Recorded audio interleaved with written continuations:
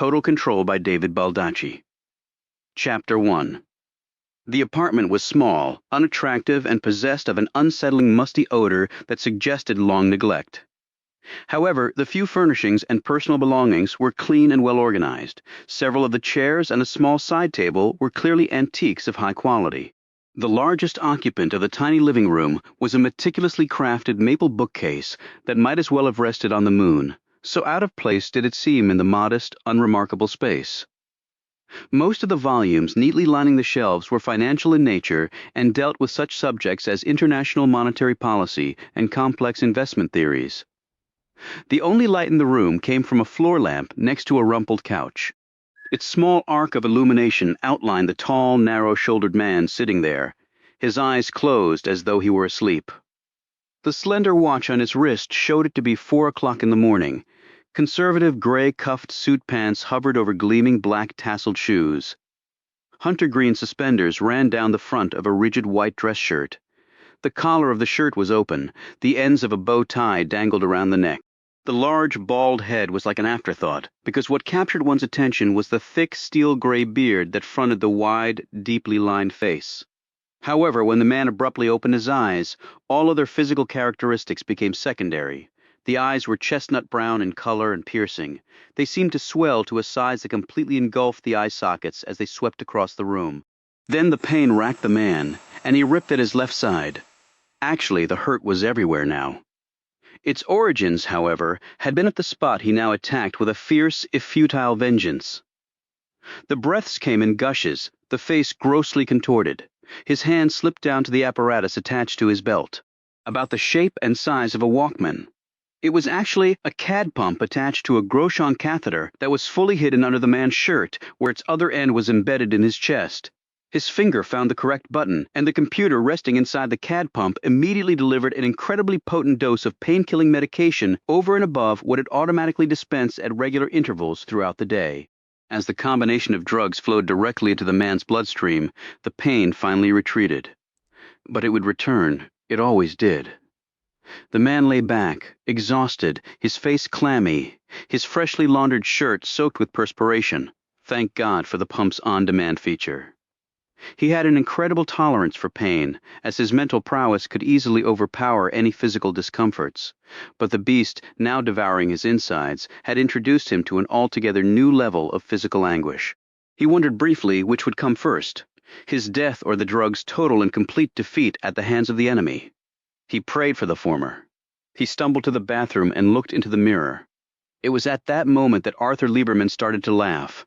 The near-hysterical howls continued upward, threatening to explode through the thin walls of the apartment until the uncontrollable outburst ended in sobs and then choked vomiting. A few minutes later, having replaced his soiled shirt with a clean one, Lieberman began calmly to coax his bow tie into shape in the reflection of the bathroom mirror. The violent mood swings were to be expected, he had been told.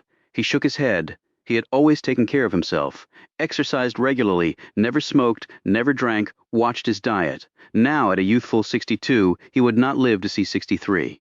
That fact had been confirmed by so many specialists that finally even Lieberman's massive will to live had given way. But he would not go quietly. He had one card left to play. He smiled as he suddenly realized that impending death had granted him a maneuverability that had been denied in life. It would indeed be an ironic twist that such a distinguished career as his would end on such an ignoble note. But the shock waves that would accompany his exit would be worth it at this point. What did he care? He walked into the small bedroom and took a moment to glance at the photos on the desk. Tears welled up in his eyes and he quickly left the room.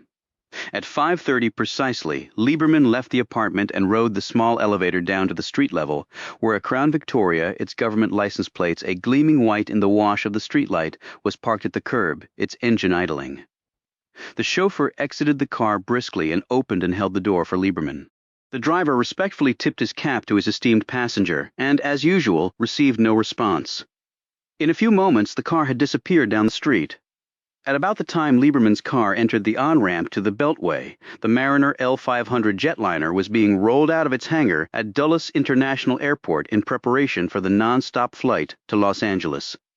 Maintenance checks completed, the 155-foot-long plane was now being fueled.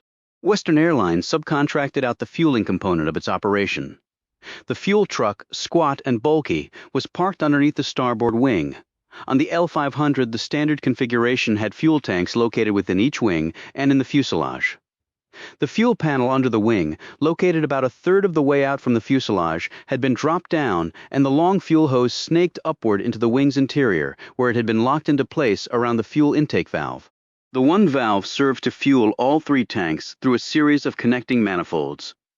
The solitary fueler, wearing thick gloves and dirty overalls, monitored the hose as the highly combustible mixture flowed into the tank. The man looked slowly around at the increasing activity surrounding the aircraft. Mail and freight cargo were being loaded on. Baggage carts were wending their way to the terminal, satisfied that he wasn't being observed. The fueler used one gloved hand to casually spray the exposed part of the fuel tank around the intake valve with a substance in a plastic container. The metal of the fuel tank gleamed where it had been sprayed. Closer examination would have revealed a slight misting on the metal's surface, but no closer examination would be made. Even the first officer making the rounds on the pre-flight check would never discover this little surprise lurking within the massive machine. The man replaced the small plastic container deep within one pocket of his overalls. He pulled from his other pocket a slender, rectangular-shaped object and raised his hand up into the wing's interior. When his hand came back down, it was empty. The fueling completed, the hose was loaded back on the truck and the fuel panel on the wing was reattached. The truck drove off to complete work on another jet. The man looked back once at the L500 and then continued on. He was scheduled to get off duty at 7 this morning. He did not intend to stay a minute longer. The 220,000-pound Mariner L500 lifted off the runway, easily powering through the early morning cloud cover. A single-aisle jet with twin high bypass ratio, Rolls-Royce engines, the L500 was the most technologically advanced aircraft currently operating outside those flown by pilots of the U.S. Air Force. Flight 3223 carried 174 passengers and a 7-member flight crew. Most passengers were settling into their seats with newspapers and magazines while the plane climbed swiftly over the Virginia countryside to its cruising altitude of 35,000 feet. The onboard navigational computer had established a flight time to Los Angeles of 5 hours and 5 minutes. One of the passengers in the first-class section was reading the Wall Street Journal. A hand played across the bushy, steel-gray beard as large, active eyes scanned the pages of financial information.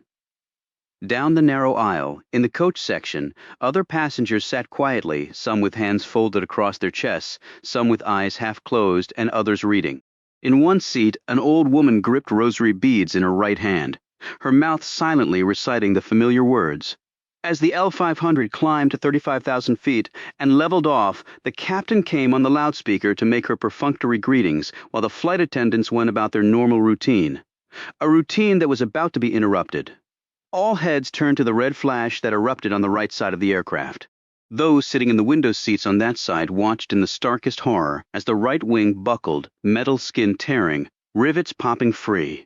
Bare seconds passed before 2/3 of the wing sheared off, carrying with it the starboard side Rolls-Royce engine. Like savaged veins, shredded hydraulic lines and cables whipped back and forth in the fierce headwind as jet fuel from the cracked fuel tank doused the fuselage. The L500 immediately rolled, left over on its back, making a shambles of the cabin. Inside the fuselage, every single human being screamed in mortal terror as the plane whipped across the sky like a tumbleweed, completely out of control. Passengers up and down the aisle were violently torn from their seats. For most of them, the short trip from the seats was fatal. Screams of pain were heard as heavy pieces of luggage, disgorged from compartments torn open, when the shock waves of air pressure gone wild exceeded their locking mechanism's strength limits, collided with soft human flesh.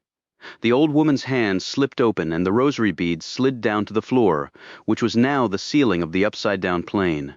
Her eyes were wide open now, but not in fear. She was one of the fortunate ones. A fatal heart attack had rescued her from the next several minutes of sheer terror. Twin-engine commercial jetliners are certified to fly on only one engine. No jetliner, however, can fly with only one wing. The airworthiness of Flight 3223 had been irreversibly destroyed. The L500 settled into a tight nose-to-ground death spiral.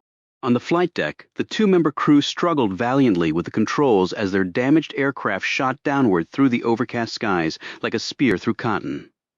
Unsure of the precise nature of this catastrophe, they nevertheless were well aware that the aircraft and all lives on board were in significant jeopardy. As they frantically tried to regain control of the aircraft, the two pilots silently prayed they would collide with no other plane as they hurtled to Earth. "Oh my God!"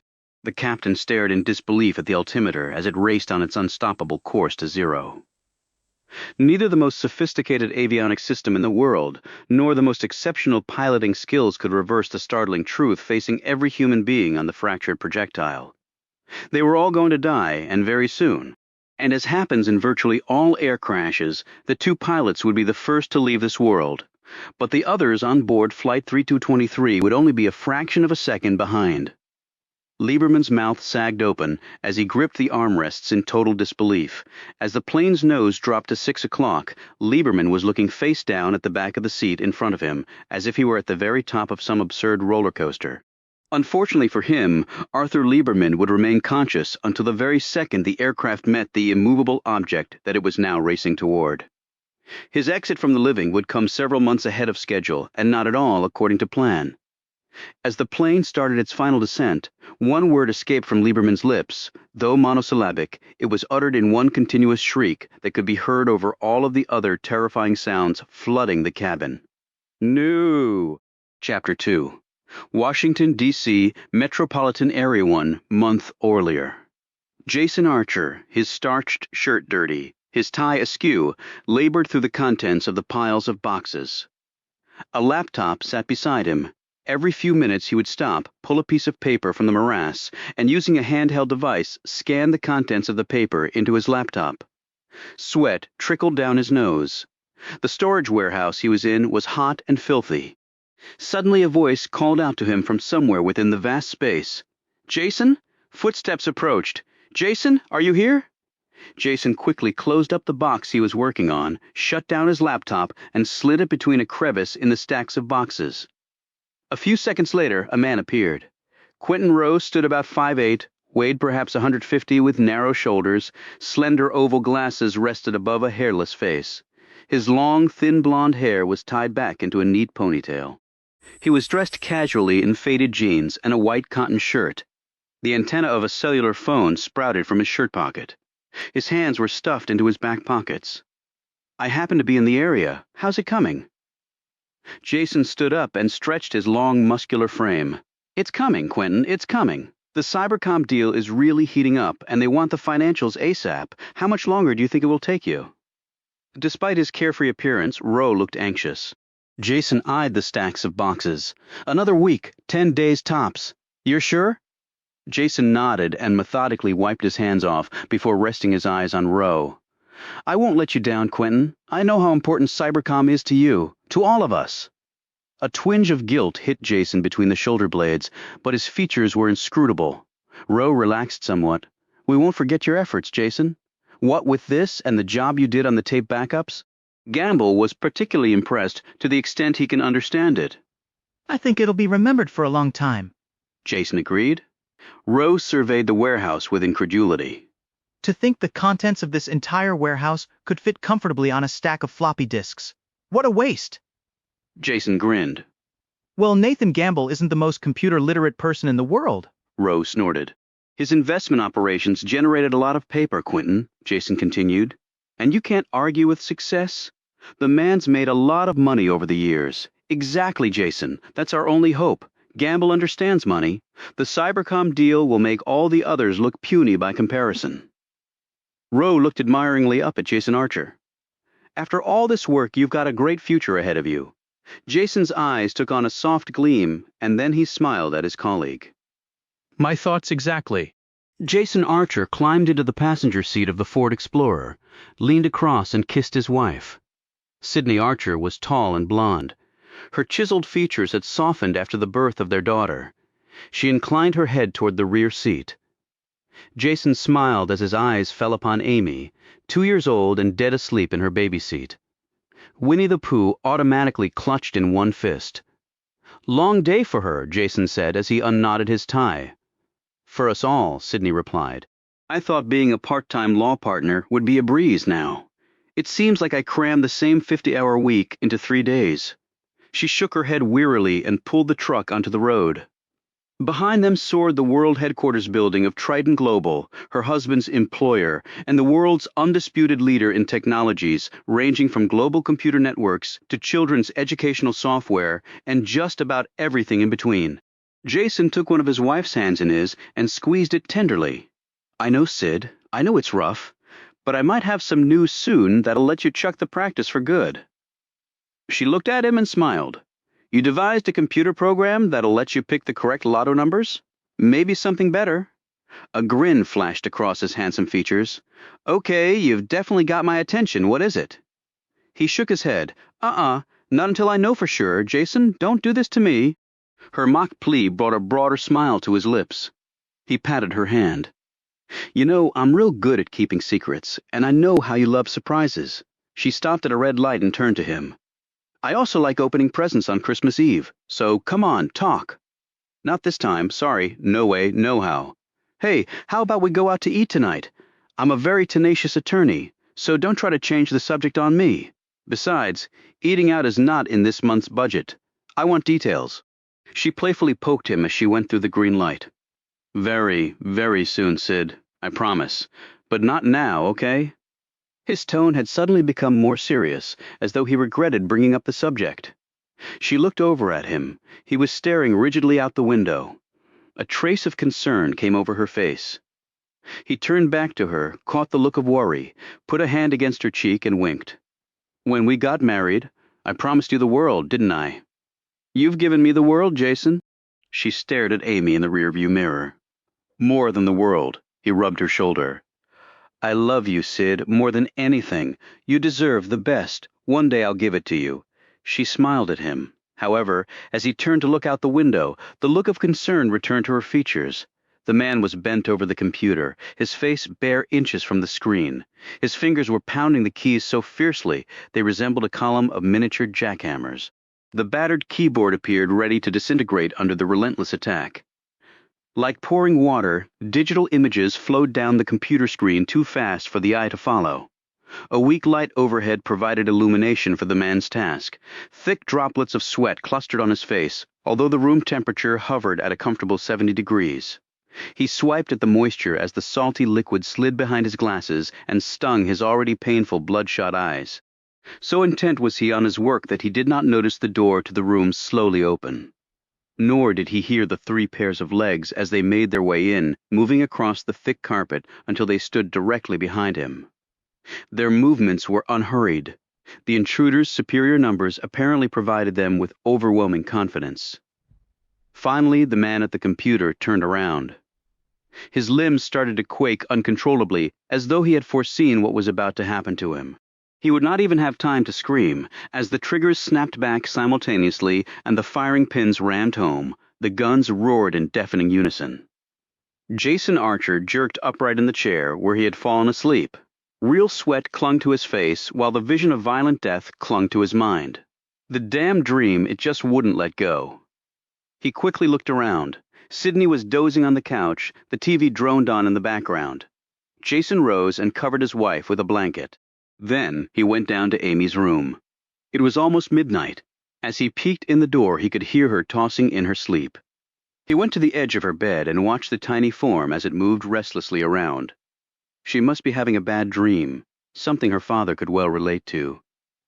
Jason gently rubbed his daughter's forehead and then picked her up and held her, slowly swaying from side to side in the quiet darkness. This normally chased away the nightmares, and in a few minutes Amy was back in a peaceful sleep. Jason covered her up and kissed her on the cheek. Then he went to the kitchen, scribbled a note to his wife, put it on the table next to the couch where Sydney continued to doze, and headed to the garage, where he climbed into his old Cougar convertible. As he backed out of the garage, he did not notice Sydney at the front window watching him. His note clutched in her hand. After his taillights disappeared down the street, Sydney turned from the window and read the note again. Her husband was heading back to the office to do some work. He would be home when he could. She looked at the clock on the fireplace mantel. It was nearly midnight. She checked on Amy and then put a tea kettle on the stove. She suddenly slumped against the kitchen counter as a deeply buried suspicion exploded to the surface. This wasn't the first time she had awoken to find her husband backing his car out of the garage, leaving a note behind telling her he had gone back to work. She made her tea and then on impulse raced up the stairs to the bathroom.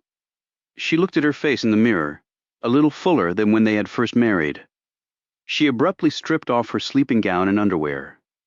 She looked from the front, side, and finally the back, holding up a hand mirror to check this most depressing angle. Pregnancy had done some damage. The stomach had pretty much recovered, but her bottom was definitely not as firm. Were her breasts sagging? The hips did seem slightly wider than before. Not so unusual after giving birth. With nervous fingers, she pinched the millimeter of extra skin under her chin as acute depression sunk in. Jason's body was as iron-hard as it had been when they first started dating. Her husband's amazing physique and classic good looks were only part of a very attractive package that included a remarkable intellect. The package would be immensely attractive to every woman Sydney knew, and certainly most of those she didn't. As she traced her jawline, she gasped as she realized what she was doing. A highly intelligent, well-respected attorney. She was examining herself like a piece of meat, just as generations of men had routinely done to womankind. She threw her gown back on. She was attractive. Jason loved her. He was going to work to catch up on things. He was building his career rapidly. Soon, both their dreams would be fulfilled. His to run his own company, hers to be a full-time mother to Amy and the other children they expected to have. If that sounded like a 1950s sitcom, so be it. Because that's exactly what the Archers wanted, and Jason, she firmly believed, was right this minute working furiously to get there. At about the time Sydney wandered off to bed, Jason Archer stopped at a payphone and dialed a number he had memorized long before. The call was answered immediately. "Hello, Jason. I'm telling you this has to be over soon, or I may not make it. Bad dreams again." The tone managed to sound sympathetic and patronizing at the same time. "You're implying that they come and go. Actually, they're always with me," Jason curtly replied. "It won't be long now." The voice was now reassuring. "You're sure they're not on to me? I get these funny feelings, like everyone's watching me. It's normal, Jason, happens all the time. If you were in trouble, we'd know it. Believe me, we've been through this before. I have believed you. I just hope that belief is not misplaced." Jason's voice grew more tense.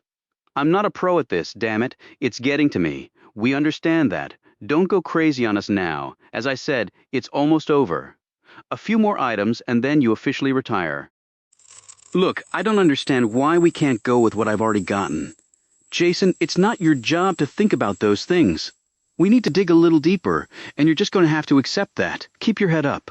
We're not exactly babes in the woods on things like this. We've got it all planned out. You just hold up your end and we're fine. Everybody will be fine." "Well, I'm going to finish up tonight. That's for damn sure. Do we use the same drop routine?" "No. This time, it'll be a personal exchange." Jason's tone registered surprise. "Why?" "We're nearing the end, and any mistakes could jeopardize the entire operation. While we have no reason to believe they're onto you, we can't be absolutely sure we're not being watched. Remember, we're all taking chances here. Drops are usually safe, but there's always a margin of error built in. A face-to-face out of the area with fresh people eliminates that margin. Simple as that. It keeps you safer too. And your family." "My family? What the hell do they have to do with this?" "Don't be stupid, Jason. These are high stakes. The risks were explained to you from the start. It's a violent world. Understand? Look, everything will be fine. You just have to follow the instructions to the letter. To the letter. The last 3 words were said with particular force. You haven't told anyone, have you? Particularly not your wife." "No. Who the hell would I tell? Who would believe me?" You'd be surprised. "Just remember, anyone you tell is in danger, just as you are." "Tell me something I don't know," Jason snapped back. "So what are the details?" "Not now. Soon. The usual channels. Hang in there, Jason. We're almost through the tunnel." "Yeah, well, let's hope the damn thing doesn't collapse on me before then." The response drew a small chuckle, and then the line went dead. Jason slipped his thumb out of the fingerprint scanner, spoke his name into the small speaker mounted on the wall, and patiently waited as the computer matched his thumb and voice prints to the ones residing in its massive files. He smiled and nodded at the uniformed security guard sitting at a large console in the middle of the 8th floor reception area. Jason was conscious of the name Triton Global spelled out in foot-long silver letters behind the guard's broad back. Too bad they don't give you the authority to just let me in, Charlie. You know, one human being to another. Charlie was a large black man in his early 60s with a bald head and a quick wit. Hell, Jason, for all I know you could be Saddam Hussein in disguise. These days you can't trust outward appearances. Nice sweater, by the way, Saddam. Charlie chuckled. Besides, how could this big, sophisticated company possibly trust the judgment of a little old security guard like me when they got all these gadgets to tell them who's who? Computers are king, Jason. The sad truth is human beings don't measure up anymore. Don't sound so depressed, Charlie. Technology has its good points. Hey, I tell you what, why don't we switch jobs for a while? Then you can see the good stuff. Jason grinned. Sure thing, Jason. I'll go play with all those million-dollar toys and you can go sniffing around the restroom every 30 minutes looking for bad guys. I won't even charge you for use of the uniform. Of course, if we switch jobs, we also switch paychecks. I wouldn't want you to miss out on a windfall like $7 an hour. It's only fair. You're too damn smart for your own good, Charlie. Charlie laughed and went back to studying the numerous TV monitors mounted into the console. As the massive door opened on whisper-quiet hinges, the smile on Jason's face abruptly disappeared. He moved through the opening. Striding down the hallway, he pulled something from his coat pocket. It was the size and shape of a typical credit card, and was also made of plastic. Jason stopped in front of a doorway. The card slid neatly into the slot in the metal box bolted to the door. The microchip buried within the card silently communicated with its counterpart attached to the portal. Jason's index finger pecked 4 times at the adjacent numeric pad. There was an audible click. He gripped the doorknob, turned it, and the 3-inch thick door swung back into the darkened space. As the lights came on, Jason was illuminated briefly in the doorway. He quickly closed the door. The twin deadbolts slid back into place. As he looked around the neatly arranged office, his hands were shaking and his heart was beating so hard he was absolutely certain it could be heard throughout the entire building. This was not the first time. It was far from the first time. He allowed himself a brief smile as he focused on the fact that this would be the last time. Regardless of what happened, this was it. Everyone had a limit, and tonight he had reached his. He moved to the desk, sat down, and turned on the computer. Attached to the monitor was a small microphone mounted on a long, flexible metal neck that one could speak into for voice commands. Jason impatiently pushed it out of the way so he would have a clear view of the computer screen. His back ramrod straight, eyes glued to the screen, hands poised to strike. He was now clearly in his element. Like a pianist's in full swing, his fingers flashed across the keyboard. He peered at the screen, which fed instructions back to him. Instructions so familiar as to be rote. Jason hit 4 digits on the numeric pad attached to the base of the computer's microprocessor unit.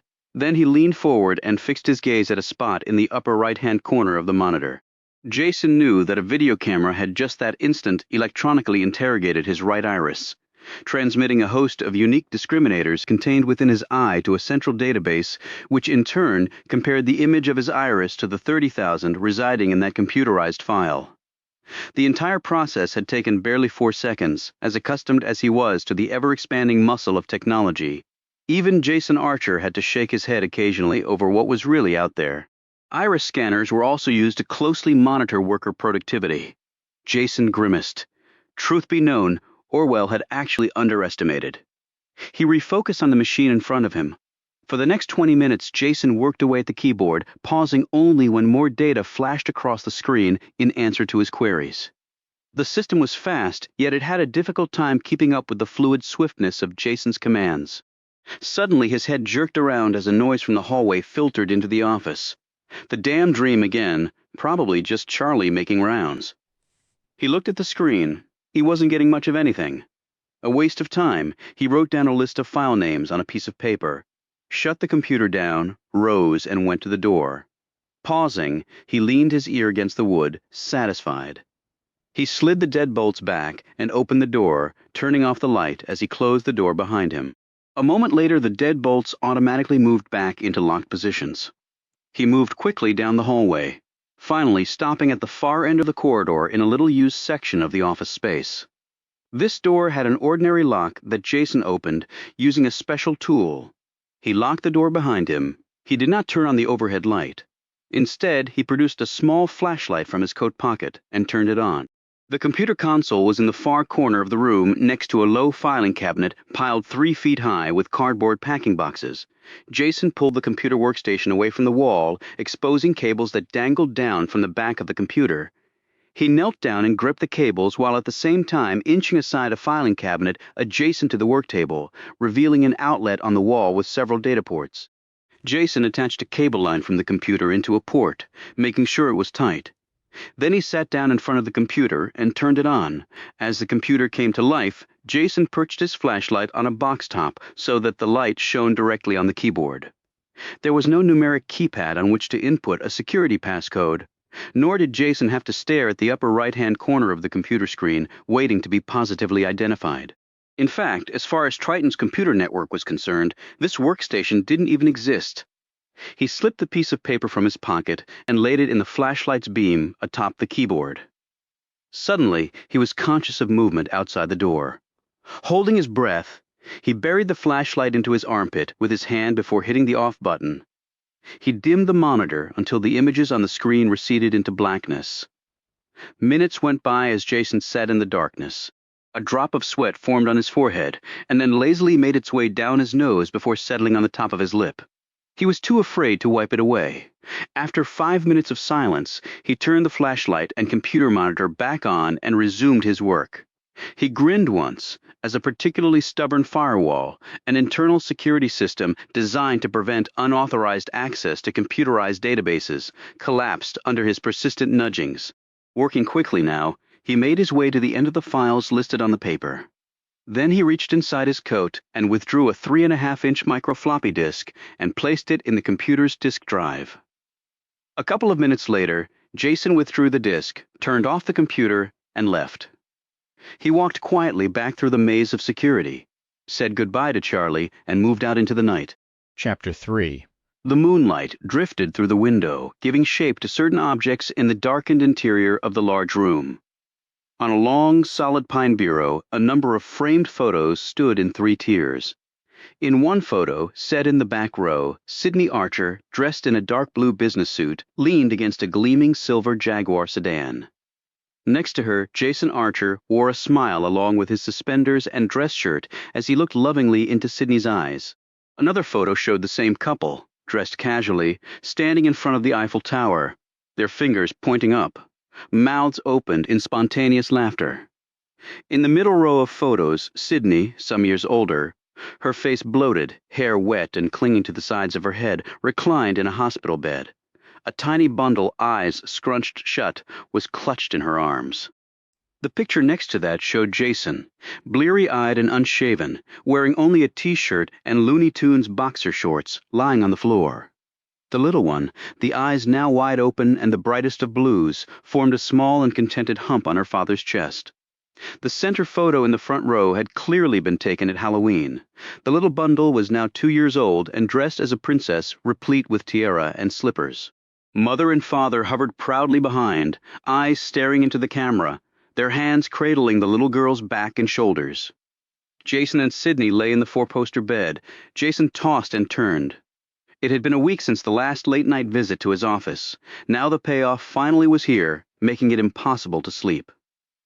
Next to the bedroom door, a fully packed, large, and particularly ugly canvas bag with blue crisscross stripes and the initials JWA sat next to a black metal case.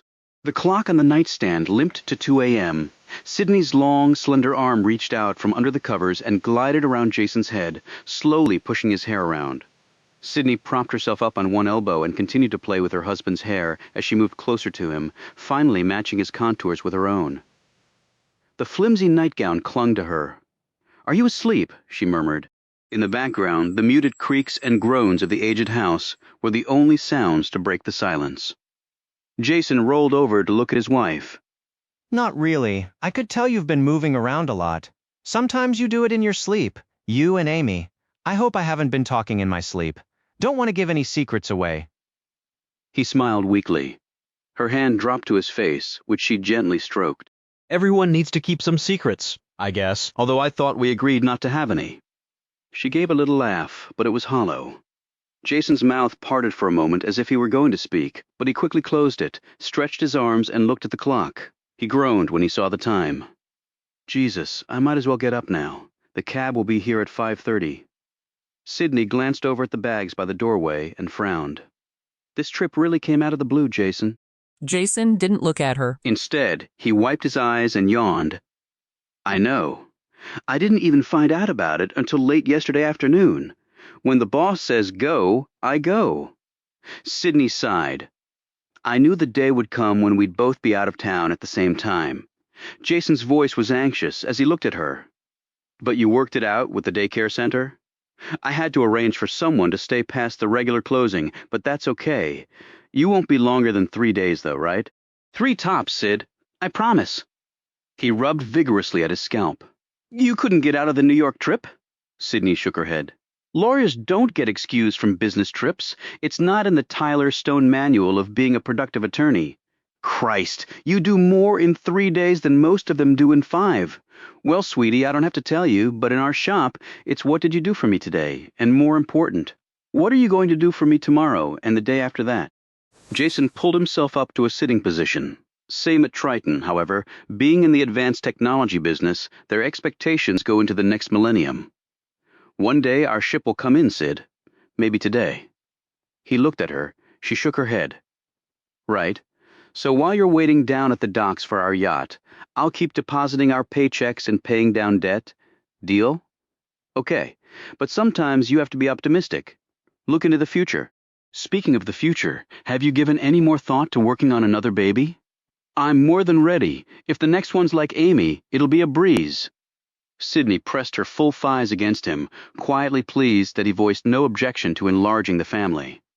If he was seeing someone else, speak for yourself, Mr. Mail. Half of this little equation, she pushed him. Sorry, Sid, typical brain-dead man thing to say. It won't happen again, promise. Sydney lay back on the pillow and stared at the ceiling as she gently rubbed his shoulder. 3 years ago, the thought of leaving the practice of law would have been out of the question. Now even part-time seemed too intrusive on her life with Amy and Jason.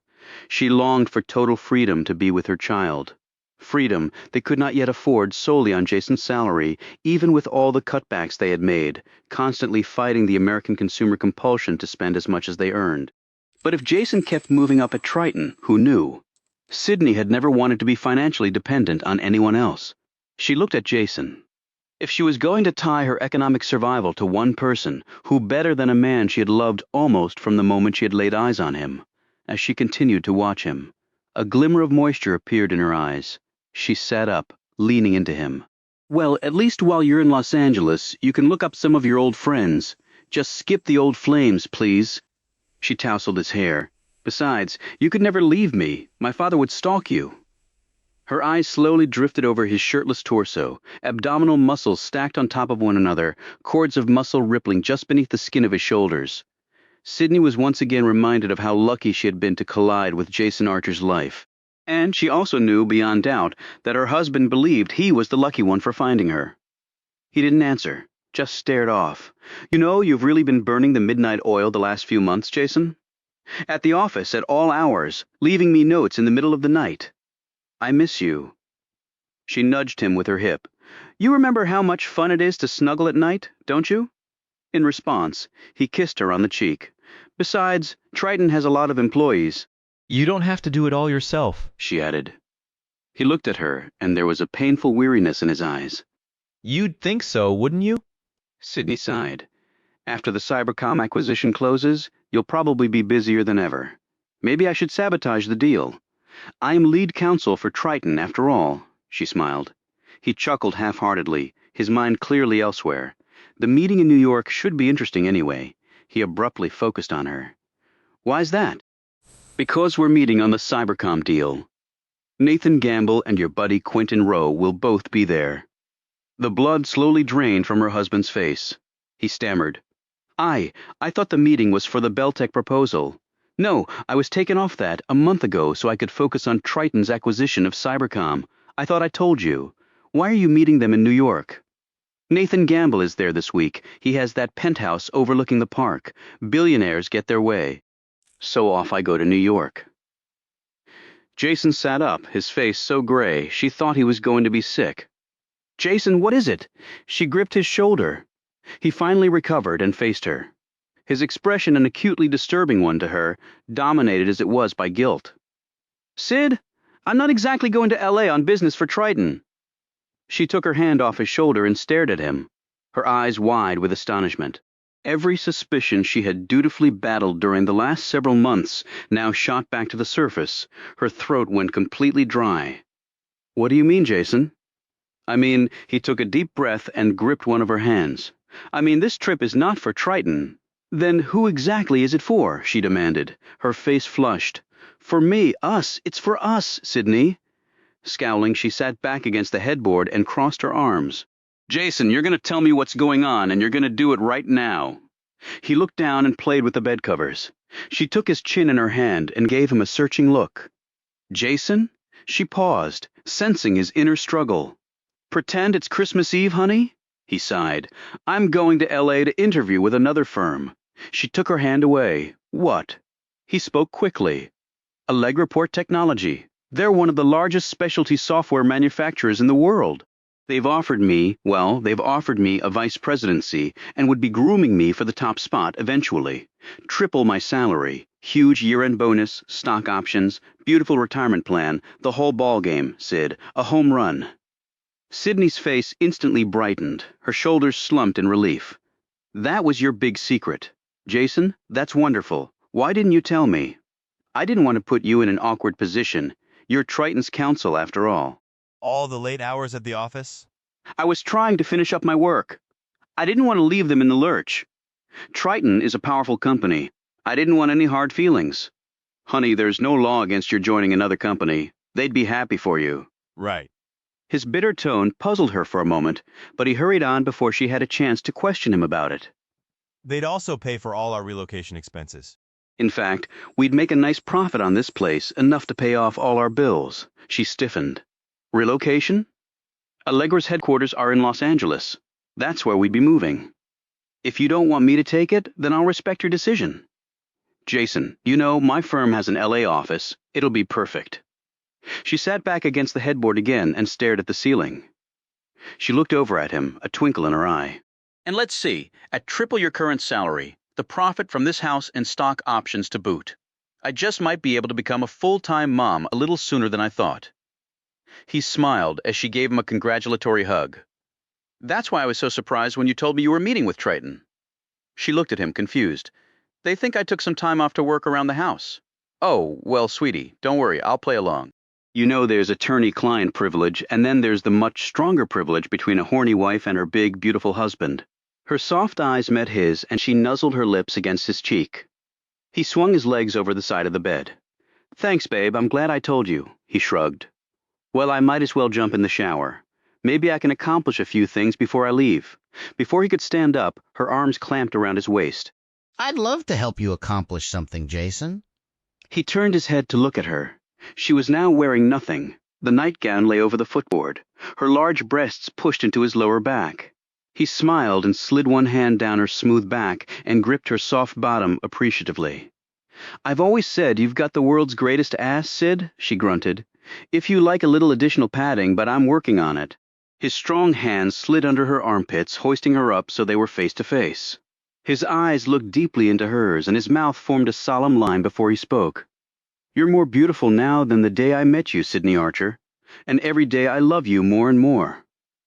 The words came out slowly and gently, and made her tremble just as always. It wasn't the words he used that had that effect on her. You could find them in any Hallmark aisle, it was how he said them. The utter conviction in his voice, his eyes, the pressure of his touch against her skin. Jason looked at the clock again and grinned mischievously. I've got to leave in 3 hours to make my plane. She crooked her arm around his neck, pulled him down on top of her.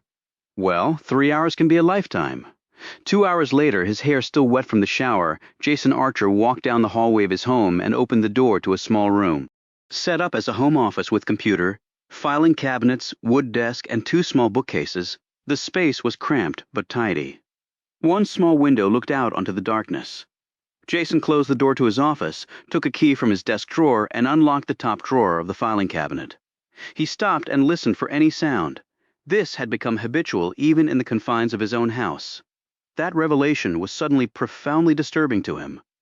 His wife had gone back to sleep. Amy was sleeping soundly 2 doors down. He reached in the drawer and carefully pulled out a large, old-fashioned leather briefcase with double straps, brass buckles, and a worn, glossy finish. Jason opened the briefcase and pulled out a blank floppy disk.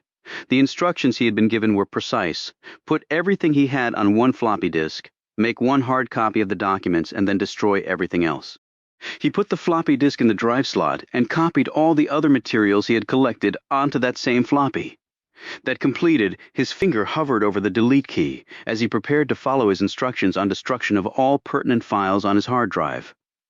His finger wavered, however, and finally he chose to follow his instincts instead. It took him only a few minutes to make a duplicate copy of the floppy, after which he deleted the files on his hard drive.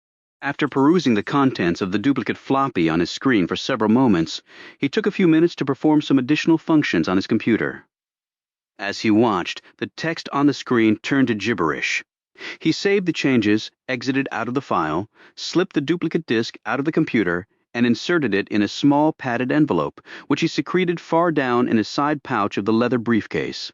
As instructed, he then printed out a hard copy of the contents of the original floppy and put the printed pages and the original floppy disk in the briefcase's main compartment.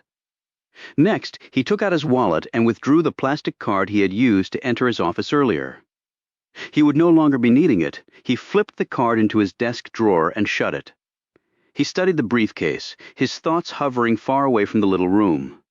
He didn't enjoy lying to his wife. He had never done that before, and the feeling of prevarication was particularly repugnant to him, but it was almost over. He shuddered when he thought of all the risks he had taken.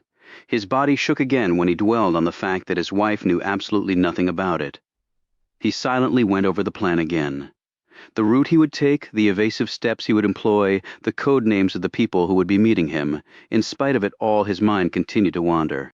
He looked out the window, seeming to stare across the horizon as, behind the glasses he wore, his eyes seemed to grow larger and larger as the possibilities were swiftly sorted through.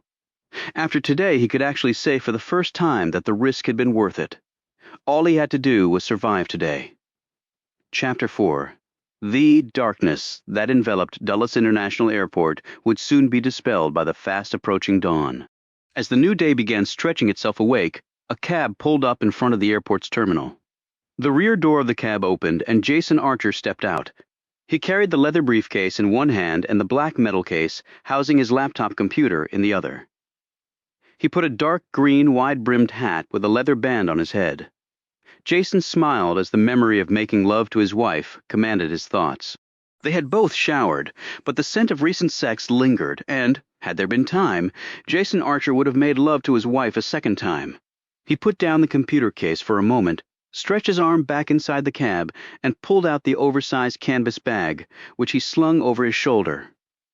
At the Western Airlines ticket counter, Jason exhibited his driver's license, got his seat assignment and boarding pass, and checked the canvas bag. He took a moment to smooth down the collar on his camel hair overcoat, push his hat farther down on his head, and adjust his tie, which bore soft swirls of gold, hazel, and lavender. His pants were dark gray and baggy, not that anyone would have noticed, but the socks were white athletic ones, and the dark shoes were, in fact, tennis shoes. A few minutes later, Jason purchased a USA Today and a cup of coffee along the terminal's vendors' row. He then passed through the security gates.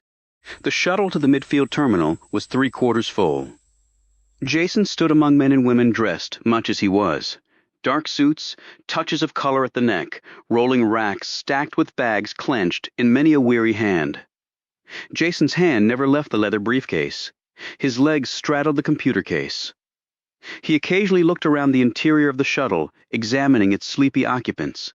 Then his eyes would eventually wander back to his newspaper as the shuttle swayed and bumped over to the midfield terminal. Sitting in the large open waiting area in front of Gate 11, Jason checked the time boarding would begin soon. He glanced outside the broad window, where a row of Western Airlines jets sporting the familiar brown and yellow stripes were being readied for early morning flights. Slashes of pink streaked the sky as the sun slowly rose to illuminate the east coast. Outside, the wind pushed fiercely against the thick glass. Airline workers hunched forward against the invisible thrusts of nature. The full measure of winter would be settling in soon, and the winds and icy precipitation would blanket the area until the following April. Jason pulled out the boarding pass from his inner coat pocket and studied its contents. Western Airlines Flight 3223 from Washington's Dulles International Airport to Los Angeles International Airport with direct non-stop service. Jason had been born and raised in the Los Angeles area but hadn't been back there in over 2 years. Across the aisle of the massive terminal, a Western Airlines flight destined for Seattle. After a brief layover in Chicago, would also be boarding shortly. Jason licked his lips, a trickle of apprehension playing through his nervous system. He swallowed a couple of times to work through the dryness in his throat.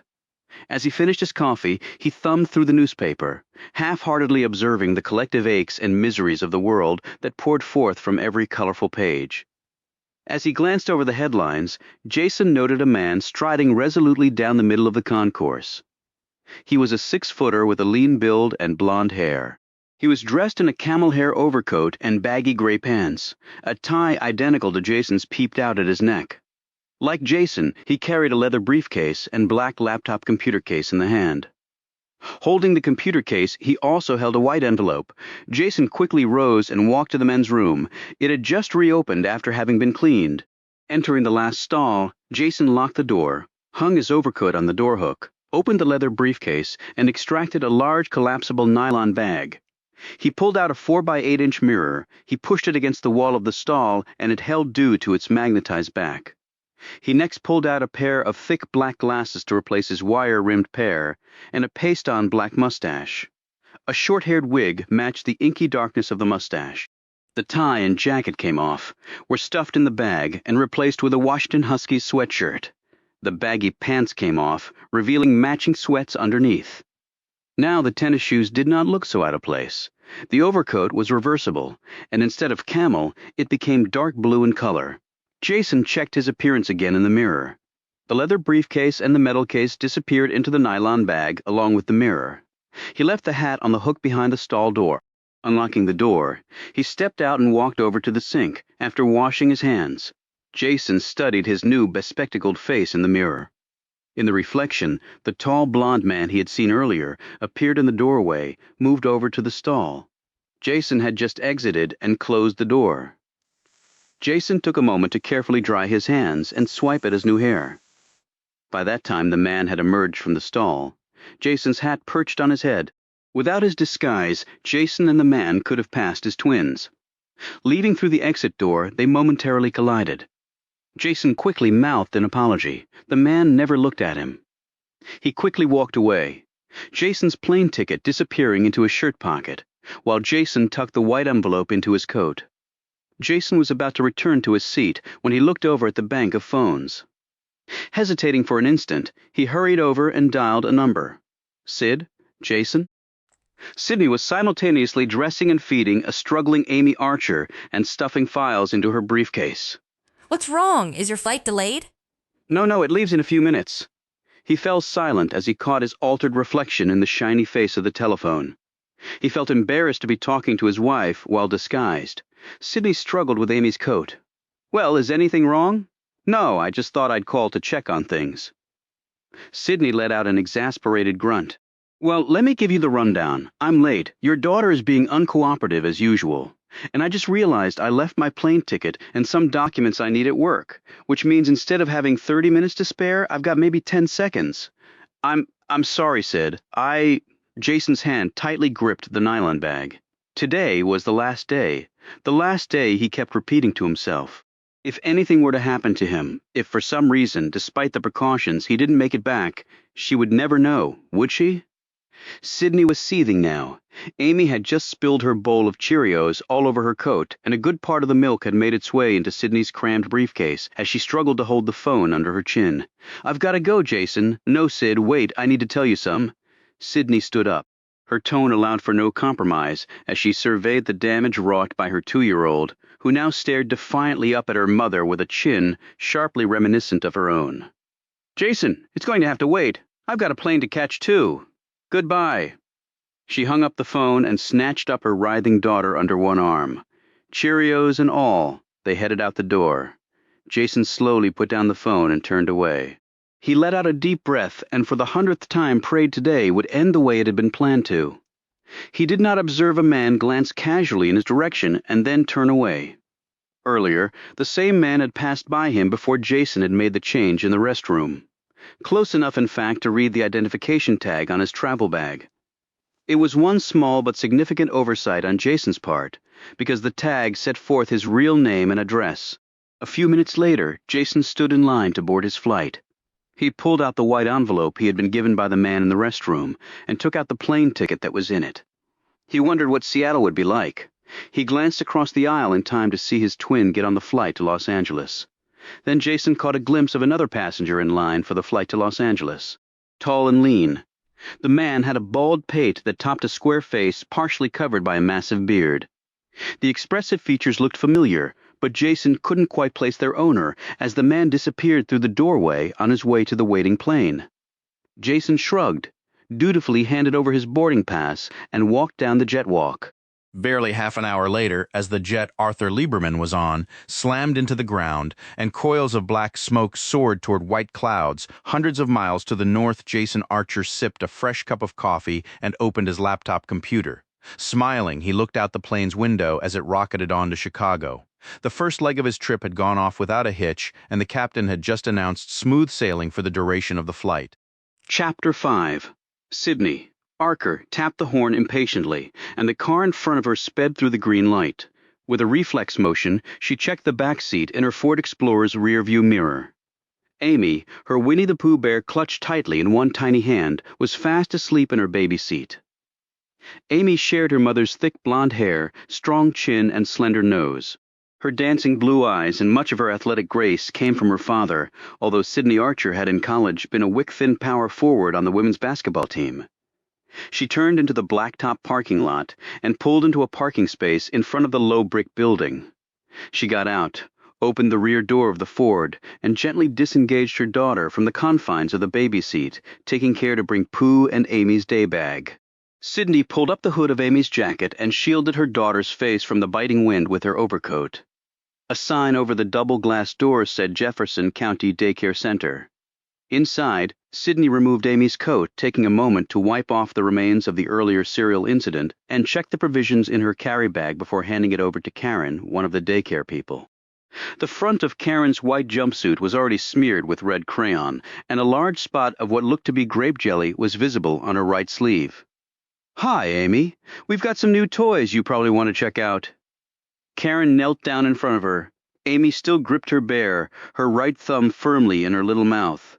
Sydney held up Amy's bag, beans and franks, and some juice and a banana. "She's already had breakfast, potato chips, and a brownie, if she's really good.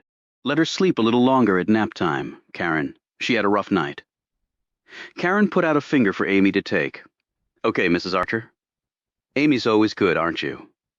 Sydney knelt down and pressed a small kiss on her daughter's cheek. "You've got that right, except when she doesn't want to eat, sleep, or do what she's told."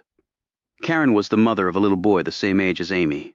The two moms shared a knowing smile. "I'll be here by 7:30 tonight, Karen." "Yes, ma'am. Bye-bye, Mommy." I love Chew. Sydney turned to see Amy waving at her. The little fingers floated up and down. The sharp chin had dissolved into a cute little bump, and with it, Sydney's anger from the morning's battle. Sydney returned the wave. I love you too. We'll get some ice cream tonight, sweetie, after dinner. And I'm sure Daddy will be calling to talk to you, okay? A wonderful smile broke across Amy's features. 30 minutes later, Sydney pulled into her office parking garage, grabbed her briefcase from the passenger seat, and slammed the truck door as she raced to the elevator. The chilly wind funneling down the underground garage entrance brightened her thoughts. Soon the old stone fireplace in their living room would be in use. She had come to love the smell of a fire. It was comforting and made her feel safe. The coming of winter had turned her thoughts to Christmas. This would be the first December in which Amy could actually appreciate its very special time. Sydney felt herself growing more and more excited about the approaching holidays. They were going to her parents' place for Thanksgiving, but this year Jason, Sydney, and Amy were staying home for Christmas, just the three of them. In front of the popping fire, flanked by a fat-bottomed white pine Christmas tree and a mountain of presents for their little girl. Although technically only a part-timer, she was still one of the hardest-working attorneys at the firm. The senior partners at Tyler Stone smiled every time they passed Sydney Archer's office, as they saw their respective pieces of the partnership pie grow even larger through her efforts. Though they probably believed they were using her, Sydney had her own agenda. The part-time scenario was only an interim measure. Sydney could always practice law, however. She only had one opportunity to be Amy's mother while Amy was still a little girl. The old stone and brick house had been purchased at roughly half price because of all the renovation work needed, work that Sydney and Jason and a group of subcontractors had completed at fiercely negotiated prices over the last 2 years. The Jag had been traded in for the cranky 6-year-old Ford. The last of the massive student loans were almost gone, and their monthly living expenses had been reduced by almost 50% through common sense and sacrifice. In another year, the Archers would be almost completely debt-free. Her thoughts went back to the early morning hours. Jason's news had been truly stunning, but she felt the tuggings of a smile as she considered the ramifications. She was proud of Jason. He deserved this kind of success more than anyone. It was shaping up to be quite a good year, all those late nights. He had probably been putting together the details of his job, all those hours of needless worry on her part. She now felt bad about hanging up on him earlier. She would make it up to him when he got back. Sydney stepped off the elevator, hurried down the richly appointed hallway, and opened the door to her office. She checked her email and voicemail. Neither revealed any emergencies. She loaded her briefcase with the documents she would need for her trip, grabbed the airplane tickets from her chair where her secretary had left them, and slid her laptop into a carry case. She left a stream of voicemail instructions for her secretary and 4 other lawyers at the firm assisting her on various matters. Sufficiently weighed down, she managed to stagger back out to the elevator. Sydney checked in at the USA Air shuttle desk at National Airport, and a few minutes later was settling into her seat on the Boeing 737. She was confident the plane would take off right on time for the barely 50-minute trip to New York's LaGuardia Airport. Unfortunately, it took almost as long to drive into the city from the airport as it did to traverse the 230 or so miles from the nation's capital to the capital of the financial world. The flight, as usual, was full. As she assumed her seat, she noted that sitting next to her was an elderly man dressed in an old-fashioned 3-piece pinstripe suit. A wide-knotted bright red tie shone out from the background of a crisp button-down shirt. In his lap sat a battered leather briefcase. Slender hands nervously clasped and unclasped as he looked out the window. Small tufts of white hair clung around his earlobes. The shirt collar hung loosely around the skinny neck, like walls pulling loose from their foundation.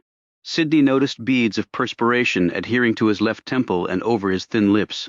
The plane lumbered clumsily to the main runway. The whir of wing flaps settling into the down takeoff position seemed to calm the old man. He turned to Sydney.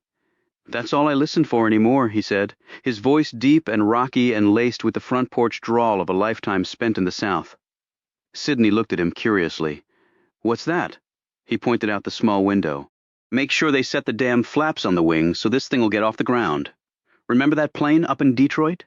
He said the word, as if it were actually 2. "Damn pilots forgot to set the flaps right and killed everybody on board except for that little girl." Sydney looked out the window for a moment. "I'm sure the pilots are well aware of that," she replied. She sighed inwardly. The last thing she needed was to be sitting next to a nervous flyer.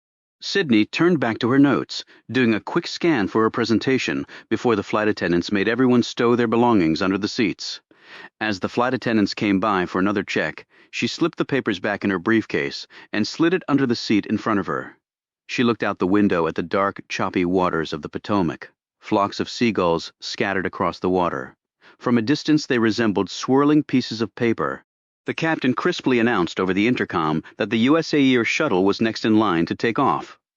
A few seconds later, the plane rose smoothly off the ground. After banking left to avoid flying over the restricted airspace above the Capitol and the White House, the plane raced to its cruising altitude. Several minutes after the plane leveled off at 29,000 feet, the beverage cart rolled by, and Sydney got a cup of tea and the obligatory bag of salty peanuts. The elderly man next to her shook his head when asked for his beverage request and continued to stare anxiously out the window. Sydney reached down and pulled her briefcase from underneath the seat in anticipation of doing some work for the next half hour. She settled back in her seat and took some papers out of her briefcase. As she began to go over their contents, she noticed the old man still glancing out the window. His small frame was tense as he rode every bump, obviously listening for any out-of-the-way sound that would herald a catastrophe. The veins were tight in his neck. His hands were wrapped around the armrests of his seat. The common plight of the not-so-rare white knuckler, her face softened. Being frightened was difficult enough. Believing you were alone in that fear merely compounded matters. She reached out and patted his arm gently and smiled. He glanced quickly over at her and returned the smile in an embarrassed fashion, his face slightly reddening. They do this flight so many times. I'm sure they've worked out all the kinks, she said, her voice quiet and soothing. He smiled again and rubbed his hands to return the circulation. You're absolutely right, ma'am. Sydney Archer. George Beard is what they call me. Glad to know you, Sydney. They firmly shook hands. Beard abruptly looked out the window at the puffy clouds. The sunlight was sharp and penetrating. He slid the window shade down partway. I've flown so many damn times over the years, you'd think I'd get used to it. It can be nerve-wracking for anyone, George, no matter how often you've done it, Sydney replied kindly. But it's not nearly as frightening as the cabs we're going to have to take into the city. They both laughed. Then Beard jumped slightly as the plane hit a particularly stubborn air pocket, and his face once again became ashen. Do you go to New York often, George? She tried to hold his eyes with hers. No mode of transportation had ever bothered her in the past. But ever since she'd had Amy, little cells of apprehension appeared when she boarded a plane or train, or even got in her car. She studied Beard's face as the old man tensed again while the plane bumped along. George, it's all right. Just a little turbulence. He took a deep breath and finally eyed her squarely. I'm on a couple of boards of companies headquartered in New York. Have to go up twice a year. Sydney glanced back at her documents, suddenly remembering something. She frowned. There was a mistake on the 4th page that would need to be corrected when she got into town. George Beard touched her arm. I guess we're all right today, at least. I mean, how often do they have 2 crashes in one day? Tell me that. Preoccupied, Sydney did not answer right away. Finally, she turned to him, her eyes narrowing. Pardon? Beard leaned forward in a confidential manner, his voice low. Took one of them puddle jumpers up from Richmond early this morning. I got to National about 8 o'clock. I overheard 2 pilots talking. Couldn't hardly believe it. They were nervous. I can tell you that, hell, I would be too. Sydney's face evidenced her confusion. What are you talking about? Beard bent even closer to her. I don't know if this is public knowledge, but my hearing aid works a lot better now with the new batteries, so those fellows might have thought I couldn't hear. He paused dramatically, his eyes glancing sharply around before settling once again on Sydney. There was a plane crash early this morning. No survivors. He looked at her, his white, bushy eyebrows twitching like a cat's tail. For an instant, Sydney's major organs collectively seemed to cease all functioning. Where? Beard shook his head. I didn't hear that part. It was a jet, though, a pretty big one, I gathered. Fell right out of the sky, apparently. I guess that's why those fellows were so nervous. I mean, not knowing why is just as bad, right? Do you know what airline? He shook his head again. Guess we'll know soon enough. It'll be on the TV when we get to New York. I would bet I already called my wife from the airport, told her I was okay. Hell, of course she hadn't even heard about it yet, but I didn't want her to start worrying if she saw it on the TV or something. Sydney looked at his bright red tie. It suddenly took on the image of a large, fresh wound gaping at his throat. The odds, it couldn't be possible. She shook her head and then stared straight ahead. Looking back at her was a quick resolution to her worry. She inserted her credit card in the slot in the seat in front of her, grabbed the plane phone from its niche, and a moment later she was dialing Jason's skyward pager. She didn't have his new cell phone number. In any event, he normally turned his phone off during flights. He had been reprimanded twice by airline personnel for receiving cell calls during flights. She hoped to God he had remembered to bring the pager. She checked her watch. He would be above the Midwest right about now, but bouncing its signals off a satellite, the pager was easily capable of receiving pages on planes. However, he couldn't call her back on the plane phone. The 737 she was on was not equipped with that technology yet, so she left her office number at the prompt. She would wait 10 minutes and call into her secretary. 10 minutes passed and she called her office. Her secretary picked up on the second ring. No, her husband hadn't called. At Sydney's urging, her secretary checked Sydney's voicemail. Nothing there either. Her secretary had heard of no plane accident. Sydney began to wonder if George Beard had misunderstood the pilot's conversation. He probably sat around imagining every possible catastrophe, but she had to be sure. She frantically searched her memory for the airline her husband was on. She called information and got the number for United Airlines. She finally got through to a human being and was told that the airline did have an early morning flight to LA from Dulles, but there had been no reports of any airline crash. The woman seemed reluctant to discuss the subject over the telephone, and Sydney hung up with fresh doubts. Next, she called American, and after that Western Airlines. She could not get through to an actual person at either airline. The lines seemed to be jammed with calls. She tried again with the same result. A numbness slowly coursed through her body. George Beard touched her arm again. "Sydney, ma'am, is everything okay?" Sydney didn't answer. She continued to stare ahead, oblivious to everything except the certainty that she would race off the plane as soon as it landed. Chapter 6. Jason Archer looked at the skyward pager and the number etched across its tiny screen. He rubbed at his chin and then took off his glasses and wiped them on his lunch napkin. This was his wife's direct office number. Like his wife's plane, the DC-10 he was flying on also had cellular phones recessed into the backs of every other seat. He had started to reach for the phone and then stopped. He knew Sydney was in her firm's New York office today, which was why the leaving of her DC office number puzzled him. For a terrifying instant, he thought something might be wrong with Amy. He checked his skyward pager again. The call had come in at 9:30 a.m. EST. He shook his head. His wife would have been on a plane halfway to New York at that time. It wouldn't have had anything to do with Amy. Their daughter would have been at daycare before 8. Was she calling to apologize for hanging up on him earlier? That, he concluded, was far from likely. That exchange didn't even qualify for minor spat status. It didn't make any sense. Why on earth would she be calling him from a plane and leaving the number of an office at which he knew she would not be? His face suddenly went pale. Unless it was not his wife who had called, given the bizarre circumstances. Jason concluded that it was probably not his wife who had placed that call. He instinctively scanned the cabin. The in-flight movie droned on from the pull-down screen. He sat back in his seat and stirred the remains of his coffee with a plastic spoon.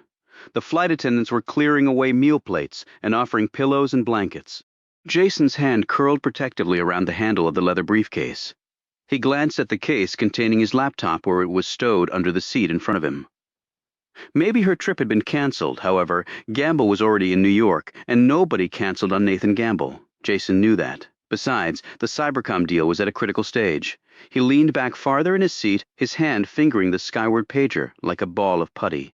If he placed the call to his wife's office, what then? Would he be relayed to New York? Should he call home to check messages? Any communication option at this juncture required him to use a cellular phone. He was carrying a new, sophisticated model in his briefcase, one with the latest security and scrambler capabilities. However, he was prohibited by airline regulations from using it. He would have to use the one supplied by the airline, in which case he would also have to use a credit or phone card, and it was not a secure line that would allow opportunities, however remote, for his location to be ascertained. At the bare minimum, there would be a discernible trail.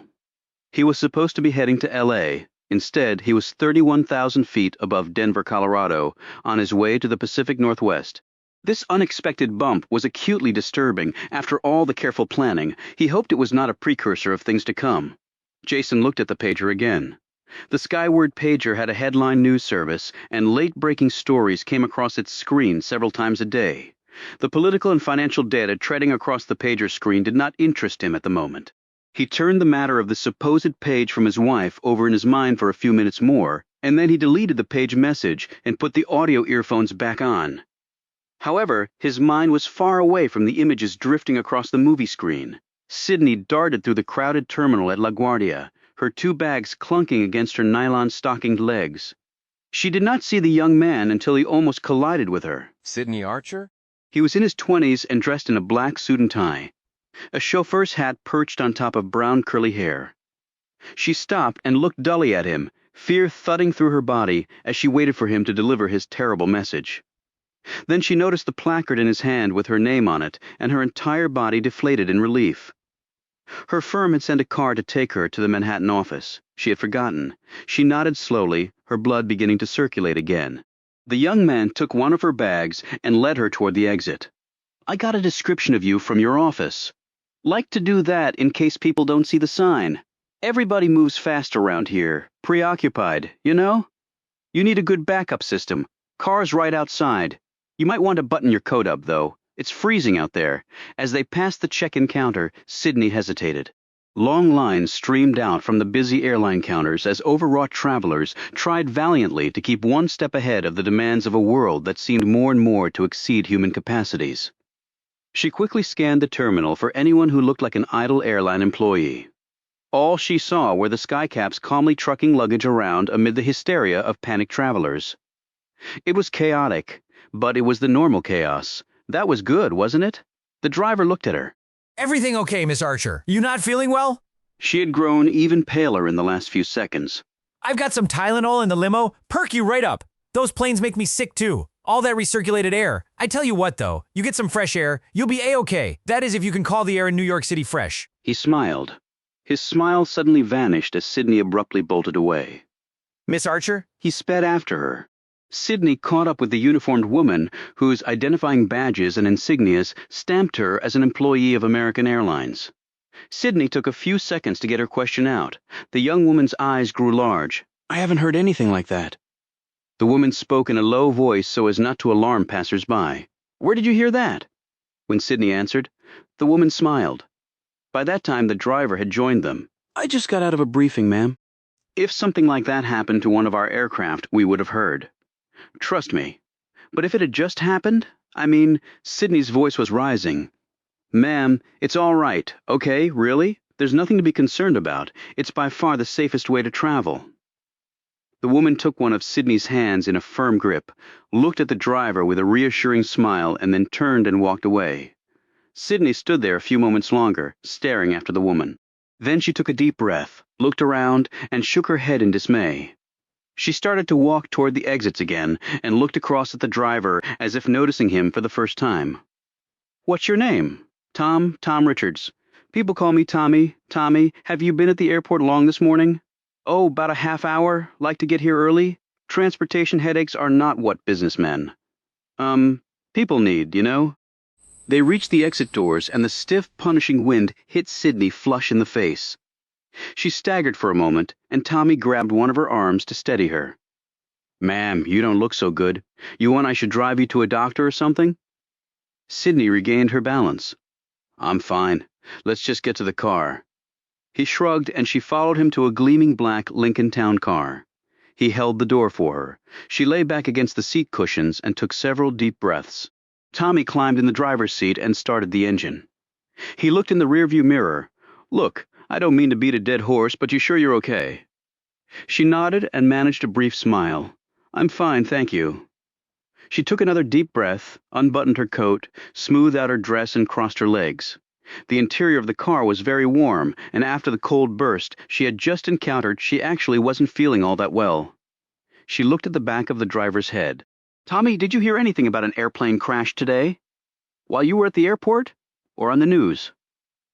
Tommy's eyebrows went up. "Crash? Not me. I ain't heard nothing like that. And I've been listening to the 24-hour news radio all morning. Who says a plane crashed? That's crazy. I got friends at most of the airlines. They would have told me." He looked at her warily, as if he were suddenly unsure of her mental state. Sydney didn't answer, but lay back against the seat. She took the cellular phone supplied by the car company out of its receptacle and dialed Tyler Stone's New York office. She silently cursed George Beard. She knew the odds were billions to one that her husband had been in a plane crash, a purported crash that so far only an old, terrified man seemed to know about. She shook her head and finally smiled. The whole thing was absurd. Jason was hard at work on his laptop, having a snack and a second cup of coffee, or more likely, settling in to watch the in-flight movie. Her husband's pager was probably gathering dust on his nightstand. She would give him hell about it when he got back. Jason would laugh at her when she told him this story, but that was okay right now.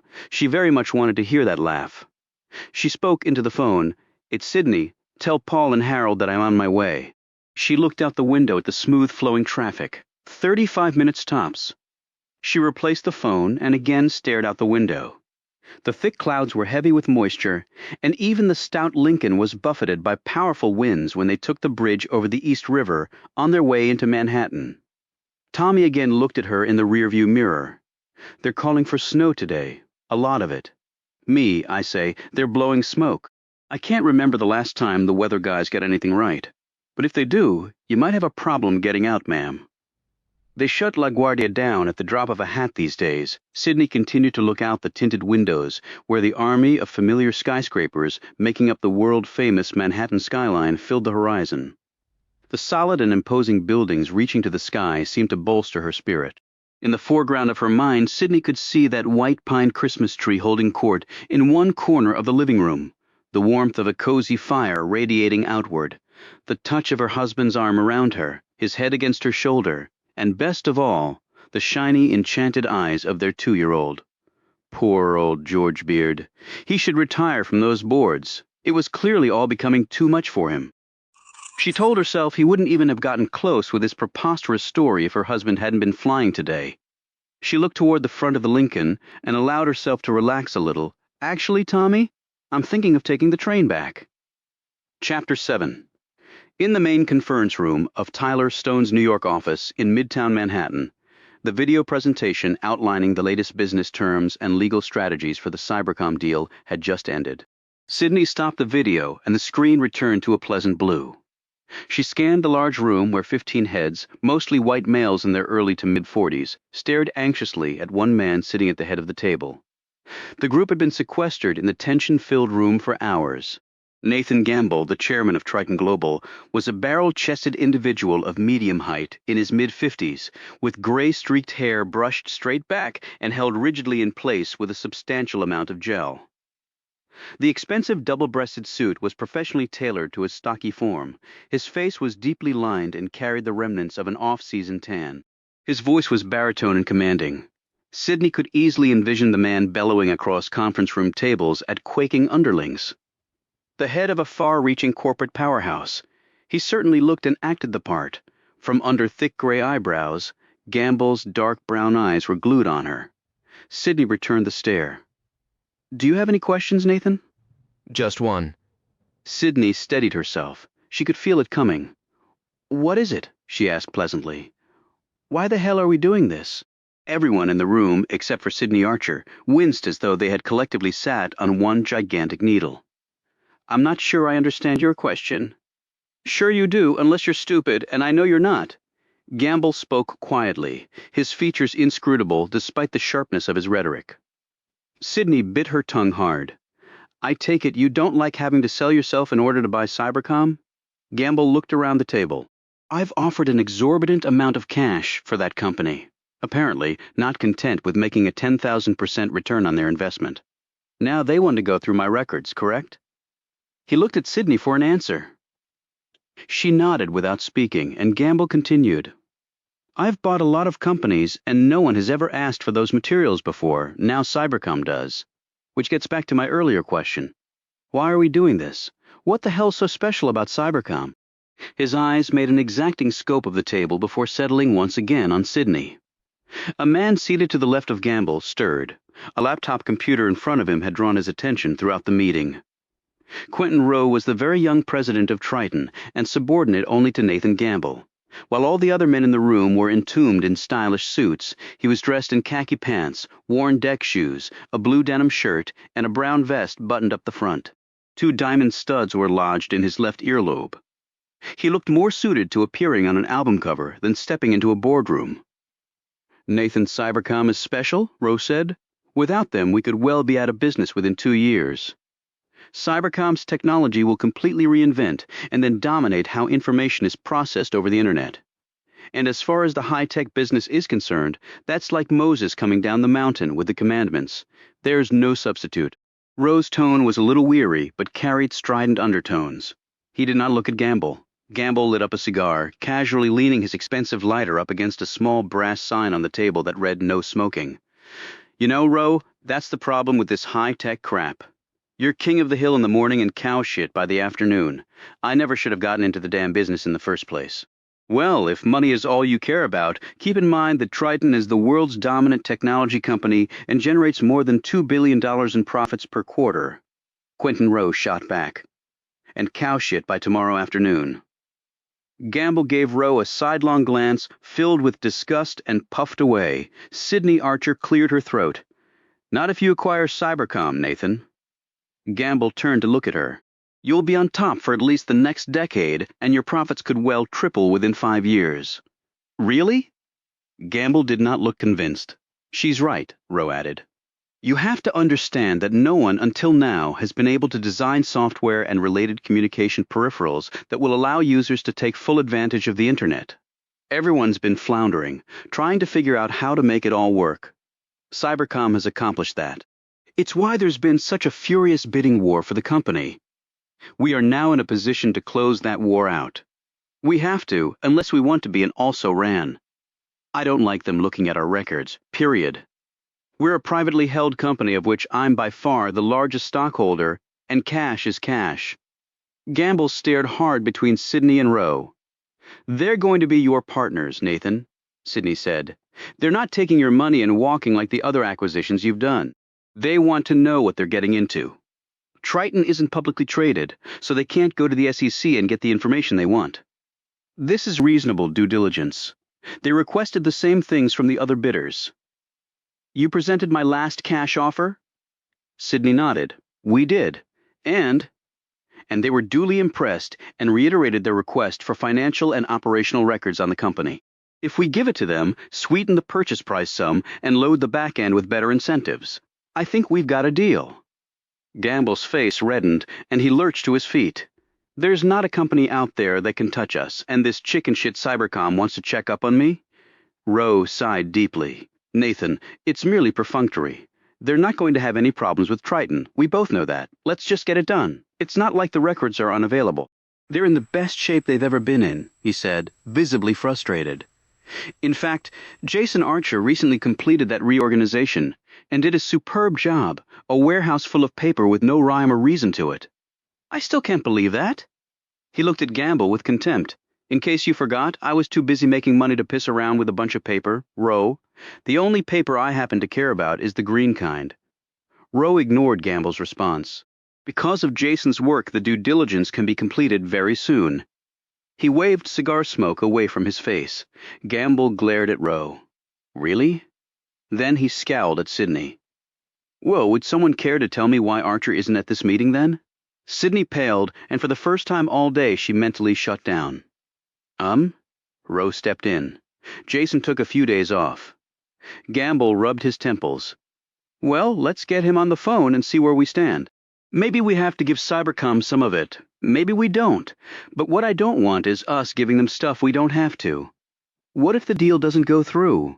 What then? His fierce eyes swept the table. Sydney's tone was calm. Nathan, we'll have a team of attorneys check every document before they are turned over to Cybercom.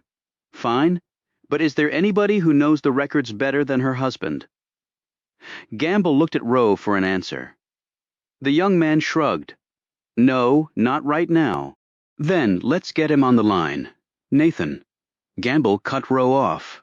Jesus Christ, you'd think that the chairman of the company would be able to get a status report from an employee, wouldn't you? And why is he taking time off anyway with the Cybercom deal heating up? He jerked his head in Sydney's direction. I can't say that I much like the idea of having husband and wife involved in the same acquisition, but you happen to be the best deal attorney that I know of. Thank you. Don't thank me because this deal isn't done yet. Gamble sat down and took a long puff on a cigar. Let's call your husband. He home? Sydney blinked rapidly and sat back down. Well, actually, he's not right now. Gamble looked at his watch. Well, when will he be? Sydney distractedly rubbed at her brow. I'm not exactly sure. I tried him during our last break and he wasn't in. Well, let's try him again. Sydney stared at the man. She seemed suddenly all alone in the massive room. Sydney inwardly sighed and handed the TV remote to Paul Brophy, a young New York-based partner. Damn it, Jason. I hope you really have this new job locked up, because it looks like we're really going to need it, honey. The door to the conference room opened, and a secretary poked her head in. Miss Archer, I hate to interrupt, but is there a problem with your plane tickets? Sydney looked puzzled. Not that I know of, Jan. Why? Well, someone from the airline is on the phone for you. Sydney opened her briefcase, pulled out her shuttle tickets, and quickly perused them. She looked back at Jan. It's a shuttle ticket, so it's an open return. Why would the airline be calling me about that? Can we get on with the meeting? Gamble bellowed. Jan cleared her throat, looked anxiously at Nathan Gamble, and continued speaking to Sydney. Well, whoever it is wants to talk to you. Maybe they had to cancel the shuttle for the rest of today. It's been snowing for the last 3 hours. Sydney picked up another device and hit a button. The automatic blinds covering the wall of windows slowly slid back. Christ! Sydney gasped in dismay. She watched the fat snowflakes pouring down. They were so thick she couldn't see the building across the street. Paul Brophy looked at her. The firm still has that condo up on Park. Sid, if you need to stay over? He paused. Maybe we could grab some dinner. His eyes were quietly hopeful. Sydney sat down wearily without looking at him. I can't. She was about to say that Jason was out of town, but quickly caught herself. Sydney thought rapidly. Gamble was obviously not going to let this one go. She could call home, confirm what she already knew, that Jason wasn't there. They could all go out to dinner, and she could slip away and start calling around L.A., starting with the offices of Allegroport. They could patch Jason through. He could satisfy Gamble's curiosity, and with a little luck, she and her husband could escape with little more than a bruised ego and the beginnings on an ulcer. And if the airports were closed, she could take the last Metroliner train home. She swiftly calculated travel times. She would have to call the daycare. Karen could take Amy home with her. Worst-case scenario, Amy could do a sleepover at Karen's. This logistical nightmare only reinforced Sydney's desires for a simpler existence. Ms. Archer, do you want to take the call? Sydney snapped out of her musings. I'm sorry, Jan. Just put it through in here. And Jan, see if you can get me on the last Metroliner, just in case LaGuardia is closed. Yes, ma'am. Jan closed the door. In another moment, a red light blinked on the telephone perched on the credenza. Sydney picked it up. Paul Brophy ejected the video and the TV came back on, voices from the screen filling the room. He quickly hit the mute button on the remote, and the room was once again silent. Sydney cradled the phone against her ear. This is Sydney Archer. Can I help you? The woman's voice on the other end was a little hesitant, but oddly soothing. My name is Linda Freeman. I'm with Western Airlines. Ms. Archer, your office in Washington gave me this number, Western. There must be a mistake. I'm ticketed on USA Air, on the New York to D.C. shuttle. Sydney shook her head. A stupid mistake. She had enough on her plate right now. Miss Archer, I need you to confirm that you're the spouse of Jason W. Archer, residing at 601 Morgan Lane, Jefferson County, Virginia. Sydney's tone betrayed her confusion. However, her answer was automatic. Yes. As soon as the word passed her lips, Sydney's entire body froze. Oh my God! Paul Brophy's voice cut through the room. Sydney whirled around to look at him. All eyes were staring at the TV. Sydney turned slowly toward it. She didn't notice the words "Special News Report" flashing across the top of the screen, or the hearing-impaired closed-captioned subtitles flowing across the bottom, while the news correspondent recounted the tragic story. Her eyes were riveted on the mass of smoky, blackened wreckage that had once been a proud member of the Western Airlines fleet. George Beard's face appeared in her mind. His low, confidential tones assailed her. There was a plane crash. The voice on the phone beckoned to her. Miss Archer, I'm afraid there's been an incident involving one of our aircraft. Sydney Archer heard no more. Her hand slowly descended to her side. Her fingers involuntarily opened, and the phone receiver fell to the thickly carpeted floor outside. The snow continued to pour down so forcefully it resembled one of the city's famous ticker tape parades. The cold winds hurled themselves against the broad array of windows, and Sydney Archer continued to stare in complete disbelief at the crater containing the remains of Flight 32323, Chapter 8. One man, dark high-reed, with a cleft chin below chubby cheeks, dressed in a fashionable two-piece suit, and clearly introducing himself as William, met Jason Archer at the airport gate in Seattle. The two exchanged a couple of sentences, each composed of seemingly arbitrary words. The coded greeting successfully exchanged, they walked off together. As William went through the exit doors to signal for their ride, Jason took the opportunity to unobtrusively deposit a padded envelope into a U.S. mailbox located to the right of the exit door. Inside the envelope was the copy of the computer diskette he had made before leaving home. Jason was quickly escorted to a limousine that had pulled up to the curb on William's signal. Inside the limo, William presented identification to Jason that revealed his name actually to be Anthony DePazza. A few words of innocuous conversation were exchanged, but nothing further, as the men settled back into the deep leather. Another man dressed in a conservative brown suit drove during the ride. At DePazza's suggestion, Jason took the opportunity to remove the wig and mustache. The leather briefcase rode on Jason's lap. Occasionally DePazza would eye it and then continue to stare out the window. Had Jason observed a little more closely, he would have noticed the bulge and occasional glint of metal under DePazza's jacket. The Glock M 17.9mm was a particularly deadly piece of ordnance. The driver was similarly equipped. Even if Jason had seen the weaponry, however, it would not have surprised him. Indeed, he expected them to carry guns. The limo headed east away from Puget Sound. Jason looked out the tinted windows. The sky was overcast, and drops of rain splattered against the window. From his small pool of meteorological knowledge, Jason knew this weather was apparently a fixture for Seattle. Within half an hour, the limo had reached its destination. A collection of warehouse buildings that were accessed through an electric gate where a guard was stationed. Jason looked around nervously, but said nothing.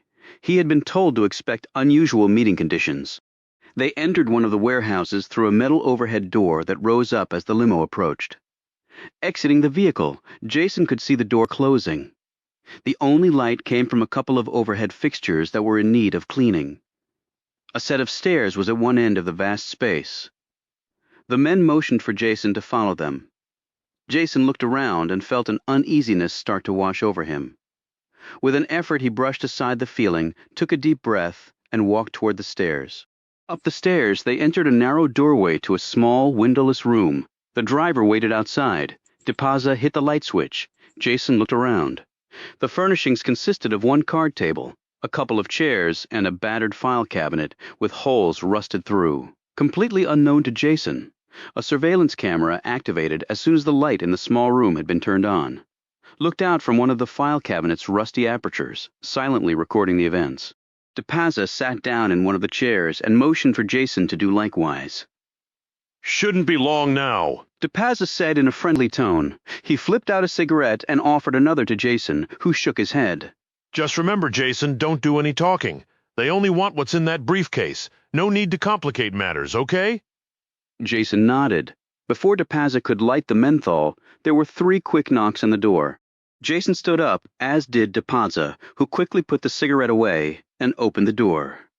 In the doorway stood a man, small in stature, his hair solid gray, his skin tanned and heavily wrinkled. Behind him were 2 men, dressed in cheap suits and wearing sunglasses despite the dim light. They both appeared to be in their late 30s. The older man looked at DePazza, who in turn pointed to Jason. The man looked at him with penetrating blue eyes. Jason suddenly realized he was drenched with perspiration, although the entire warehouse was unheated and the temperature must have been close to 40 degrees. Jason glanced at DePazza, who slowly nodded. Jason quickly handed over the leather briefcase. The man looked inside the bag, briefly perusing its contents, taking a minute to scrutinize one piece of paper in particular. The 2 others did likewise. Smiles sprouted on their lips. The older man smiled broadly and then replaced the page, closed the briefcase, and handed it to one of his men. The other one handed him a silver metal case, which he held briefly and then handed over to Jason.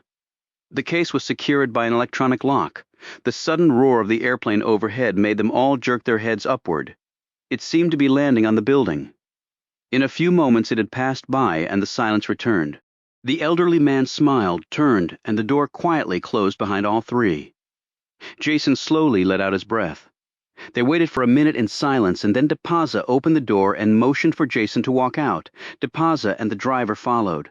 The lights were turned out. The surveillance camera instantly shut off as the darkness returned. Jason climbed back into the limo, holding tightly to the silver case. It was fairly heavy. He turned to DePaza. I didn't expect it to go exactly like that, DePaza shrugged. However you counted, though, it was a success. Yeah, but why couldn't I say anything?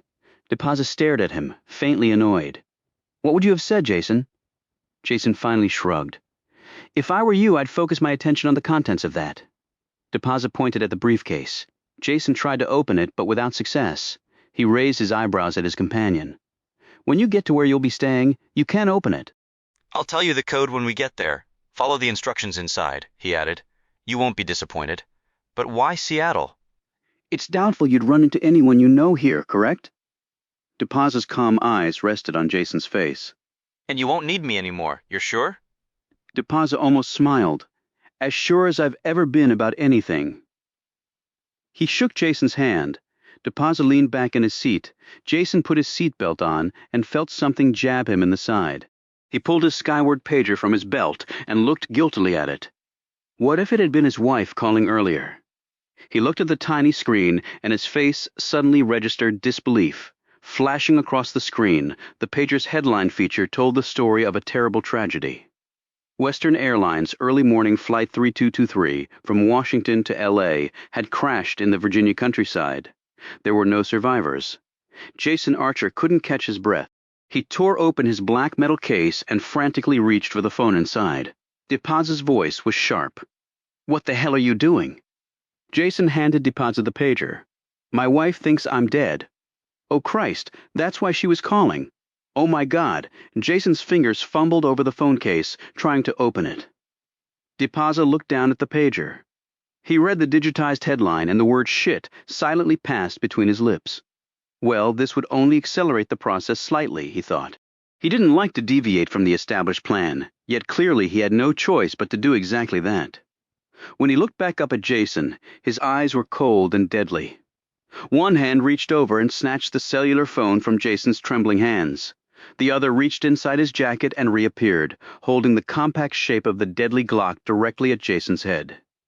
Jason looked up and saw the gun. I'm afraid that you're not calling anybody. DePaza's eyes never left Jason's face. Transfixed, Jason watched DePaza reach up to his face and tug at his skin. The elaborate disguise came off piece by piece in another moment. Next to Jason sat a blonde-haired man in his early 30s with a long aquiline nose and fair skin. The eyes, though, remained the same blue and chilling. His real name, although he rarely used it, was Kenneth Scales. He was a certifiable sociopath with a twist. He took great pleasure in killing people and reveled in the details that went into that terrible process. However, he never did it randomly, and he never did it for free. Chapter 9. It had taken the better part of 5 hours to contain the fire, and in the end, the flames retreated of their own accord after having consumed everything combustible within their long reach. The local authorities were grateful only that the conflagration had raged in an empty, secluded dirt field.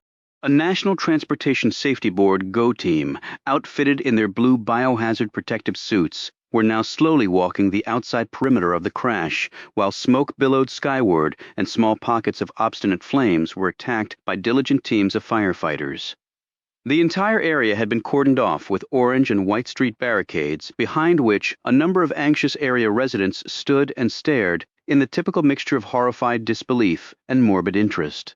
Columns of fire trucks, police cars, ambulances, dark green National Guard trucks, and other emergency vehicles were stacked along both sides of the field. The EMTs stood next to their vehicles, hands in their pockets. Their services would not be needed other than as silent transports of whatever human remains, if any, could be extracted from the Holocaust. The mayor of the nearby rural Virginia town stood next to the farmer whose land had received this most terrible intrusion from above. Behind them, 2 Ford pickup trucks sported "I survived Pearl Harbor" license plates. And now, for the second time in their lives, their faces carried the horror of sudden, terrible, and massive death. It's not a crash site, it's a goddamn crematory. The veteran NTSB investigator shook his head wearily, removed his cap emblazoned with the letters NTSB, and wiped at his wrinkled brow with his other hand. George Kaplan was 51 years old, with thinning, gray-edged hair that covered a wide head. He carried a small paunch on a 5-foot 7-inch frame. As a fighter pilot in Vietnam, then a commercial pilot for many years, he had joined the NTSB after a close friend had crashed a two-seater Piper into the side of a hill after a near miss with a 727 during a heavy fog. It was then that Kaplan decided he should do less flying and more work trying to prevent accidents. George Kaplan was the designated investigator in charge, and this was absolutely the last place in the world he wanted to be.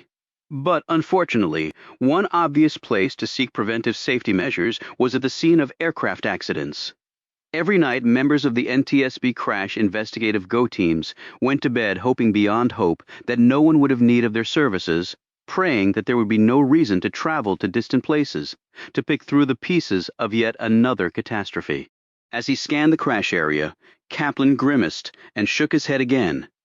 Starkly absent was the usual trail of aircraft and body parts, luggage, clothing, and the millions of other items that routinely would be discovered, sorted, cataloged, analyzed, and papered until some conclusions could be found for why a 110-ton plane had fallen out of the skies. They had no eyewitnesses because the crash occurred in the early morning and the cloud cover was low. It would have only been seconds between the time the plane exited the clouds and when it struck the earth. Where the plane had penetrated the ground, nose first, there now existed a crater that later excavation would determine to be approximately 30 feet deep, or about 1/5 as long as the aircraft itself. That fact alone was a terrifying testament to the force that had catapulted everyone on board into the hereafter with frightening ease. The entire fuselage, Kaplan figured, had collapsed like an accordion fore and aft, and its fragments now rested in the depths of the impact crater. Not even the empennage or tail assembly was visible. To compound the problem, tons of dirt and rock were lying on top of the aircraft's remains. The field and surrounding areas were peppered with bits of debris, but most of it was palm-sized, having been thrown off in the explosion when the aircraft hit the earth. Much of the plane and the passengers strapped inside would have disintegrated from the terrible weight and velocity of the impact and the igniting of the jet fuel, which would have caused another explosion bare seconds later before 30 feet of dirt and rubble combined for an airtight mass grave. What was left on the surface was unrecognizable as a jet aircraft. It reminded Kaplan of the inexplicable 1991 Colorado Springs crash of a United Boeing 737.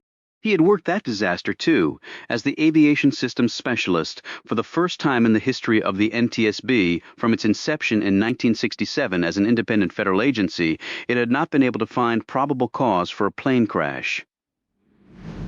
The tin kickers, as the NTSB investigators referred to themselves, had never gotten over that one. The similarity of the Pittsburgh crash of a USA Air Boeing 737 in 1994 had only heightened their feelings of guilt. If they had solved Colorado, many of them felt Pittsburgh might have been prevented. And now this, George Kaplan looked at the now clear sky and his bewilderment grew. He was convinced the Colorado Springs crash had been caused, at least in part, by a freakish rotor cloud that had hit the aircraft on its final approach. A vulnerable moment for any jetliner. A rotor was a vortex of air generated about a horizontal axis by high winds over irregular terrain. In the case of United Airlines Flight 585, the irregular terrain was supplied by the mighty Rocky Mountains. But this was the East Coast. There were no Rocky Mountains here. While an abnormally severe rotor could conceivably have knocked a plane as large as an L-500 out of the sky, Kaplan could not believe that was what had befallen Flight 323. According to air traffic control, the L-500 had started falling from its cruising altitude of 35,000 feet and never looked back. No mountains in the United States were capable of throwing off the formation of a rotor that high. Indeed, the only mountains nearby were in the Shenandoah National Forest and were part of the relatively smallish Blue Ridge mountain chain. They were all in the 3,000 to 4,000 foot range, more hills than mountains. Then there was the altitude factor. Normally, the roll experienced by planes flying into a rotor or other freakish atmospheric condition is controlled by aileron application. At 6 miles up, the Western Airlines pilots would have had time to reestablish control. Kaplan was sure the dark side of Mother Nature had not torn the jet from the peaceful confines of the sky, but something else clearly had. His team would shortly return to their hotel, where an organizational meeting would be held. Initially, on-scene investigative groups would be formed for structures, systems, survival factors, power plants, weather, and air traffic control. Later units would be assembled to evaluate aircraft performance, to analyze the cockpit voice recorder and the flight data recorder, crew performance, sound spectrum, maintenance records, and metallurgical examinations. It was a slow, tedious, and oftentimes heart-wrenching process, but Kaplan would not leave until he had examined every atom of what had recently been a state-of-the-art jetliner and almost 200 very much alive human beings. He swore to himself that probable cause would not escape him this time. Kaplan slowly walked toward his rental car. An early spring would come to the dirt field. Soon, red flags would bloom everywhere, tiny beacons signifying the location of remnants of the flight. Darkness was settling in rapidly. He blew into his frigid hands to warm them. A hot thermos of coffee waited in the car. He hoped the FDR, the flight data recorder, known popularly as the black box, although it was actually blazing orange, would live up to its reputation of indestructibility. An updated version had just been installed in the plane, and the 121 parameters measured by the FDR would tell them one hell of a lot about what had happened to doom Flight 3233. On the L500, the FDR and the cockpit voice recorder, CVR, were located in the overhead hull between the aft galleys. An L500 had never experienced a hull loss before. This crash would certainly test the flight data recorder's invulnerability. Too bad human beings weren't invulnerable. As he climbed a small rise in the earth, George Kaplan froze. In the rapidly failing light, a tall image stood a bare 5 feet from him. Sunglasses hid a pair of slate-gray eyes. The 6'3" frame supported naturally bulky shoulders, meaty arms, and a thickening waistline, and featured a pair of telephone pole-sized legs. An aging middle linebacker was the description that would probably jump to mind. The man's hands were in his pants pockets, the unmistakable silver shield pinned to the belt. Kaplan squinted in the gathering dusk. FBI Special Agent Lee Sawyer stepped forward. "Hello, George." The men shook hands. "What the hell are you doing here?" Sawyer looked around at the crash site and then back at Kaplan. His angular face carried expressive, full lips. Sawyer had thinning black hair heavily laced with silver, his long forehead and slender nose that veered slightly to the right, a relic from a past case, combined with his impressive size to give him a very intense and commanding presence. When an American plane is downed over American soil by what looks to be sabotage, the FBI gets a little excited. George. The FBI agent looked at Kaplan pointedly. "Sabotage," Kaplan said warily. Sawyer looked over the expanse of the disaster again. "I checked the meteorological reports. Nothing up there that would have caused this, and the aircraft was almost brand new." "That doesn't mean it was sabotage, Lee. It's too early to tell. You know that. Hell, even though the odds are probably 1,000,000,000 to 1, we could be looking at the in-flight deployment of a reverse thruster that could have knocked the plane right out of the sky. There's a part of the aircraft I'm particularly interested in. George, I'd like you to take a very close look at it." Kaplan snorted. "Well, that crater's going to take some time for us to dig out, and when we do, you'll be able to hold most of the pieces in your hand." Sawyer's response almost made Kaplan's knees buckle. "This part isn't in the crater, and it's fairly large, the starboard wing and engine. We found it about 30 minutes ago." Kaplan stood stock still for a full minute as his wide eyes took in Sawyer's expressionless features. Then Sawyer hustled him toward the agent's vehicle. Sawyer's rented Buick sped away as the last flames from Flight 3223 were extinguished. The darkness would soon be gathering around a 30-foot deep pit that represented a crude monument to the abrupt termination of 181 lives. Chapter 10. Gulfstream jet streaked through the sky. The luxurious cabin resembled an upscale hotel lounge, complete with wood paneling, brown leather captain's chairs, and a well-stocked bar, bartender and all. Sidney Archer was curled up in one of the oversized chairs, eyes firmly closed, a cold compress curved over her forehead. When she finally opened her eyes and removed the compress, she looked as though she were sedated, so heavy were her eyelids, so sluggish her movements. In fact, she had neither taken medication nor availed herself of the bar's inventory. Her mind had shut down. Today her husband had died in a plane crash. She looked around the cabin. It had been Quentin Rowe's suggestion that she take Triton's corporate jet home with him. At the last minute, and adding to Sidney's pain, Gamble had accompanied them. He was now in his private cabin in the rear of the aircraft. She hoped to God he would remain there for the duration. She looked up to see Richard Lucas, Triton's in-house security chief, watching her closely. Relax, Rich. Quentin Rowe passed in front of the security man and headed over to Sydney. He sat down next to her. So, how you're doing?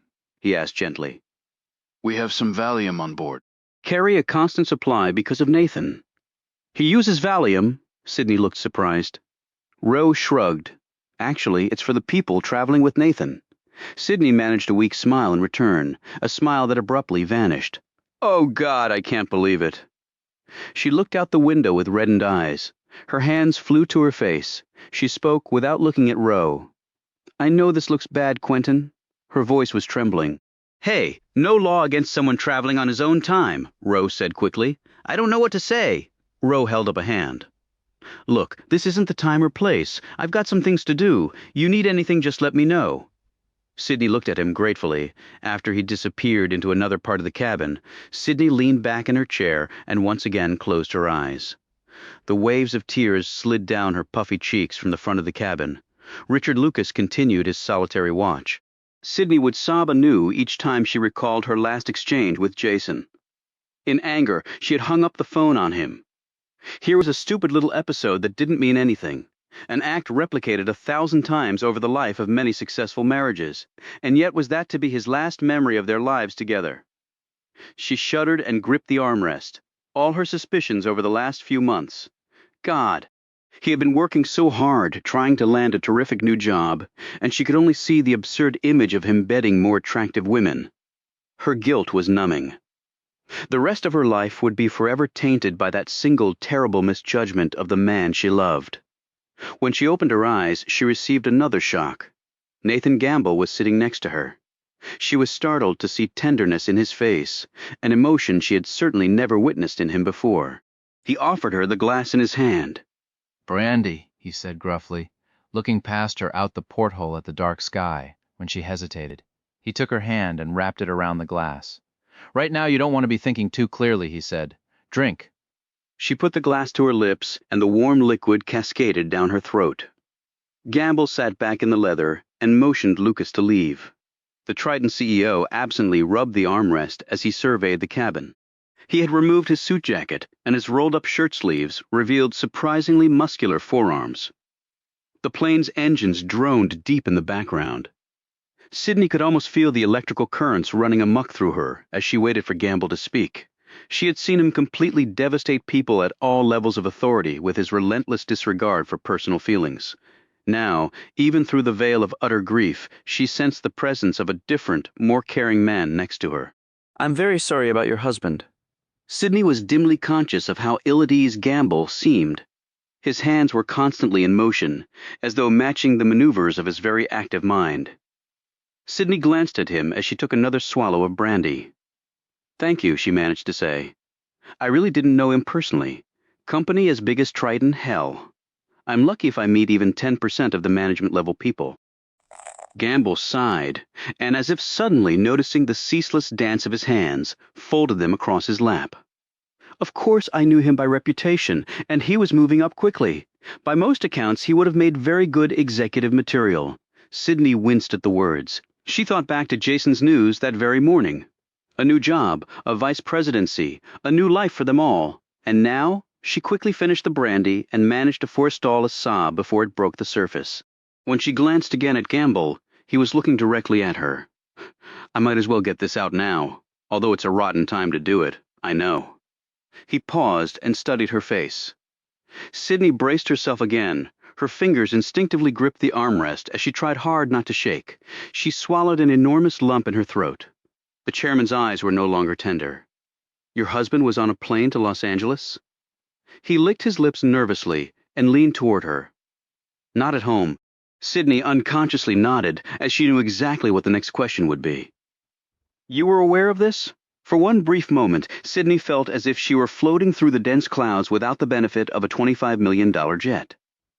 Time seemed suspended, but actually only a few seconds had passed before she uttered her response. No! She had never lied to a client before. The word had escaped her lips before she knew it. She was certain he didn't believe her, but it was too late to go back now. Gamble searched her features for a few more seconds, then sat back in his seat. For the moment he was motionless, as if satisfied he had made his point. Abruptly, he patted Sydney's arm and stood up.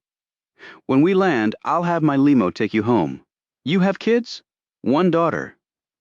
Sydney stared up at him, bewildered that the interrogation had ended so suddenly. "Just tell the driver where to go, and he'll pick her up too." "She in daycare?" Sydney nodded. Gamble shook his head. Every kid's in damn day care these days. Sydney thought of her plans to stay home to raise Amy. She was a single parent now. The revelation made her almost dizzy. If Gamble hadn't been there, she would have slumped to the floor in agony. She looked up to find Gamble eyeing her one hand, gingerly rubbing his forehead. "You need anything else?" She managed to hold up the empty glass. "Thanks, this helped quite a bit." He took the glass. "Booze usually does." He started to leave, then paused. "Triton takes good care of its employees, Sydney. You need anything, money, funeral arrangements, help with the house or kids, stuff like that. We have people to handle it.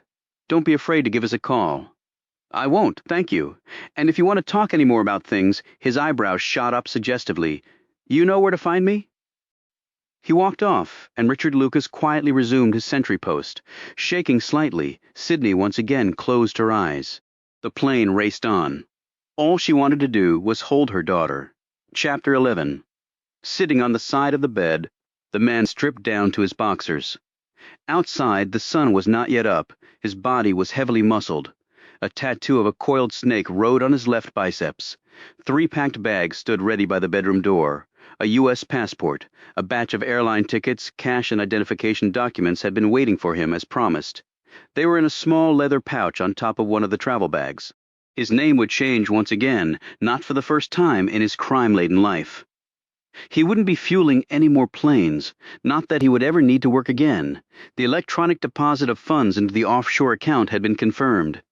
He now had the kind of wealth that had eluded him his entire life, despite all his past efforts.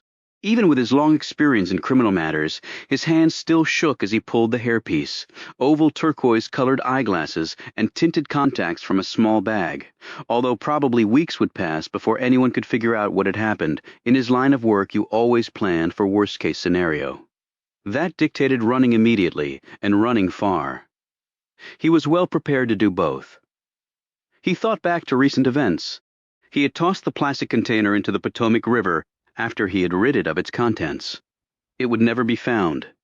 There were no prints to pick up, no other physical evidence left behind. If they found anything tying him to the plane sabotage, he would be long gone anyway. Moreover, the name he had been living under for the last 2 months would lead them to a complete dead end.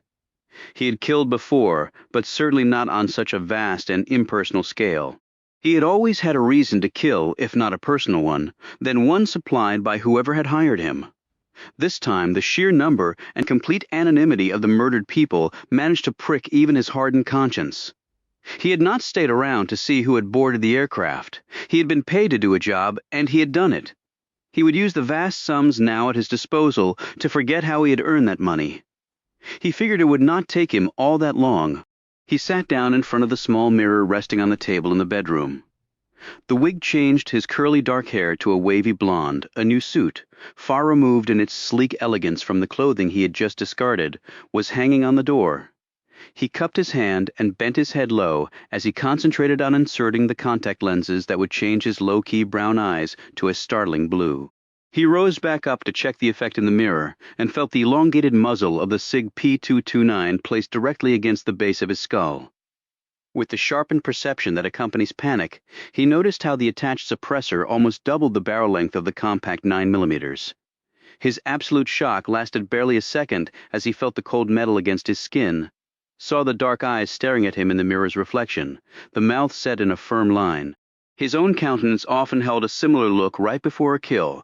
Taking the life of another human being had always been a serious business to him. Now in the mirror he watched, mesmerized, as another face went through his very own signature ritual. Then he watched with growing surprise as the features of the person about to kill him next turned to anger and then moved to unadulterated loathing, emotions he had never felt in the midst of an execution. The victim's eyes grew wide as he focused on the finger tightening on the trigger. His mouth moved to say something, probably an expletive. However, the words were not formed in time as the round exploded into his brain. He jerked backward from the impact and then collapsed forward onto the little table. The killer tossed his limp body face down in the small crevice between the bed and the wall and emptied the remaining 11 shots from the SIG's magazine into the dead man's upper torso. Although the victim's heart was no longer pumping, dime-sized drops of dark blood appeared at each point of entrance, like the sprout of tiny oil wells. The auto pistol landed next to the body. The shooter walked calmly from the room, stopping only to perform 2 tasks. First, he scooped up the leather bag containing the dead man's new identity. Second, out in the hallway, he hit the HVAC switch on the wall and turned the air conditioning on full blast. 10 seconds later, the front door of the apartment opened and closed. The apartment was silent. In the bedroom, the beige carpet was fast becoming an ugly shade of crimson. The balance in the offshore bank account would be reduced to 0 and closed within the hour. Its owner no longer requiring use of the funds. It was barely 7 in the morning. Darkness still reigned outside. Sitting at the kitchen table, wearing her battered old Hauser robe, Sydney Archer slowly closed her eyes and once again tried to pretend this was all a nightmare, and her husband was still alive and would be walking through the front door. He would have a smile on his face, a present under his arm for his daughter, and a long, soothing kiss for his wife. When she opened her eyes, nothing had changed. Sydney looked at her watch. Amy would be awake soon. Sydney had just gotten off the phone with her parents. They would be at their daughter's house at 9 to drive the little girl to their home in Hanover, Virginia, where she was going to stay for a few days while Sydney tried to make some sense of what had happened. Sydney cringed at the thought of having to explain the catastrophe to her little girl when she was older, at having to relive. Years later, the horror she was now feeling. How to tell her daughter that her father had died for no apparent reason other than a plane doing the unthinkable, shedding almost 200 lives in the process and killing the man who had helped breathe life into her. Jason's parents had passed on years before, an only child. He had adopted Sydney's family as his own, and they had happily accepted him. Sydney's 2 older brothers had already called with offers of help, commiseration, and finally, quiet sobbing. Western had offered to fly Sydney to the small town near where the crash had occurred, but she had declined. She could not bear to be with other family members of crash victims. She envisioned all of them boarding long gray buses in silence, unable to make eye contact, exhausted limbs twitching, frail nervous systems ready to crumble from overwhelming shock. Struggling with complicated feelings of denial, grief, and sorrow was terrible enough without being surrounded by people you didn't know who were going through the same ordeal. Right now, the comfort of similarly stricken folk did not sound at all appealing to her. She headed upstairs, walked down the hallway, and paused at her bedroom. As she leaned against the door, it halfway opened. She looked around the room at all the familiar objects, each having a unique history of its own, memories inextricably tied to her life with Jason. Her gaze finally came to rest on the unmade bed. So much pleasure had occurred there. She couldn't believe that early morning encounter before Jason had boarded the plane was to be the last time. She closed the door quietly and walked down the hallway to Amy's room. The even breathing of her daughter was comforting, especially now. Sydney sat in the wicker rocking chair beside the trundle bed. She and Jason had recently succeeded in moving their daughter from crib to bed. The effort had required many nights of sleeping on the floor beside the little girl until she grew comfortable with the new arrangements. While she slowly rocked in the chair, Sydney continued to watch her daughter. The tangle of blonde hair, the small feet in thick socks that had kicked free from the blankets. At 7:30, a small cry escaped Amy's lips, and she abruptly sat up, eyes tightly shut like a baby bird's. Barely a moment passed before mother had daughter in her arms. They rocked for a while longer, until Amy awoke fully. As the sun began its ascent, Sydney gave Amy a bath, dried her hair, dressed her in warm clothes, and helped her down the stairs to the kitchen. While Sydney was making breakfast and brewing coffee, Amy wandered into the adjacent living room, where Sydney could hear her playing with an ever-growing pile of toys that had occupied one corner of the room for the last year. Sydney opened the cupboard and automatically pulled out 2 coffee cups. She stopped halfway to the coffee pot, rocking slowly back and forth on the wood floor. She bit into her lip until the urge to scream subsided. She felt as though someone had cut her in half. She put 1 cup back on the shelf and carried her coffee and a bowl of hot oatmeal over to the small pine kitchen table. She looked toward the living room. Amy, Amy, sweetie, it's time to eat. She could barely speak above a whisper. Her throat was killing her. Her entire body seemed to have eroded into one large ache. The little girl hurtled through the doorway. Amy's normal speed was most other kids' top speed. She carried a stuffed Tigger and a photo frame. As she raced toward her mother, her little face was bright and shining, hair still slightly damp, straight on top with curls emerging at the bottom. Sydney's breath suddenly left her body as Amy held up a photo of Jason. It had been taken just last month. He had been outside working in the yard. Amy had crept up on him and sprayed him with the hose. Daughter had ended up with father in a pile of bright red, orange, and yellow leaves. Daddy? Amy's face was anxious. Jason was to have been out of town for 3 days, so Sydney had already anticipated having to explain his absence to her daughter. God, 3 days seemed like 3 seconds now. She steeled herself as she smiled at the little face. Daddy's away right now, sweetie, she began, unable to hide the tremble in her voice. It's just you and me right now, okay? Are you hungry? You want to eat? My daddy? Daddy working? Amy persisted, her chubby finger pointing at the photo. Sydney lifted her daughter onto her lap. Amy, do you know who you're going to see today? Amy's face looked expectant. Gramps and Mimi. The child's mouth formed a large oval and then broke into a big smile. She nodded enthusiastically and blew a kiss toward the refrigerator, where a picture of her grandparents hung with the aid of a magnet. Gamps, Mimi. Sydney carefully pulled the photo of Jason from Amy's hand while sliding the bowl of oatmeal over. Now you need to eat before you go, okay? It's got maple syrup and butter, your favorite. I do it. I do it. Amy climbed out of her mother's lap and into her own chair, carefully maneuvering the spoon as she hungrily plunged into the oatmeal. Sydney sighed and covered her eyes. She tried to hold her body rigid, but several racking sobs still managed to escape. She finally fled the room carrying the photo with her. She raced up the stairs to her bedroom, put the photo on the top shelf of the closet, and flung herself on the bed, muffling her sobs in the pillow. A full 5 minutes went by, and the outpouring of sorrow continued. Usually Sydney could lock on Amy's whereabouts like radar. This time she never heard her little girl until she felt the small hand on her shoulder pulling at her. Amy lay down beside Sydney, burrowing her face into her mother's shoulder. Amy saw the tears and cried out, "Oh, boo-boos, boo-boos," as she touched the wetness. She cupped her mother's face between her 2 little hands and started to cry too, as she struggled to form the words. "Mommy! Sad!" Their wet faces touched, tears mixed together. After a while, Sydney pulled herself up, held her daughter, rocked her back and forth on the soft mattress. A bit of oatmeal clung to Amy's mouth. Sydney silently cursed herself for breaking down, for making her daughter cry, but she had never experienced such overpowering emotion before. Finally, the spasm stopped.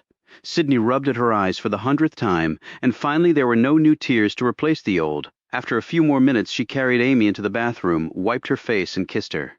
"It's okay, baby. Mommy's okay now. No more crying."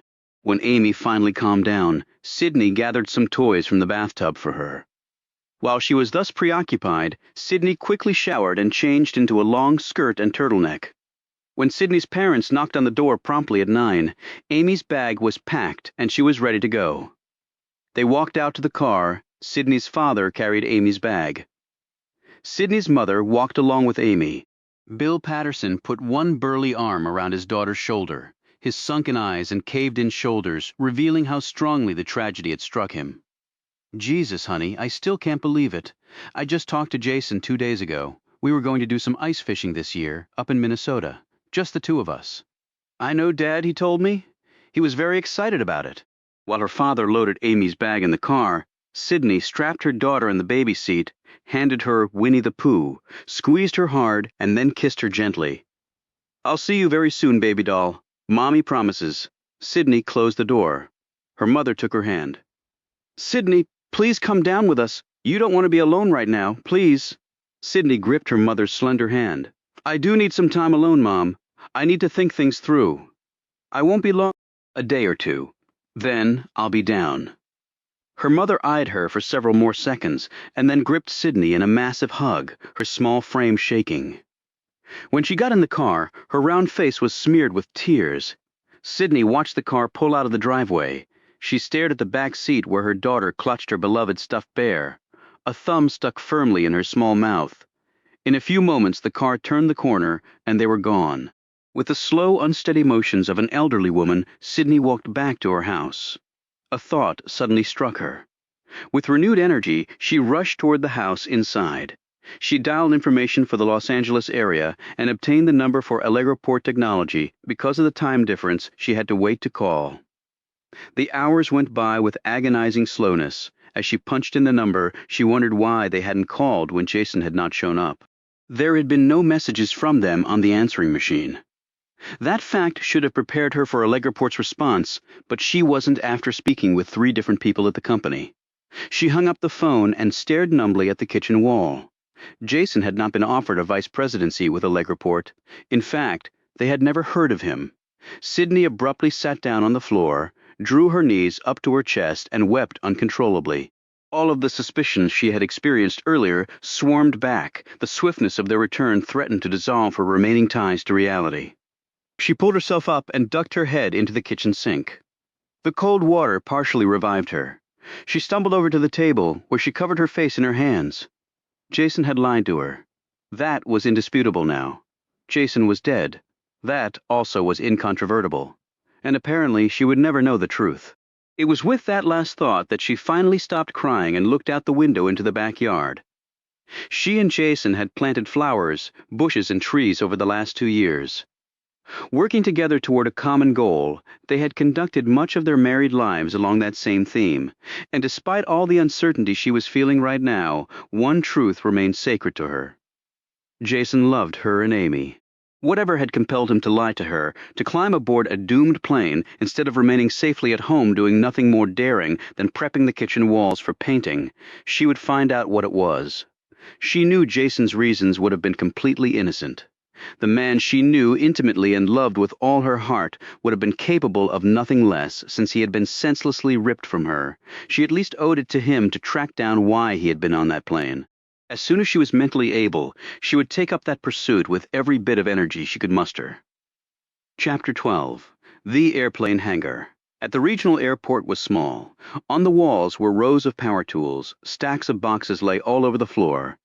The darkness outside was turned into daylight inside by a ceiling full of overhead lights. Wind rattled against the metal walls as the sleet intensified, clanging like buckshot against the structure. The interior of the hangar was filled with the thick, pungent smell of an assortment of petroleum products.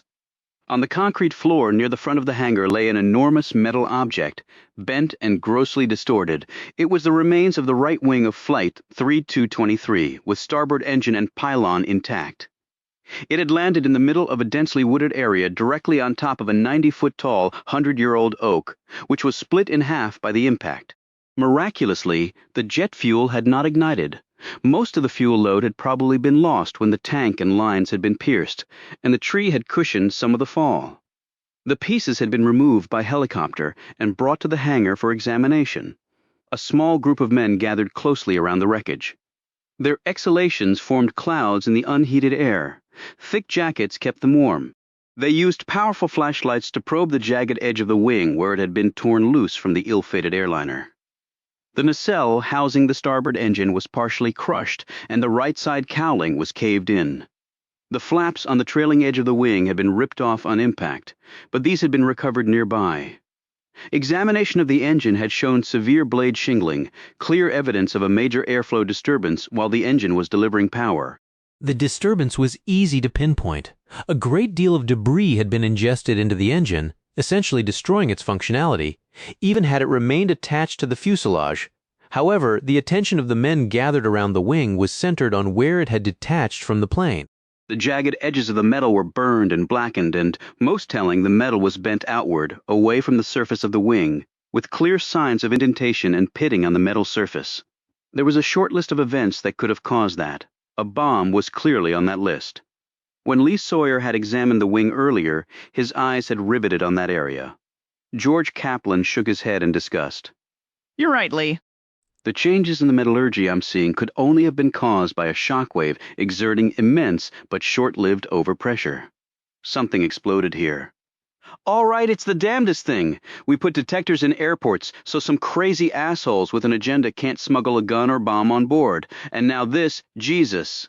Lee Sawyer moved forward and knelt down next to the edge of the wing. Here he was, nearly 50 years old, half of those years spent with the Bureau, and again he was sifting through the catastrophic results of human pollution.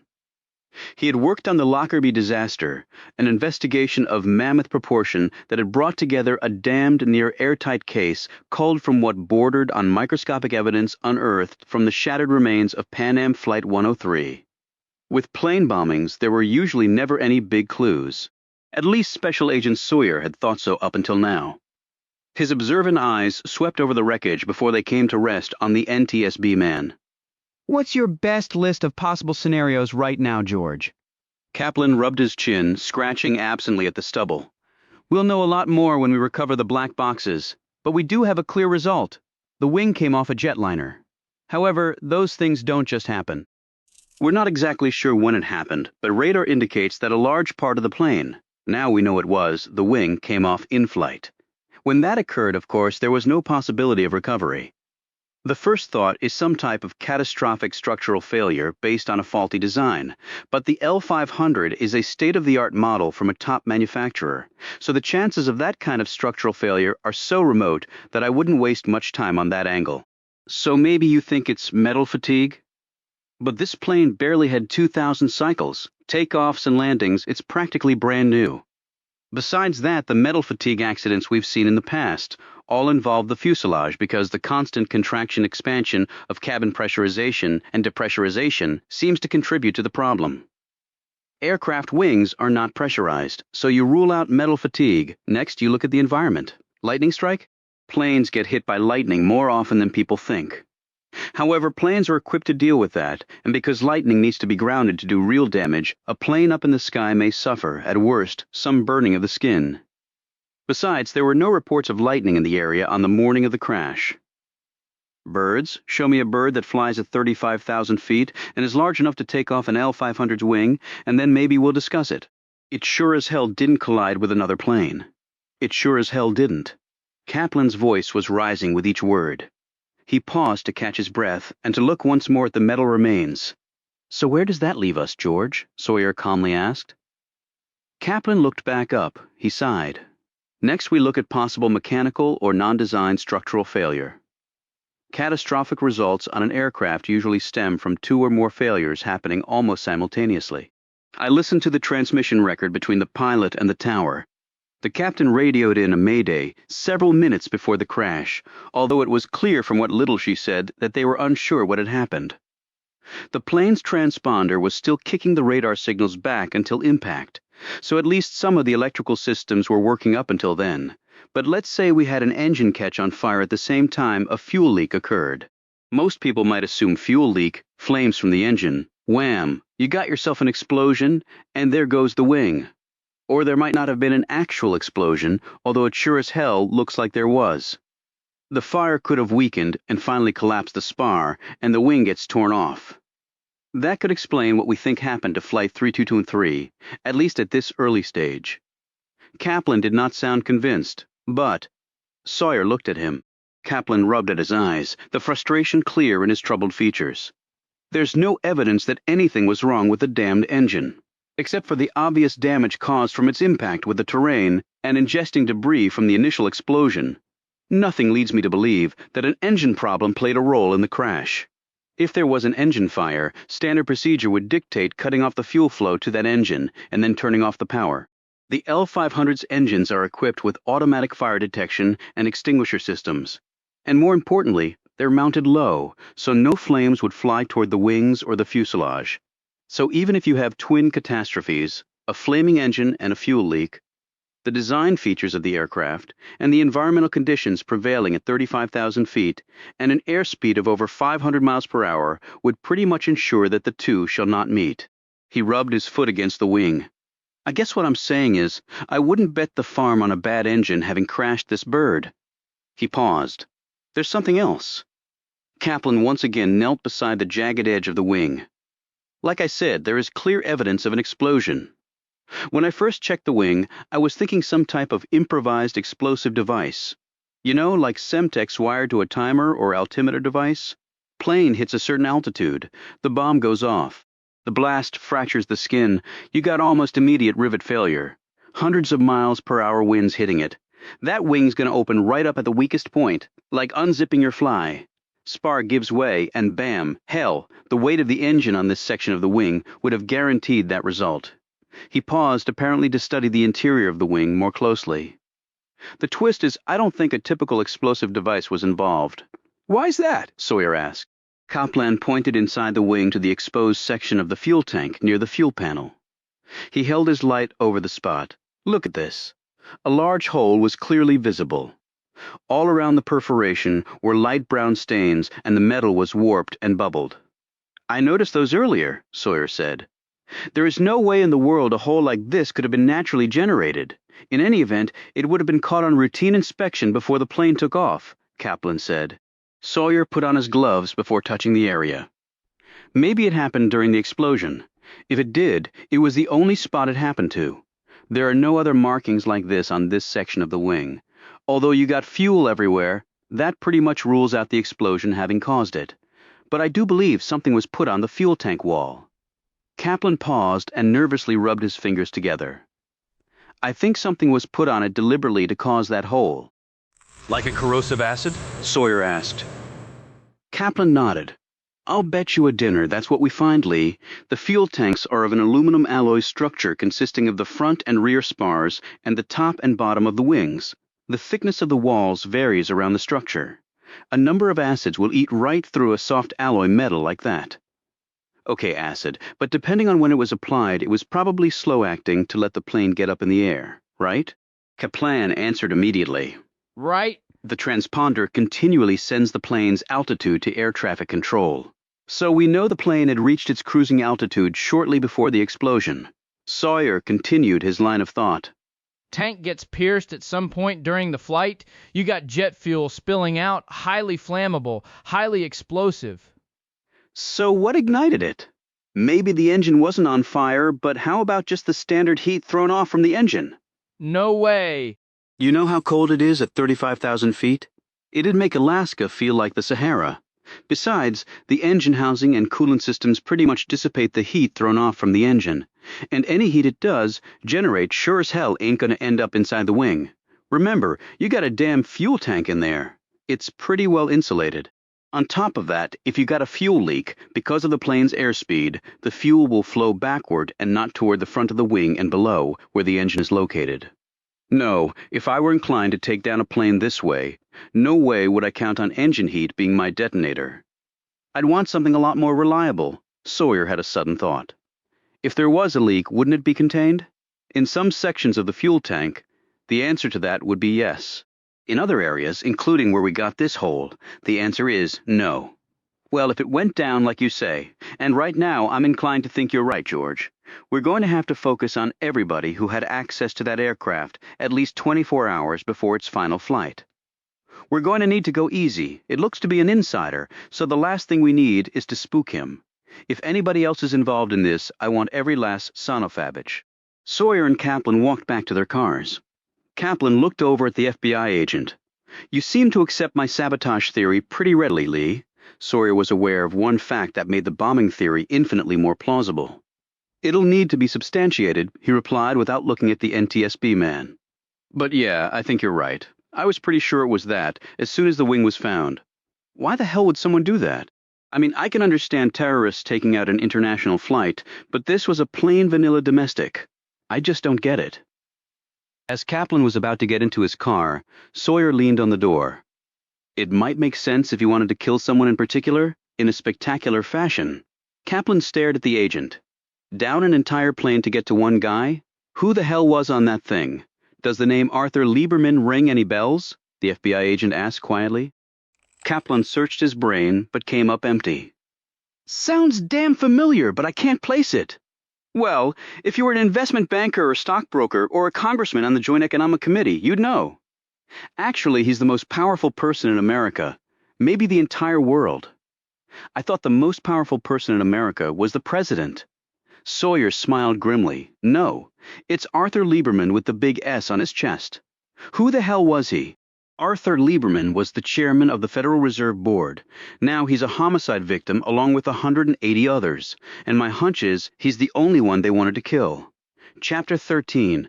Jason Archer had no idea where he was. The limo had seemed to drive around for hours. He couldn't be sure, and DePaza, or whoever the hell he really was, had blindfolded him.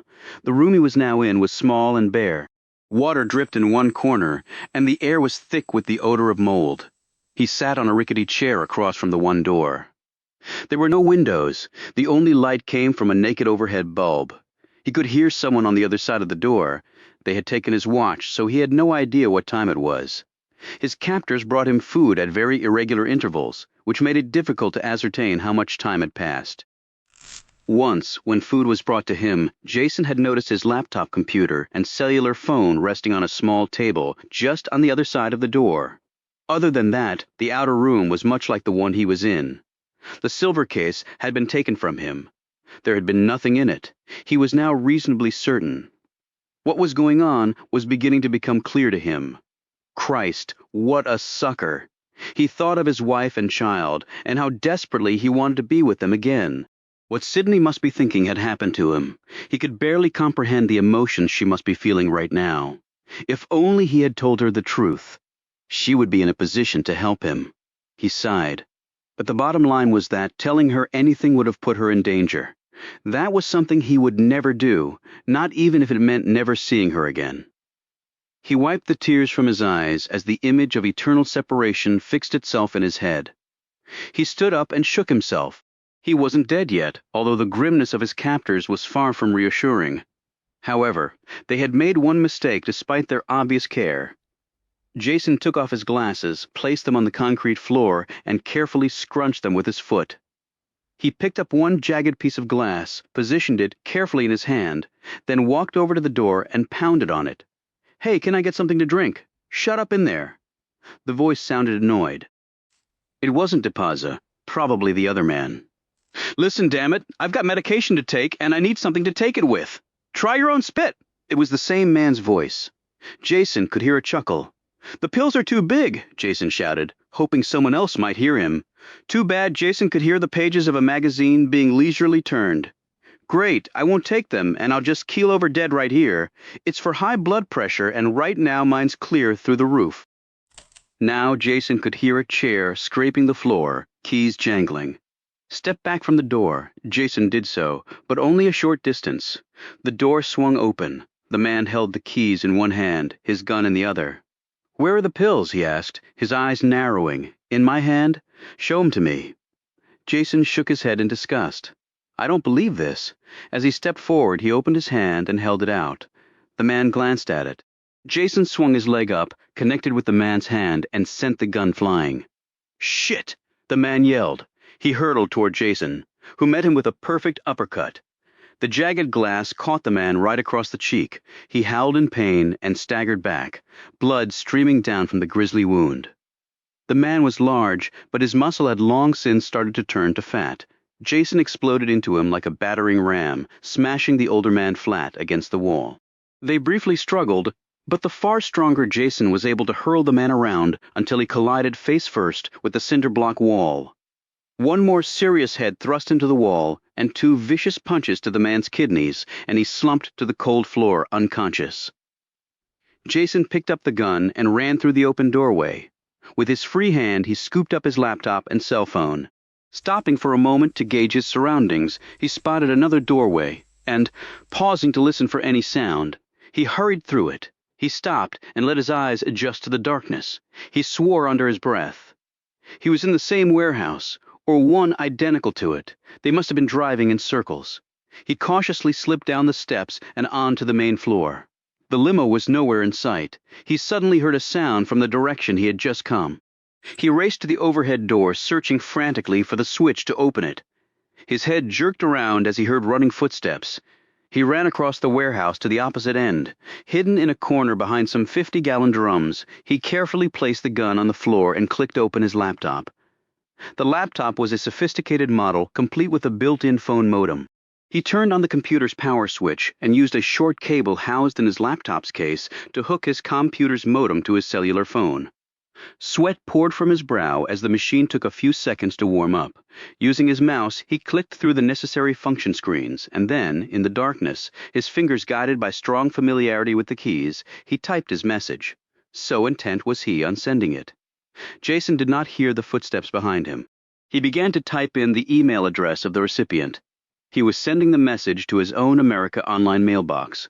Unfortunately, like people who couldn't remember their own phone number because they never called it, Jason, who never sent email to himself, didn't have his email address programmed into his laptop.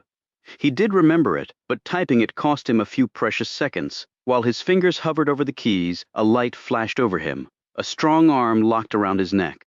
Jason managed to click on the send command. The message leaped electronically off the screen.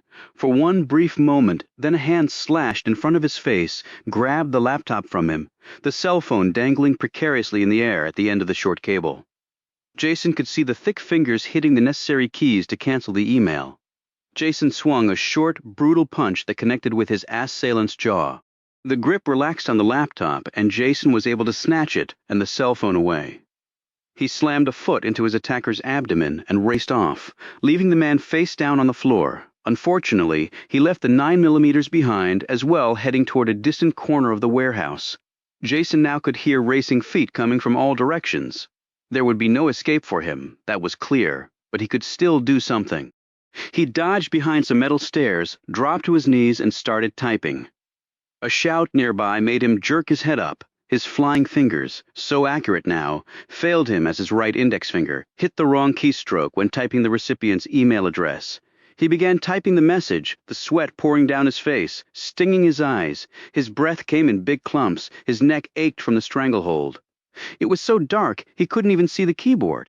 He alternated between staring at the tiny electronic images on the screen to desperately scanning the warehouse as the shouts and running feet came nearer and nearer to his location. He didn't realize that the small amount of light thrown off by the computer screen was like a laser show in the dark warehouse. The sound of men running hard toward him, barely 10 feet away, made him cut short his message. Jason hit the send button and waited for the confirming signal. Then he deleted both the file he had sent and the name of the recipient. He did not look at the email address as his finger held down the delete key. He then slid the laptop and cell phone across the floor and underneath the steps until they stopped far back in the corner. He had time to do nothing more as multiple searchlights hit him squarely in the face. He slowly stood up, his breathing heavy but his eyes defiant. A few minutes later, the limo pulled out of the warehouse. Jason was slumped over in the back seat, several lacerations and deep bruises on his face, his breathing irregular. Kenneth Scales had the laptop open and was cursing loudly as he stared at the small screen, powerless to reverse what had occurred minutes earlier. In a fit of rage, he tore Jason's cell phone free from the cable and repeatedly smashed it against the door of the limo until it dropped to the floor in jagged pieces. Then he pulled a small, secured line cellular phone from his inner jacket pocket and punched in a number. Scales spoke slowly into the phone. Archer had contacted someone, sent some message. There were a number of possible recipients, and they would all have to be checked out and appropriately dealt with. But that potential problem would just have to keep. Other matters would now demand his time. Scales clicked off and looked over at Jason. When Jason managed to look up, the pistol's muzzle was almost against his forehead. Jason? Who'd you send the message to?" Jason managed to catch his breath as he gripped his painfully bruised ribs. "No way. Not in a million years, pal." Scales pushed the muzzle flush against Jason's head. "Pull the trigger, you asshole!" Jason screamed. Scales' fingers started to press down on the Glock's trigger, but then he stopped and roughly pushed Jason back against the seat. "Not yet, Jason." "Didn't I tell you? You've got another gig to do." Jason stared up helplessly at him as Scales smiled wickedly. Special Agent Raymond Jackson's eyes took in the area with one efficient sweep. He moved into the room, shutting the door behind him. Jackson shook his head in quiet amazement. Arthur Lieberman had been described to him as a fortune builder with a career several decades long. This hovel did not conform to that description. He checked his watch. The forensics team would be here shortly to conduct an in-depth search, although it seemed unlikely that Arthur Lieberman personally knew who had blown him out of a peaceful Virginia sky. On investigations of this magnitude, every possibility had to be explored. Jackson went into the tiny kitchen and quickly determined that Arthur Lieberman did not cook or eat here. There were no dishes or pans in any of the cupboards. The only visible occupant of the refrigerator was a light bulb. The stove, though old, showed no signs of recent use. Jackson scanned the other areas of the living room and then walked into the small bathroom. With his gloved hand, he carefully edged open the door to the medicine cabinet. It contained the usual toiletries, nothing of significance. Jackson was about to close the mirrored door when his eye caught the small bottle edged in between the toothpaste and the deodorant.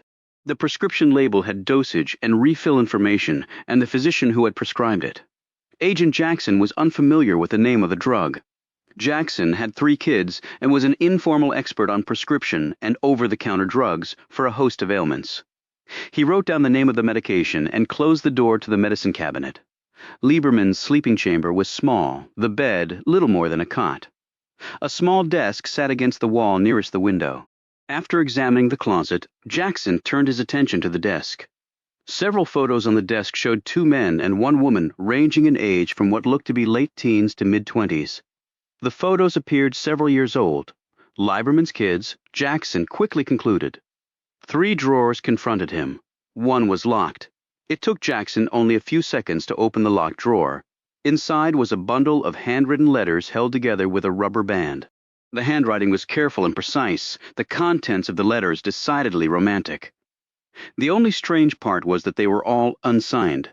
Jackson muddled over that one for a moment, then replaced the letters in the drawer.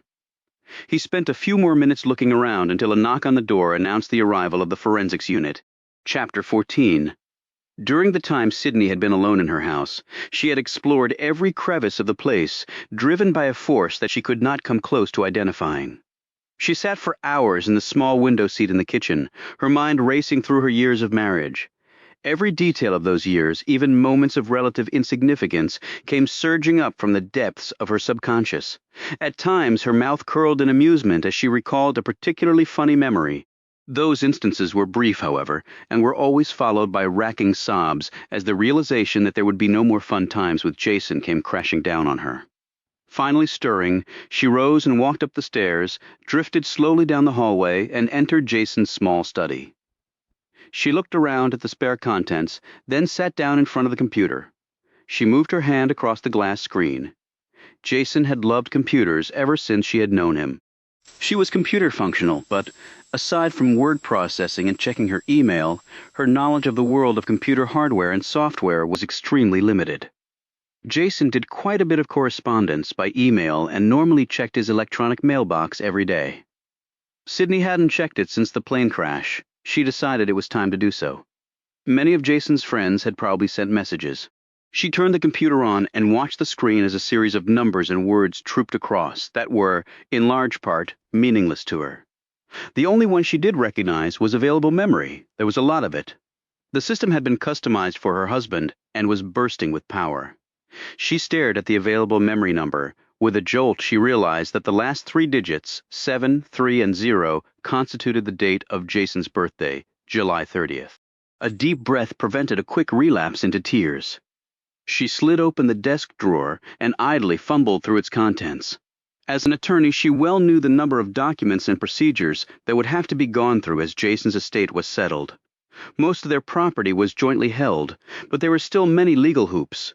Everyone eventually had to face such things, but she couldn't believe she had to confront them so soon. Her fingers sifted over papers and miscellaneous office paraphernalia in the drawer, closing over one object, which she pulled out, although she was unaware of the fact she was holding the card Jason had thrust there before leaving for the airport. She looked at it closely. It looked like a credit card, but stamped on it was the name Triton Global, followed by Jason Archer, and finally the words Code Restricted, Level 6. Her brow furrowed. She had never seen it before. She assumed it was some type of security pass, although it did not have her husband's photo on it. She slipped it into her pocket. The company would probably want it back. She accessed America Online and was greeted by the computerized voice announcing that mail was indeed present in their electronic mailbox. As she had thought, it contained numerous messages from their friends. She read through them, crying freely. Finally, she lost all desire to complete the task and started to exit out of the computer. She jumped as another email suddenly flashed on the screen. It was addressed to archiejw2aall.com, which was her husband's email address. In the next instant it was gone, like a mischievous inspiration scurrying through one's head before disappearing. Sydney hit some function keys and quickly checked the computerized mailbox again. Her brow tightened into a sea of wrinkles when she discovered it was completely empty. Sydney continued to stare at the screen. A creeping sensation was pushing her to the conclusion that she had just imagined the entire episode. It had happened so damn quickly. She rubbed at her painful eyes and sat there for another few minutes, anxiously waiting to see if the performance would be repeated, although she had no idea of its meaning. The screen remained blank. Moments after Jason Archer had resent his message, another email was announced by the computerized voice saying, "You've got mail?" This time the message held and was duly logged into the mailbox. However, this computer mailbox was not located at the old stone and brick house, nor was it at Sydney's desk at the offices of Tyler Stone. And currently there was no one home to read it. The message would just have to keep. Sydney finally rose and left the study. For some reason, the sudden flash across the computer screen had given her an absurd hope, as if Jason were somehow communicating to her from wherever he had gone after the jet had plunged into the ground. Stupid, she told herself. That was impossible. An hour later, after another episode of wrenching grief, her body dehydrated, she gripped a picture of Amy. She had to take care of herself. Amy needed her. She opened a can of soup, turned on the stove, and a few minutes later, ladled out a small quantity of beef barley into a bowl and carried it over to the kitchen table. She managed to ingest a few spoonfuls while she looked at the walls of the kitchen that Jason had planned to paint that weekend, after much nagging from her. Everywhere she turned, a new memory, a fresh pang of guilt, battered her. How could it not? This place contained as much of them, as much of him, as was possible for an inanimate shell to hold. She could feel the hot soup passing through her system, but her body still shuddered as though it were almost out of fuel. She grabbed a bottle of Gatorade from the refrigerator and drank straight from the container until the shake stopped. Yet, even as the physical side started to calm down, she could feel the inner forces building once again. She jumped up from the table and walked into the living room. She turned on the TV. Numbly channel hopping, she ran across the inevitable live news coverage of the crash. She felt guilty about her curiosity regarding an event that had ripped her husband from her. However, she could not deny that she craved knowledge about the event, as if her approaching it from a coldly factual angle would at least temporarily lessen the terrible hurt that tore at her. The newswoman was standing near the crash site. In the background, the collection process was being dutifully conducted. Sydney watched the debris being carried and sorted into various piles. Suddenly, she almost fell out of her chair. One worker had passed directly behind the newswoman as she rambled on with her story. The canvas bag with the crisscross pattern barely looked damaged, only singed and dirtied at the edges. She could even make out the large initials written in the bold black print. The bag was placed in a pile of similar items. For one awful moment, Sydney Archer couldn't move. Her limbs were completely locked. The next moment, she was all action. She ran upstairs, changed into jeans and a thick white sweater, put on low, warm boots, and hurriedly packed a bag. In a few minutes, she was backing the Ford out of the garage. She glanced once at the Cougar convertible parked in the other garage bay. Jason had lovingly kept it running for almost 10 years, and its battered look had always been underscored by their memory of the sleek elegance of the Jag. Even the Explorer looked brand new by comparison with the Cougar. The contrast had always amused her before. Tonight it did not, as a new cascade of tears blurred her vision and made her slam on the brakes. She beat her hands on the dashboard until jarring pain shot up to her elbows. Finally, she laid her head against the steering wheel as she struggled to regain her breath. She thought she would be nauseous as the taste of beef barley made its way into her throat, but it finally receded into the depths of her quivering stomach. Moments later, she was heading down the quiet street. She looked back briefly at her home. They had lived there almost 3 years. A wonderful place built almost 100 years ago with large proportioned rooms, wide crown moldings, random width oak plank flooring, and enough secret nooks that you didn't have to try very hard to find a quiet place to lose yourself on a gloomy Sunday afternoon. It had seemed a terrific place to raise kids. They had both decided so much they had wanted to do. So much. She felt another wave of sobs climbing diligently toward the surface. She sped up and turned onto a main road. In 10 more minutes, she was looking at the red and yellow colors of the neighborhood McDonald's. She pulled into the drive-thru and ordered a large coffee as she pressed the window button. She was staring into the freckled face of a gangling teenage girl, her long auburn hair tied back in a ponytail, who would more than likely grow up into a lovely young woman, just as Amy would. Sydney hoped the girl still had her father. It jolted her again to think that Amy was now fatherless. Within an hour, she was headed west on Route 29, a narrow black strip of road that split gentle, rolling Virginia countryside as it cut a roughly 45-degree angle through Virginia and on across the North Carolina border. Sydney had traveled the road many times while she attended law school at the University of Virginia in Charlottesville. It was a beautiful drive past long, silent Civil War battlefields and old yet still functioning family farms. In the fall and spring, the colors of the foliage rivaled any painting she had ever seen. Names like Brightwood, Locustdale, Madison, and Montpelier flashed by on the road signs, and Sydney thought back to the many trips she and Jason had taken to Charlottesville to attend some function or other. Now, no part of the familiar road or countryside felt comforting. The night swept on. Sydney looked at the dashboard clock and was surprised to see it was nearing 1 in the morning. She accelerated and the truck flew down the empty road. Outside, the temperature continued to drop as she headed into higher elevations. Thick clouds had settled in, and the spread of her headlights was the only contrast to the pitch blackness. She turned up the truck's heat even more and hit her high beams. An hour later, she glanced at the map, resting next to her on the front seat. Her turnoff was coming up. She held her body rigid as she drew nearer to her destination. She started to count the miles on her odometer. At Ruckersville, she headed west. She was now in Greene County, Virginia, rustic and rural, far removed from the pace of life Sydney knew and had thrived in. The county seat was the town of Standardsville, whose emotional climate was now anything but, with an impact crater and scorched earth appearing on TV screens all over the world. Sydney finally pulled off the road and peered around to try to fix her location. The darkness of the countryside enveloped her. She flicked on the reading light and held the map close to her face. Getting her bearings, she continued down the slash of road another mile until she rounded a bend of partially naked slender elms, knotty maples, and towering oaks, after which the vista opened up to stark, flat farmland. At the end of the road, a police cruiser was parked near a rusted, leaning mailbox. To the right of the mailbox was a dirt road that snaked its way back, with full, well-tended evergreen hedges bordering the dirt road on either side. In the distance, the earth seemed to glow like a huge, phosphorus cave. She had found the place. In the swirl of the explorer's headlights, Sydney noticed that it was lightly snowing. As she pulled up closer, the door of the police car opened and a uniformed officer wearing a neon-orange all-weather slicker stepped from the vehicle. He walked over to the Ford, pointed his flashlight at the license plate, and then swept it over the Explorer's exterior before its beam came to rest on the driver's side window. Sydney took a deep breath, hit the window switch, and the glass slowly slid down. The officer's face appeared at her shoulder. His upper lip was partially covered by a bushy mustache streaked with gray. The corners of his eyes were heavily stacked with wrinkles. Even under the orange raincoat, the bulky strength of his shoulders and chest were evident. The officer made a perfunctory scan of the interior and then settled on Sydney. "Can I help you, ma'am?" The voice was tired, and not just physically. I came," she faltered. Her mind suddenly went blank.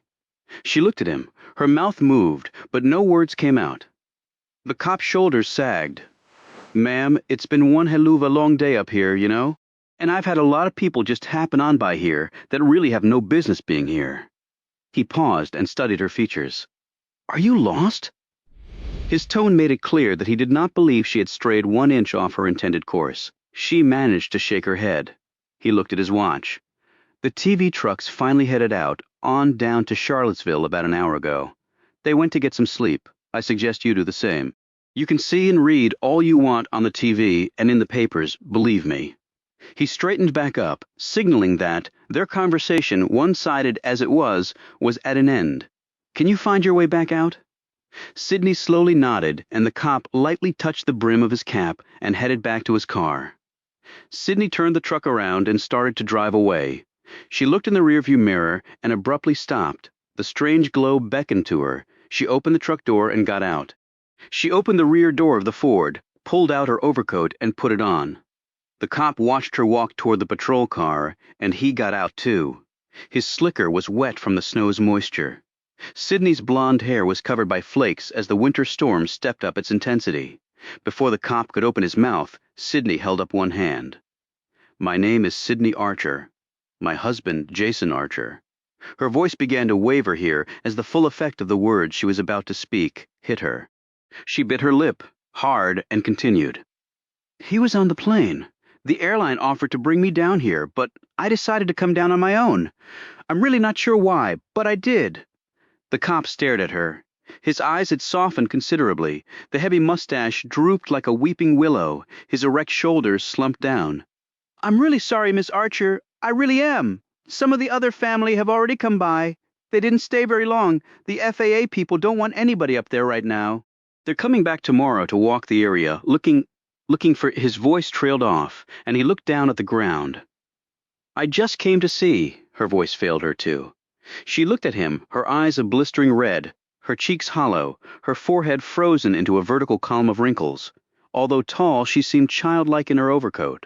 Her shoulders hunched forward, hands plunged deeply into pockets as though she were disappearing as well, along with Jason.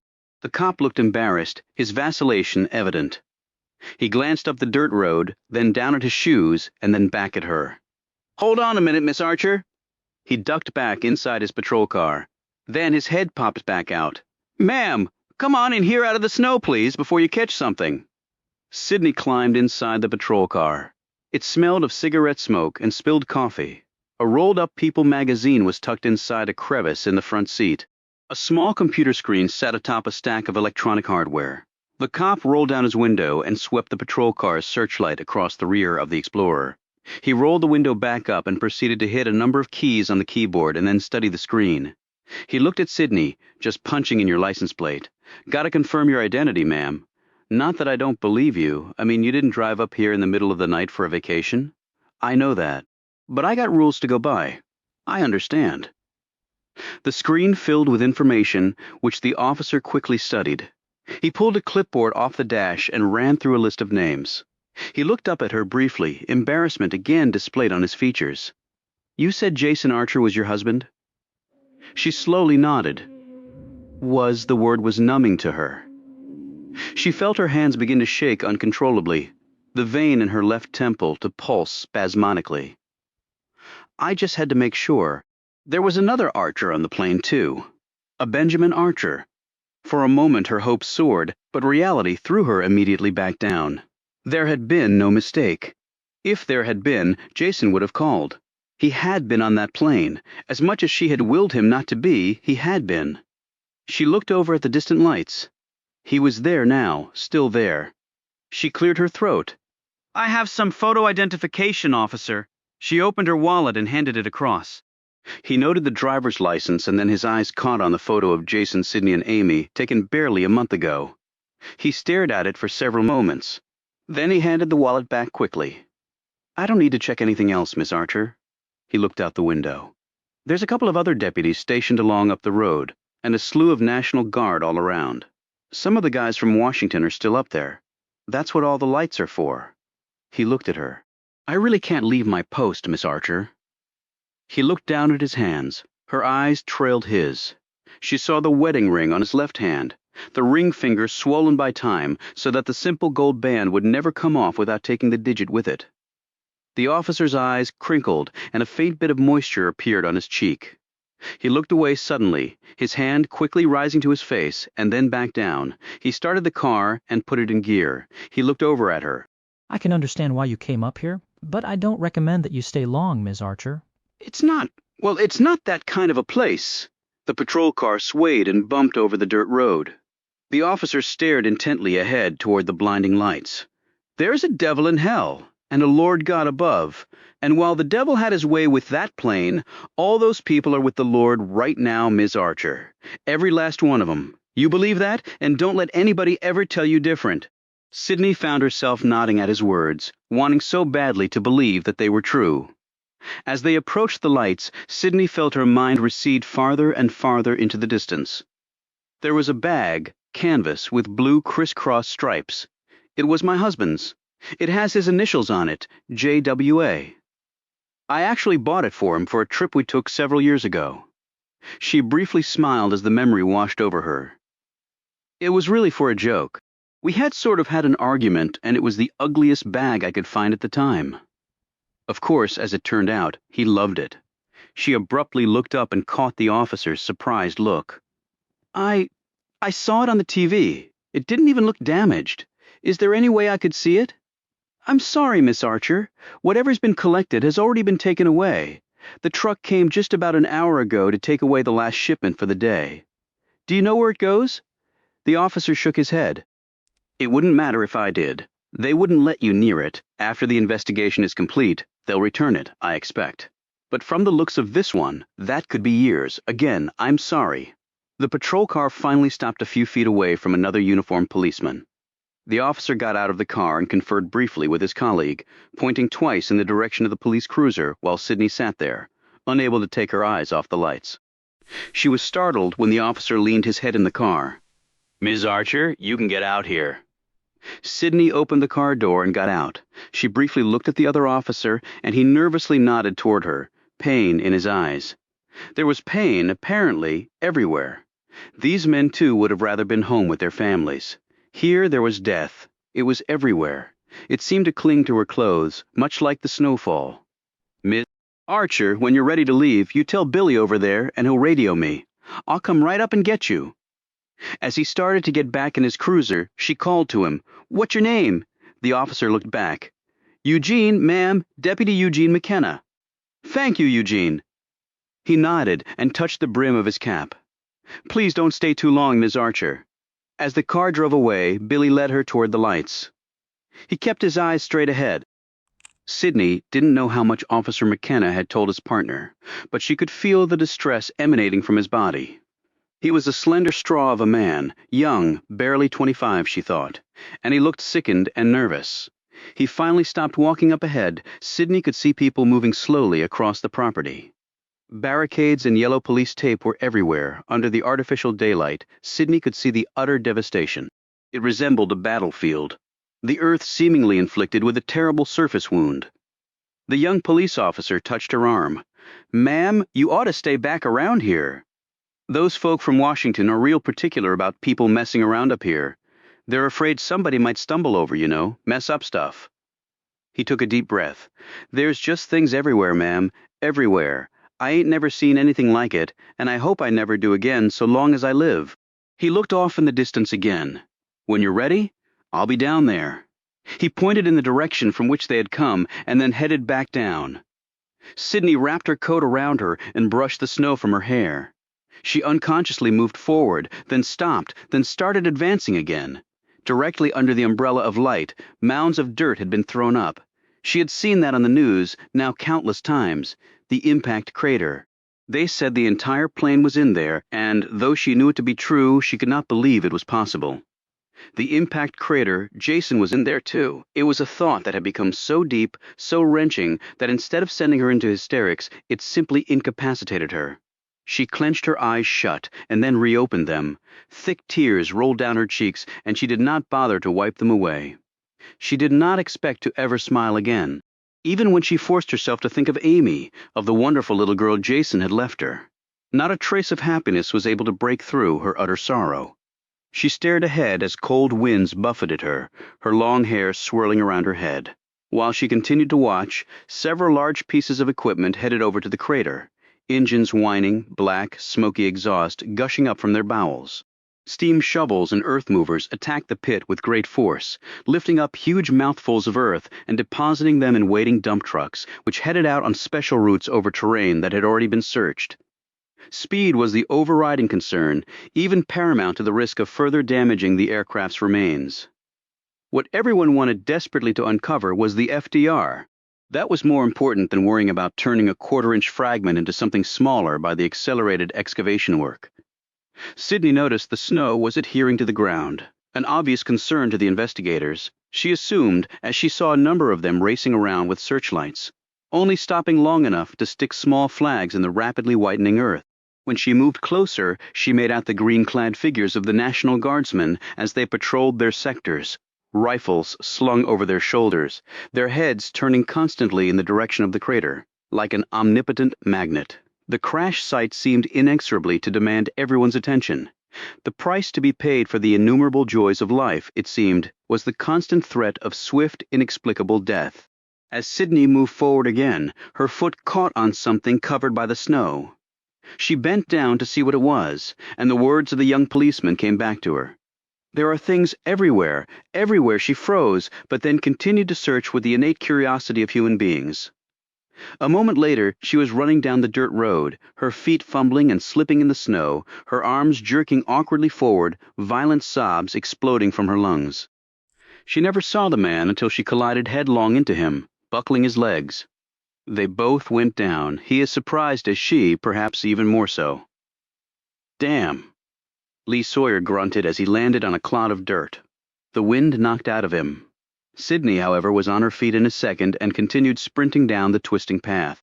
Sawyer started to go after her until his knee locked, a recurring condition compliments of his chasing down an athletic bank robber on hard pavement for 20 long blocks many years before.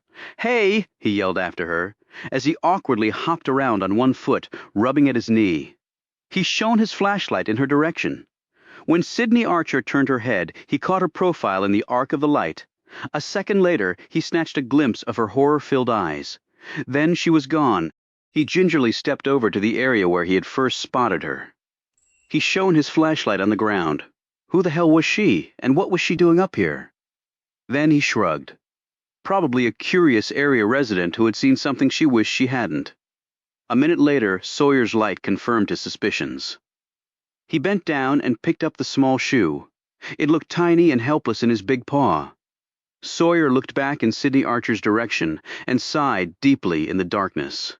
His large body began to tremble in almost uncontrollable rage as he stared at the terrible hole in the earth, dead ahead. He fought back an urge to scream at the top of his lungs. There had only been a handful of times in his career with the FBI that Lee Sawyer wanted to deny the persons he had run to ground the opportunity of a trial by their peers. This was one of those times. He silently prayed that when he did find those responsible for this horrendous act of violence, they would try something, anything that would provide him with the tiniest fraction of an opening, allowing him to spare the country the cost and media circus any such trial would entail. He slipped the shoe into his coat pocket and, nursing his injured knee, walked off to check in with Kaplan. Then he would head back to town. He had an appointment in Washington that afternoon. His investigation of Arthur Lieberman would now start in earnest.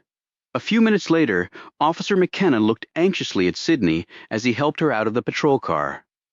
"Miss Archer, are you sure you don't want me to call somebody to come get you?" Sydney, eggshell pale, limbs convulsing, her hands and clothes dirty from where she had fallen, shook her head hard. No, I'm all right." She leaned up against the cruiser. Her arms and shoulders still twitched involuntarily, but at least her balance had somewhat stabilized.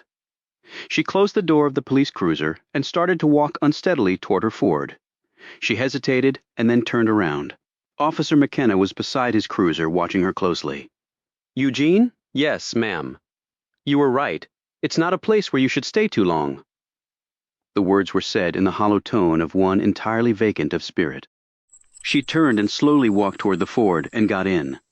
Deputy Eugene McKenna slowly nodded, his prominent Adam's apple sliding quickly, up and down as he briefly fought the tears welling in his eyes. He opened the door of the police cruiser and fell rather than sat in the front seat. He closed the door so the sounds he was about to make would go no farther. As Sydney retraced her route back, the cellular phone in her car buzzed. The totally unexpected sound made her jerk so badly, she almost lost control of the Explorer. She looked down at the phone as complete disbelief spread over her features. No one knew where she was. She looked around at the darkness as if someone were watching her.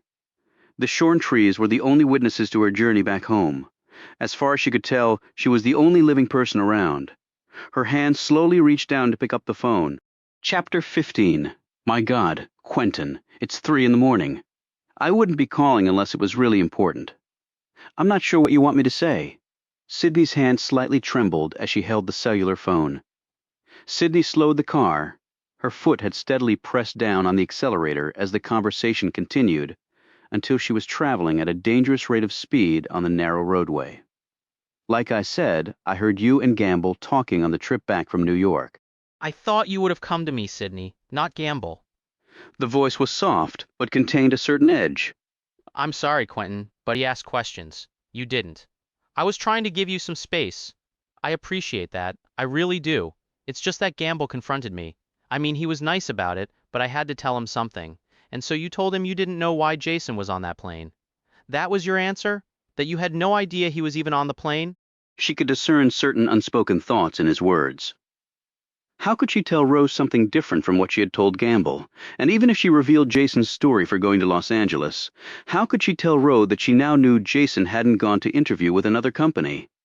She was in an impossible situation, and right now there seemed to be no way out of it. She decided, instead, to change the subject.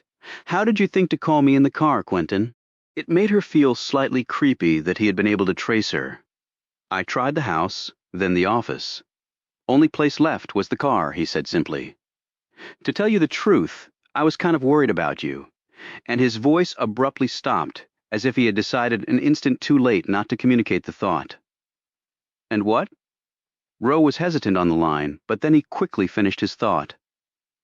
Sydney, you don't have to be a genius to figure out the question we all want answered. Why was Jason going to L.A.? Roe's tone was clear enough. He wanted an answer to that question. Why would Triton care what he does on his own time? Roe let out a deep sigh. Sid, everything Triton does is highly proprietary. There are whole industries out there who spend all day long trying to steal our technology and people. You know that. Sydney flushed. Are you accusing Jason of selling Triton's technology to the highest bidder? That's absurd, and you know it. Her husband was not here to defend himself, and she damn sure wasn't going to let that insinuation go by. Rose sounded hurt.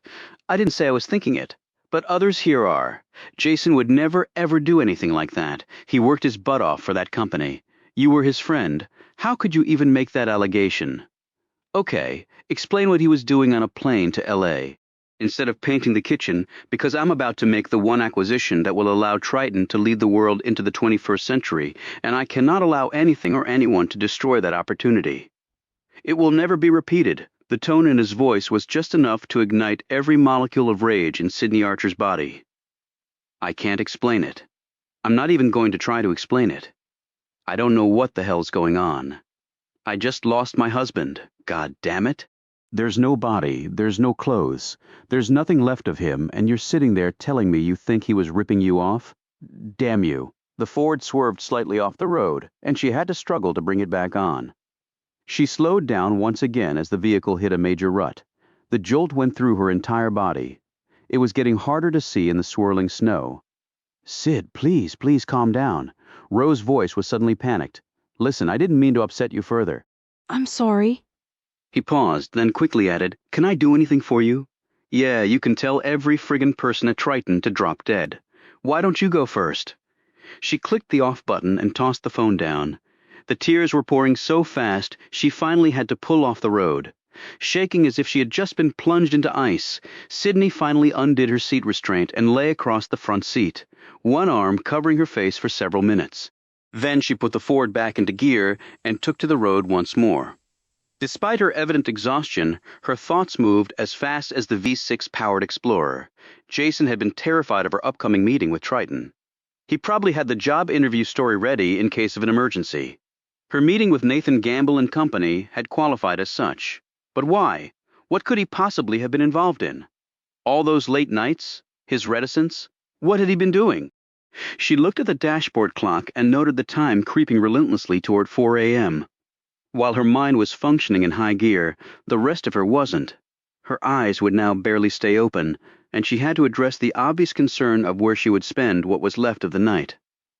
She was coming up to Route 29. When she turned onto the highway, she went south instead of retracing her route north. A half hour later, Sydney cruised through the empty streets of Charlottesville. She drove past the Holiday Inn and other possibilities for lodging, and finally turned off Route 29 onto Ivy Road. She soon entered the parking lot of the Boar's Head Inn, one of the area's best-known resorts. Within 20 minutes, she had signed in and was slowly pushing her near-immobile limbs between the sheets in a well-appointed room with beautiful vistas that at the moment she cared nothing about. What a day of nightmares. All of them absolutely real. It was her last conscious thought. 2 hours before dawn, Sidney Archer finally fell asleep. Chapter 16. At 3 o'clock in the morning, Seattle time, the thick clouds spilled open and delivered still more rain to the area. The guard huddled in the small guard shack, his feet and hands close to the floor heater. In one corner of the structure, a steady stream of water trickled down the wall, forming a puddle on the ragged green carpet. The guard wearily checked the time, 4 hours to go before his watch was over.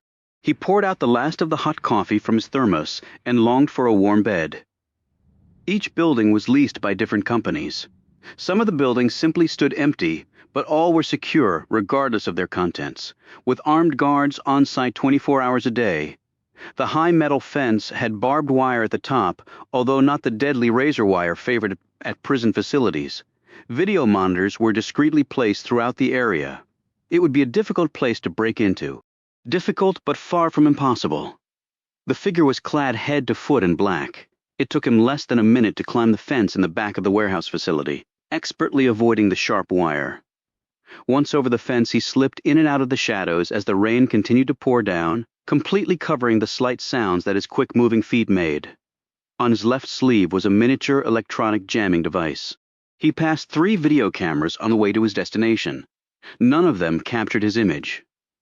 Reaching the side door of Building 22, he pulled a slender wire-like device from his knapsack and inserted it in the sturdy padlock. 10 seconds later, the lock hung loose.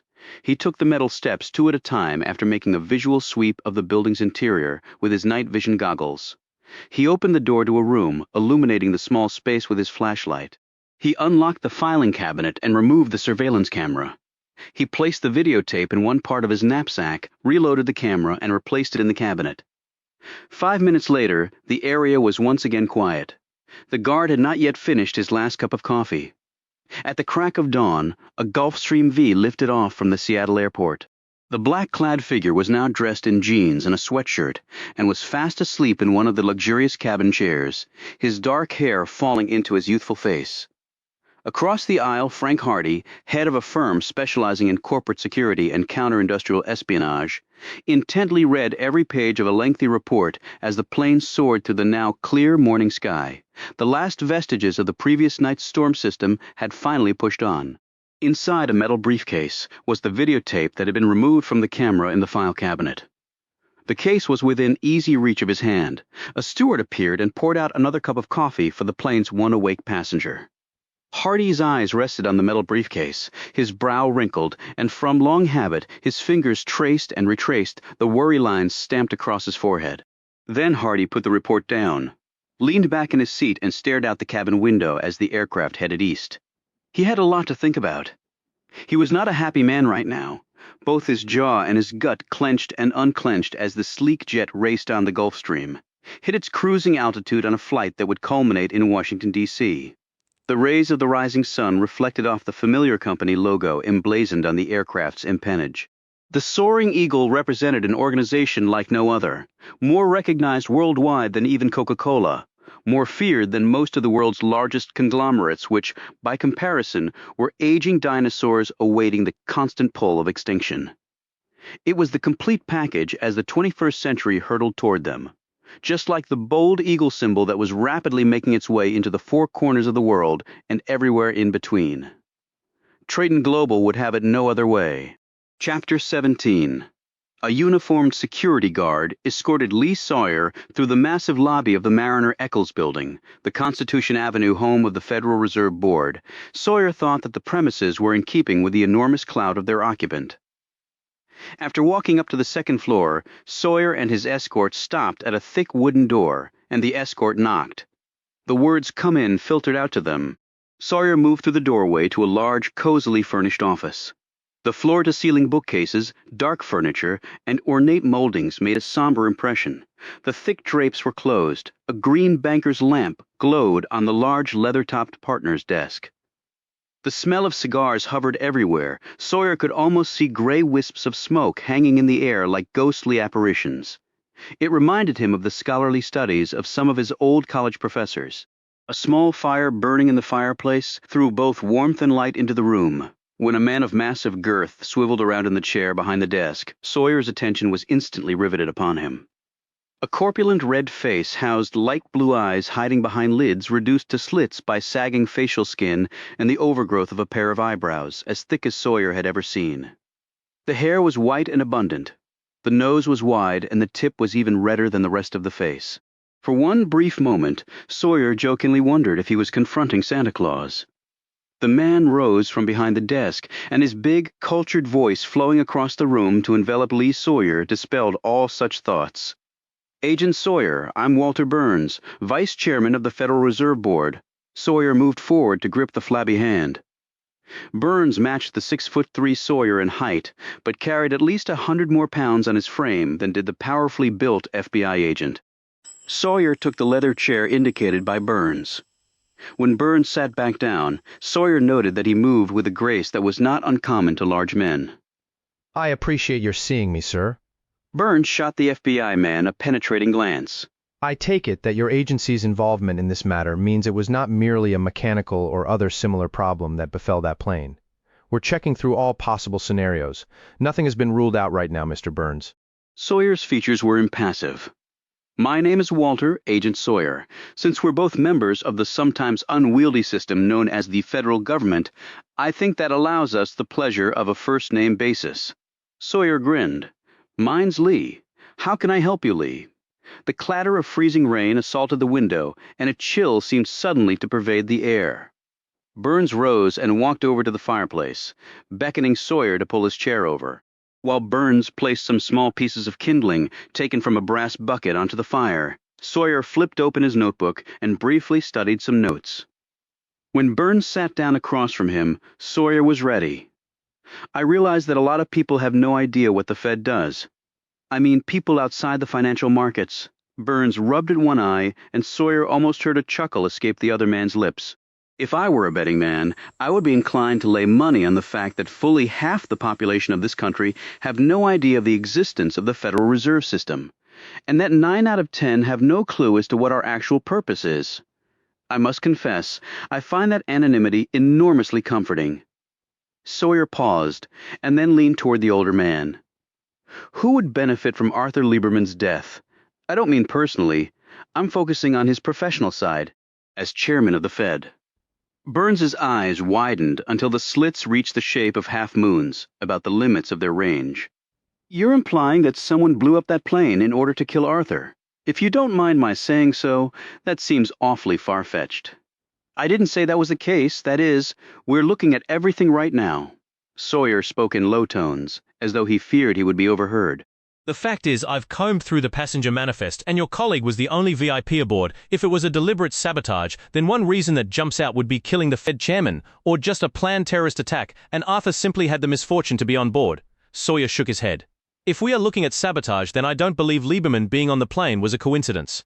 Burns leaned back in his chair and slowly put his feet out toward the fire. "My God!" he finally said, as he stared into the fire. Although he would have looked quite at home in a three-piece suit replete with watch chain, his current attire, camel hair sport coat, dark blue crew sweater with a white button-down shirt collar peeking out, gray pleated slacks and comfortable black loafers, did not look so out of place on his frame. Sawyer noted that the man's feet were surprisingly small for his size. Neither man spoke for at least a minute. Sawyer finally stirred. "I know I don't have to tell you that anything I say to you tonight is extremely confidential." Burns's head swiveled around to the FBI agent. "Secrets are something I'm quite good at keeping, Lee. So getting back to my question, who benefits?" Burns considered the query for some moments and then took a deep breath. The United States economy is the largest in the world. Hence, as America goes, so goes the world. If another country hostile to America desired to damage our economy or disrupt the world financial markets, perpetrating an atrocity such as this could well have that effect. I have no doubt that the markets will take a staggering blow if it turns out his death was premeditated. The vice chairman shook his head sadly. "I just never thought I would live to see the day." "How about anyone in this country who might like to see the chairman dead?" Sawyer asked again. "As long as the Fed has existed, there have been conspiracy theories painted so vividly about the institution that I'm quite sure there are more than a handful of people in this country who take them, however nonsensical they are, quite seriously." Sawyer's eyes narrowed. "Conspiracy theories?" Burns coughed, and then loudly cleared his throat. There are those who believe that the Fed is actually a tool for wealthy families around the globe to keep the poor in their place. Or that we take our marching orders from a small group of international bankers. I've even heard one theory that has us being the pawns of alien beings who have infiltrated all the highest positions of government. My birth certificate says Boston, Massachusetts, by the way. Sawyer shook his head. Christ, that's pretty wacko, exactly, as if a $7 trillion economy employing well over 100 million people could be secretly run by a handful of waistcoated tycoons. So one of these conspiracy groups could have plotted to kill the chairman in retaliation for perceived corruption or injustice. Well, few governmental institutions are more misunderstood and feared out of ignorance than the Federal Reserve Board. When you first mentioned the possibility, I said it was far-fetched. Having thought about it for a few minutes, I have to say my initial reaction was probably not correct. But blowing up a plane, Burns shook his head wearily. Sawyer jotted down some notes. I'd like to know more about Lieberman's background. Arthur Lieberman was an immensely popular man in the major financial circles. For years, he was one of the top moneymakers on Wall Street, before turning to public service. Arthur called things as he saw them, and he was usually right in his judgment. With a series of masterful maneuvers, he shook up the financial markets almost from the moment he became chairman. He showed them who was boss. Burns stopped to put another piece of wood on the fire. In fact, he led the Fed in a way that I would like to think I would, if ever given the opportunity. Any idea who might succeed Lieberman? Burns shook his head. No.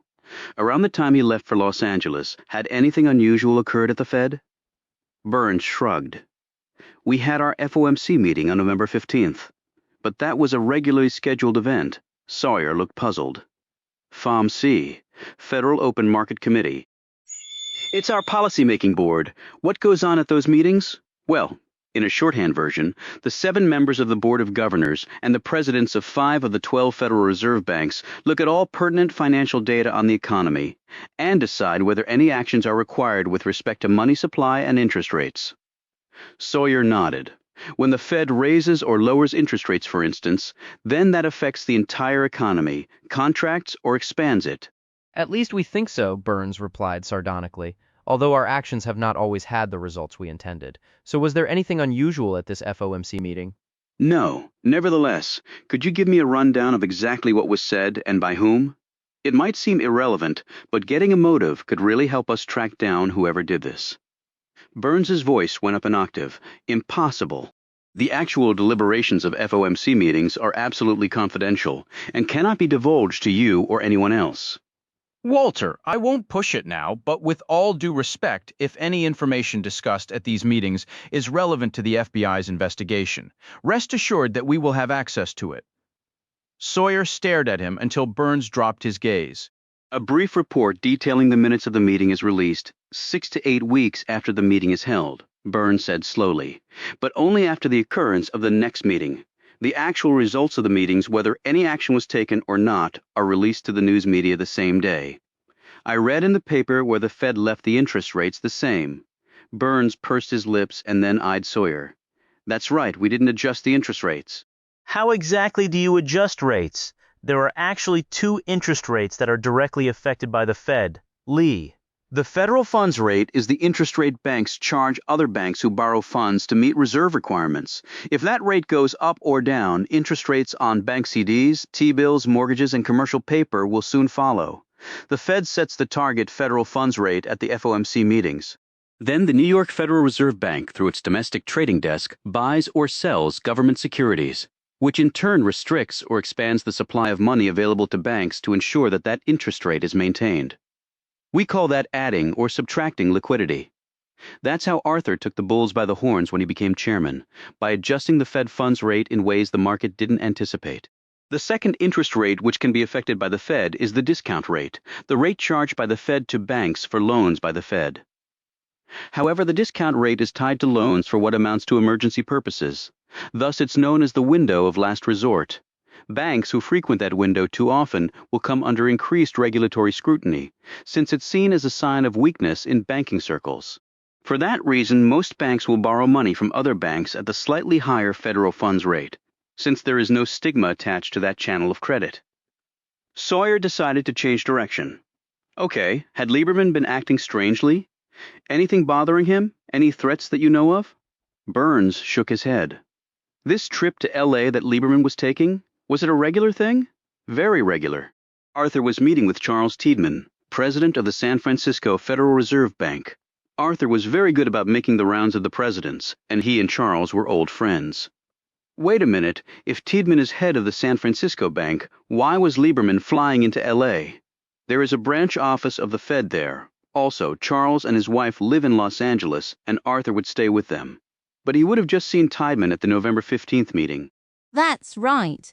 But Arthur's trip to LA was planned well in advance. It was only a coincidence that it occurred shortly after the FOMC meeting. However, I do know he was anxious to talk to Charles. Do you know what about? Burns shook his head. You'd have to ask Charles. Anything else that might help me? Burns considered the question briefly, and then shook his head again. I can't think of anything in Arthur's personal background that would have led to this abomination. Sawyer rose and shook Burns's hand. I appreciate the information, Walter. When Sawyer turned to leave, Burns gripped his shoulder. Agent Sawyer, the information we have at the Fed is so enormously valuable that the slightest slip could reap incredible profits for undeserving individuals. I guess I've become extremely tight-lipped over the years to prevent just such an occurrence. I understand. Burns put a flabby hand on the door as Sawyer buttoned up his coat. So do you have any suspects yet? The agent turned back to Burns. Sorry, Walter. We have secrets at the FBI, too. Henry Warden sat behind his desk, nervously tapping his foot on the carpeted floor. The managing partner of Tyler, Stone was small in stature but large in legal ability, partially bald with a trim gray mustache. He looked every bit the senior partner in a major law firm. After 35 years of representing the elite of American business, Warden was not easily intimidated. However, if anyone came close, it was the man currently seated across from him. So, that's all she told you? That she was unaware her husband was on the plane at all? Wharton asked. Nathan Gamble's eyes were half closed as he looked down at his hands. He now looked up at Wharton. The movement made the attorney jerk slightly. That's all. I asked her. Wharton shook his head sadly. Oh, I see. Well, I know when I spoke with her, she was devastated. Poor thing. Such a shock, right out of the blue like that. And? Wharton broke off, speaking as Gamble stood up and went over to the window behind the lawyer's desk. He studied the Washington landscape in the late morning sunlight. It occurred to me, Henry, that further questioning might better come from you. Gamble put one big hand on Wharton's narrow shoulder and gently squeezed. Wharton quickly nodded. Yes, I can understand your thinking on that point. Gamble strolled over to peruse numerous diplomas from prestigious universities, neatly lining one wall of Wharton's expansive quarters. Very impressive. I never finished high school. I don't know if you knew that or not. He looked over his shoulder at the lawyer. I didn't, Wharton said quietly. I guess I did okay for a dropout. Gamble shrugged his thick shoulders. Quite the understatement. Your success is unparalleled, Wharton said quickly. Hell, I started with nothing, probably end up that way. I hardly think that. Gamble took a moment to straighten one of the diplomas. He turned back to Wharton. Getting to particulars, it was obvious to me that Sydney Archer knew her husband was on that plane. Wharton started. You're saying you think she lied to you? No disrespect, Nathan, but I can't believe that. Gamble returned to his chair. Wharton was about to speak again, but Gamble fixed the lawyer with a gaze that froze him. Gamble resumed speaking. Jason Archer was working on a major project for me, organizing all of Triton's financial records for the Cybercom deal. Guy's a friggin' computer genius. He had access to everything. Gamble slowly pointed a finger across the desk. Wharton nervously rubbed his hands together, but kept silent. Now, Henry, you know that Cybercom is a deal I have to have? At least everyone keeps telling me that. Absolutely brilliant match, Wharton ventured. Something like that. Gamble pulled out a cigar and took a minute to light up. He blew smoke in Wharton's general direction. Anyway, on the one hand, I've got Jason Archer privy to all my stuff, and on the other, I've got Sydney Archer heading up my deal team. You following me? Wharton's brow collapsed in puzzlement. I'm afraid, there are other companies out there who want Cybercom as badly as I do. They'd pay a lot of money to get their hands on my deal terms. Then they'd come in and screw me. I don't like to get fucked, at least not that way, you understand? Yes, certainly, Nathan. But how? And you also know that one of the companies who'd like to get their hands on Cybercom is RTG. Nathan, if you're suggesting, your firm also represents RTG, Nathan. You know we've taken care of that. This firm is not representing RTG on their bid for Cybercom in any way, shape, or form. Philip Goldman's still a partner here, isn't he? And he's still RTG's top gun, isn't he? Of course. We couldn't exactly ask him to leave. It was merely a client conflict, and one that has been more than adequately compensated for. Philip Goldman is not working with RTG on its bid for Cybercom. You're sure? Positive, Wharton said quickly. Gamble smoothed down the front of his shirt. Are you having Goldman followed 24 hours a day? His phone lines tapped, his mail read, his business associates shadowed? No, of course not. Then you can hardly be positive he's not working for RTG and against me, can you? I have his word, Wharton said curtly, and we have certain controls in place. Gamble played with an elegantly shaped ring on one of his fingers. Much the same. You can't know what your other partners are really up to, including Sydney Archer, can you? She has the highest integrity of anyone I've ever met, not to mention one of the sharpest minds. Wharton was bristling now. And yet she's completely ignorant of her own husband climbing on a plane to Los Angeles, where RTG happens to have its U.S. headquarters. That's quite a coincidence, don't you think? You can't blame her husband's actions on Sydney. Gamble took the cigar out of his mouth and deliberately removed a bit of fuzz from his suit coat. What are the Triton billings up to per year now, Henry? 20 million? 40 million? I can get the exact number when I get back to the office. It's in that ballpark, wouldn't you say? Gamble stood up. Now, you and I go back a few years. You know my style. Somebody thinks they got the best of me. They're wrong. It may take me some time, but the knife comes back at you and cuts twice as deep as the hit I took. Gamble put the cigar on Wharton's desk, placed his hands palm down on the leather surface, and leaned forward so that he was barely a foot from Wharton's face. If I lose Cybercom because my own people sold me out, when I come back at the persons responsible, it'll be like the big old Mississippi flooding its banks. A whole lot of potential victims out there, most of them entirely blameless. Only I'm not going to take the time to sort them out. Do you understand me? Gamble's tone was low and calm, and yet it slammed into Wharton like a giant fist. Wharton swallowed hard as he stared into the intense brown eyes of the Triton chief. I believe I do, yes? Gamble put on his overcoat and picked up his cigar stub. Have a good day, Henry. When you talk to Sydney, tell her I said hello.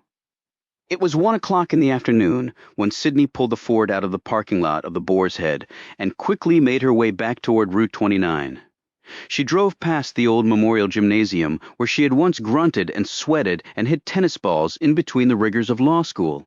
She pulled her car into a parking garage at the corner, a favorite hangout of the college crowd, with its numerous bookstores, restaurants, and bars. She slipped into one of the cafes and purchased a cup of coffee and a copy of the day's Washington Post. She sat down at one of the small wooden tables and looked over the paper's headlines.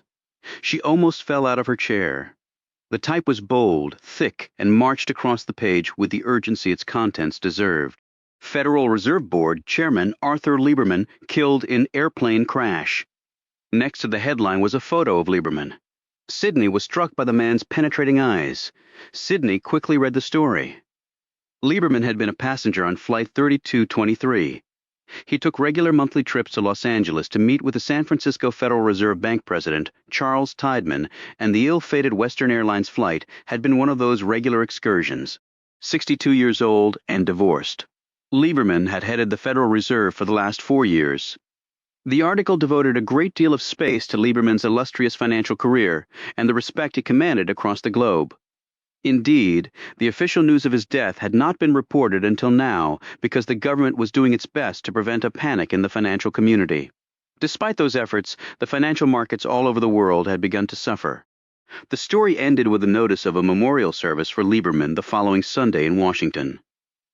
There was an additional story about the plane accident farther back in the front section. There were no new developments, only that the NTSB was still investigating. It could be over a year before the world knew why Flight 3223 had ended up in a farmer's plowed-under cornfield instead of on the tarmac at LAX. Weather, mechanical failure, sabotage, and everything in between was being considered. But for now, it was all just speculation. Sydney finished her coffee. discarded the newspaper, and pulled her portable phone out of her bag. She dialed her parents' house and spoke for some time to her daughter, coaxing a few words out of Amy. Her daughter was still shy on the phone. Then Sydney spent a few minutes talking with her mother and father. She next called her answering machine. There were numerous messages, but one that plainly stood out from the rest. Henry Wharton. Tyler, Stone had generously allowed her all the time off she needed to deal with this personal catastrophe. Sydney was convinced that the rest of her life would not be long enough. Henry had sounded worried, nervous even. She knew what that meant. Nathan Gamble had paid him a visit. She quickly dialed the familiar number and was put through to Wharton's office. She tried her best to steady her nerves while she waited for him to pick up. Wharton could be a holy terror or awe-inspiring mentor, depending on whether you were in favor or not. He had always been one of Sydney's biggest supporters, but now she took a deep breath when he came on the line. "Hello, Henry. Sid, how are you holding up?" "I'm still numb, to tell you the truth. Maybe that's best for now. You'll get through this. It might not seem like it, but you will. You're strong. Thanks for the support, Henry. I do feel bad for leaving you in the lurch." "What, with Cybercom and all?" "I know, Sydney. Don't worry about that. Who's taking the lead on it?" She wanted to avoid diving right into the Gamble issue. Wharton didn't answer right away. When he did, his voice was lower. "Sid, what do you think of Paul Brophy?" The question caught her by surprise, but it brought some welcome relief. Perhaps she had been wrong about Gamble talking to Wharton. "I like Paul, Henry." Yes, I know that. He's a pleasant enough fellow. Talented rainmaker. Talks a good game. Sydney spoke slowly. You want to know whether he can head the Cybercom deal? As you know, he's been involved up until now. But it's stepped up to another level. I want to keep the circle of attorneys with access as limited as possible. You know why? It's no secret about our potential problem with Goldman and his representation of RTG. I don't want even the hint of an impropriety. I also only want guns on that team that can contribute real substance to the process. I'd like your opinion on him under those circumstances. This conversation is confidential? Absolutely.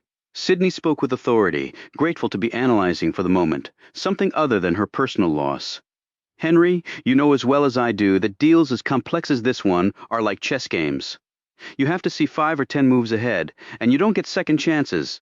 Paul has a bright future at the firm, but he does not possess the breadth of vision for the deal or attention to detail. He does not belong on the final negotiation team for the Cybercom acquisition. Thank you, Sydney. Those were my thoughts precisely, Henry. I don't think my comments are exactly earth-shattering news to you. Why was he being considered? Let's just say he expressed a very strong interest in heading the deal. Not hard to see why. It would be a lucrative feather in anyone's cap. I see. I'm going to put Roger Eggert in charge. He's a first-rate transaction attorney. He was very complimentary of your work on the matter thus far. Perfectly positioned, I think, were his words. Wharton paused for a moment. I hate to ask this, Sydney. I really do.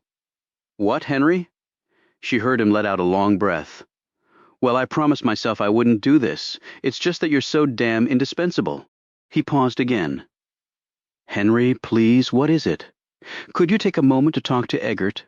He's almost up to speed, but a few minutes with you on the strategic and tactical issues would be invaluable. I know that it would. I certainly wouldn't ask it, Sydney, if it weren't vitally important. In any event, you'll also have to provide him with the passcode for the master computer file. Sydney covered the phone and sighed. She knew Henry meant well, but business always came first with him. I'll call him today, Henry. I won't forget Sydney. Her cellular was drowning in static. Sydney walked out of the cafe to get better reception. Outside, Henry Wharton's tone had changed slightly. I received a visit from Nathan Gamble this morning. Sydney stopped walking and leaned up against the brick wall of the cafe. She closed her eyes and grit her teeth until they hurt. I'm surprised he waited so long, Henry. He was a little distraught, Sid, to say the least. He firmly believes you lied to him. Henry, I know this looks bad. She hesitated and then decided to come clean. Jason told me he had a job interview in Los Angeles. He obviously didn't want Triton to know. He swore me to secrecy. That's why I didn't tell Gamble. Sid, you're Triton's lawyer. There are no secrets. Come on, Henry, this is my husband we're talking about. His taking another job isn't going to damage Triton, and he doesn't have a non-compete.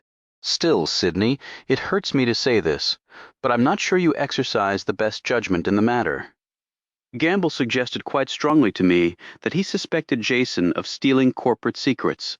Jason would never do that. That's not the point. It's how the client perceives it. Your having lied to Nathan Gamble does not help matters. Do you know what would happen to the firm if he were to pull the Triton account? And don't think he wouldn't. Wharton's voice was rising steadily. Henry, when Gamble wanted to teleconference Jason in, I had maybe 2 seconds to think about it. Well, for God's sake, why didn't you tell Gamble the truth? As you said, he wouldn't care, because a few seconds later I found out my husband was dead. Neither one said anything for a moment, however, immense friction was clearly present. Some time has passed now, Wharton reminded her. If you didn't want to tell them, you could have confided in me. I would have taken care of it for you. Now, I believe I can still patch things up. Gamble can't hold it against us that your husband wanted to change jobs. I'm not sure Gamble will be too excited about your working on his matters in the future, Sydney. Perhaps it's good you're taking some time off. It'll pass over, though. I'll call him right now. When she spoke, Sydney's voice was barely audible. It felt as though a large fist was wedged down her esophagus. You can't tell Gamble about the job interview, Henry. Excuse me. You can't do it. Would you mind telling me why not? Because I found out that Jason wasn't interviewing with any other company. Apparently, she paused and forced back a sob. Apparently, he lied to me. When Wharton again spoke, his tone was one of barely suppressed anger. I cannot tell you the irreparable damage that this situation may cause, and may well already have caused. Henry, I don't know what's going on. All I'm telling you is what I know, which isn't much. What exactly am I supposed to tell Gamble? He's expecting an answer.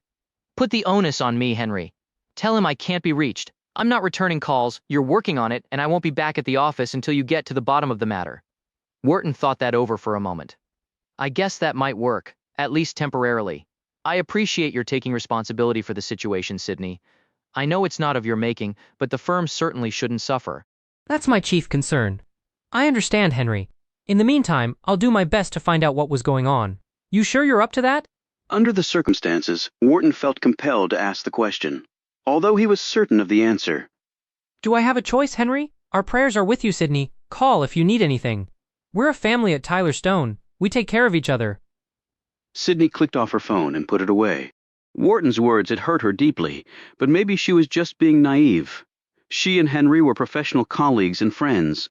To a point, their phone conversation had underscored to her just how superficial most professional relationships are. As long as you were productive, didn't cause waves, kept the sum of the whole thriving, you had nothing to worry about now. Suddenly a single mom, she had to be careful that her legal career didn't abruptly vanish. She would have to pile that one next to all the other problems she currently had. She took the brick walkway, cut across Ivy Road, and headed over to the university's famed Rotunda building. She made her way through the equally famous lawn portion of the campus grounds, where the university's elite students lived in one-room quarters that had changed little from Thomas Jefferson's time, with fireplaces the only source of heat. The simple beauty of the campus had enthralled her whenever she had visited before. Now, framed against a pristine late-fall morning, it was barely noticed. She had many questions, and it was time she started getting some answers. She sat down on the steps of the rotunda, and once again pulled her phone from her purse. She punched in the required numbers. The phone rang twice. Triton Global. Kay? Sydney asked. Sid? Kay Vincent was Jason's secretary, a plump woman in her 50s. She had adored Jason and had even served as a babysitter for Amy on several occasions. Sydney had liked her from the start, both sharing common perspectives on motherhood, work, and men. Kay, how are you? I'm sorry I haven't called before. How am I? Oh, Lord, Sid, I'm so sorry. So damn sorry. Sydney could hear the tears welling up in the older woman's voice. I know, Kay. I know. It's all been so sudden. So, Sydney's voice trailed off, then she steeled herself. She had to know some things, and Kay Vincent was the most honest source she could think of. Kay, you know that Jason took some time off from the office? Right. He said he was going to paint the kitchen and fix up the garage. He'd been talking about it for a week. He never mentioned the trip to Los Angeles to you. No, I was shocked to hear he was on that plane. Has anyone been in to talk to you about Jason? Lots of people. Everyone's devastated. How about Quentin Rowe? He's been by several times. Kay paused and then said, Sid, why all these questions? Kay, this needs to be kept between us, okay? All right.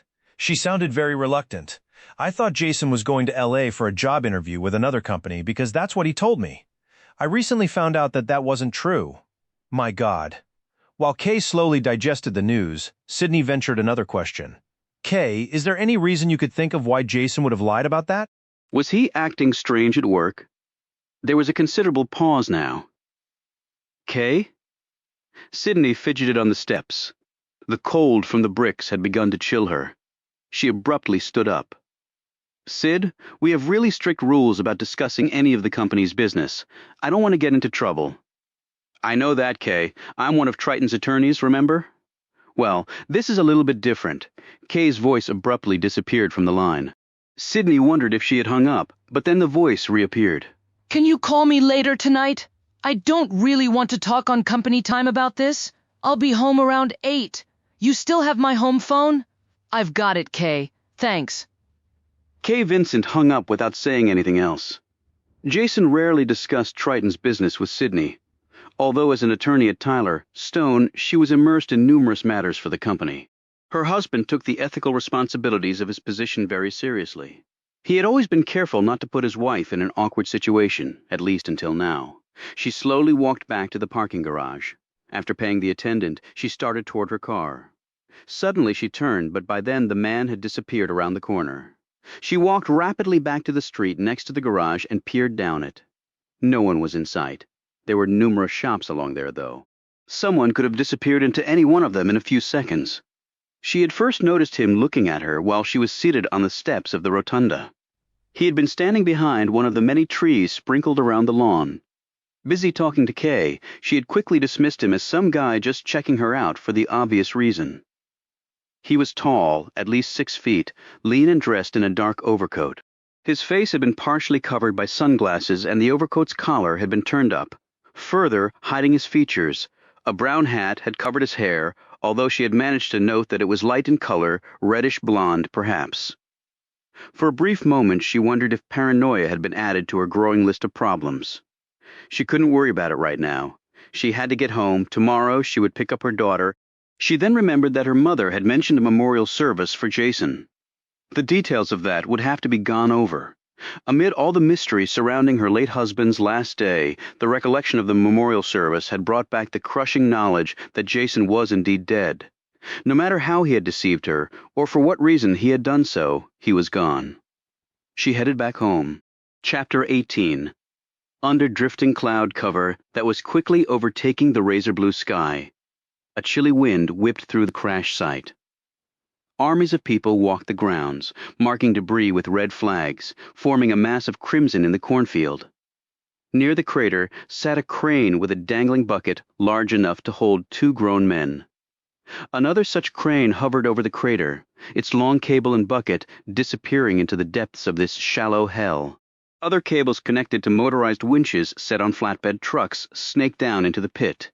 Heavy equipment was lumbering nearby in preparation for the final excavation of the impact crater. The most critical piece, the flight data recorder, had not yet been unearthed. Outside the yellow barricades, a number of tents had been raised. They served as depositories of collected evidence for on-site analysis. In one such tent, George Kaplan was pouring hot coffee from his thermos into 2 cups. He briefly scanned the area. Luckily, the snow had stopped as quickly as it had started. However, the temperature had remained cool and the weather forecast called for more precipitation. He knew that was not good. Snow would make a logistical nightmare even more daunting. Kaplan handed one of the steaming cups to Lee Sawyer, who had followed the NTSB investigators' gaze around the crash site. That was a good call on the fuel tank, George. The evidence was very slight, but lab results show it was an old reliable hydrochloric acid. Tests indicated that it would have eaten through the aluminum alloy in about 2 to 4 hours. Faster if the acid was heated. Doesn't look like it was accidental. Kaplan grunted loudly. Shit, like a mechanic would be walking around with acid and just accidentally smear it on the fuel tank.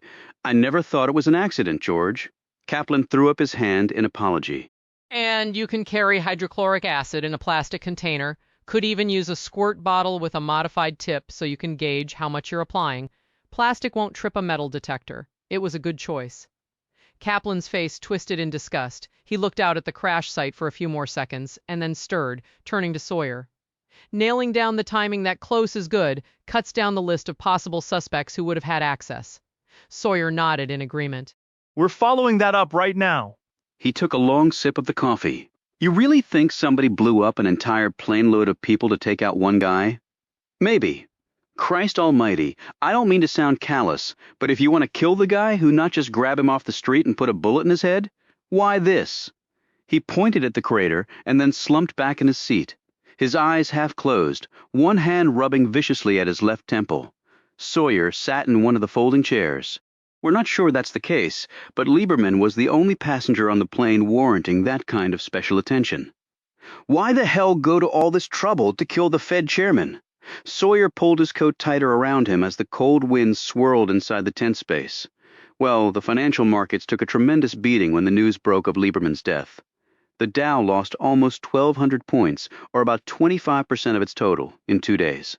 That makes the crash of 1929 look like a hiccup. The overseas markets are being battered too.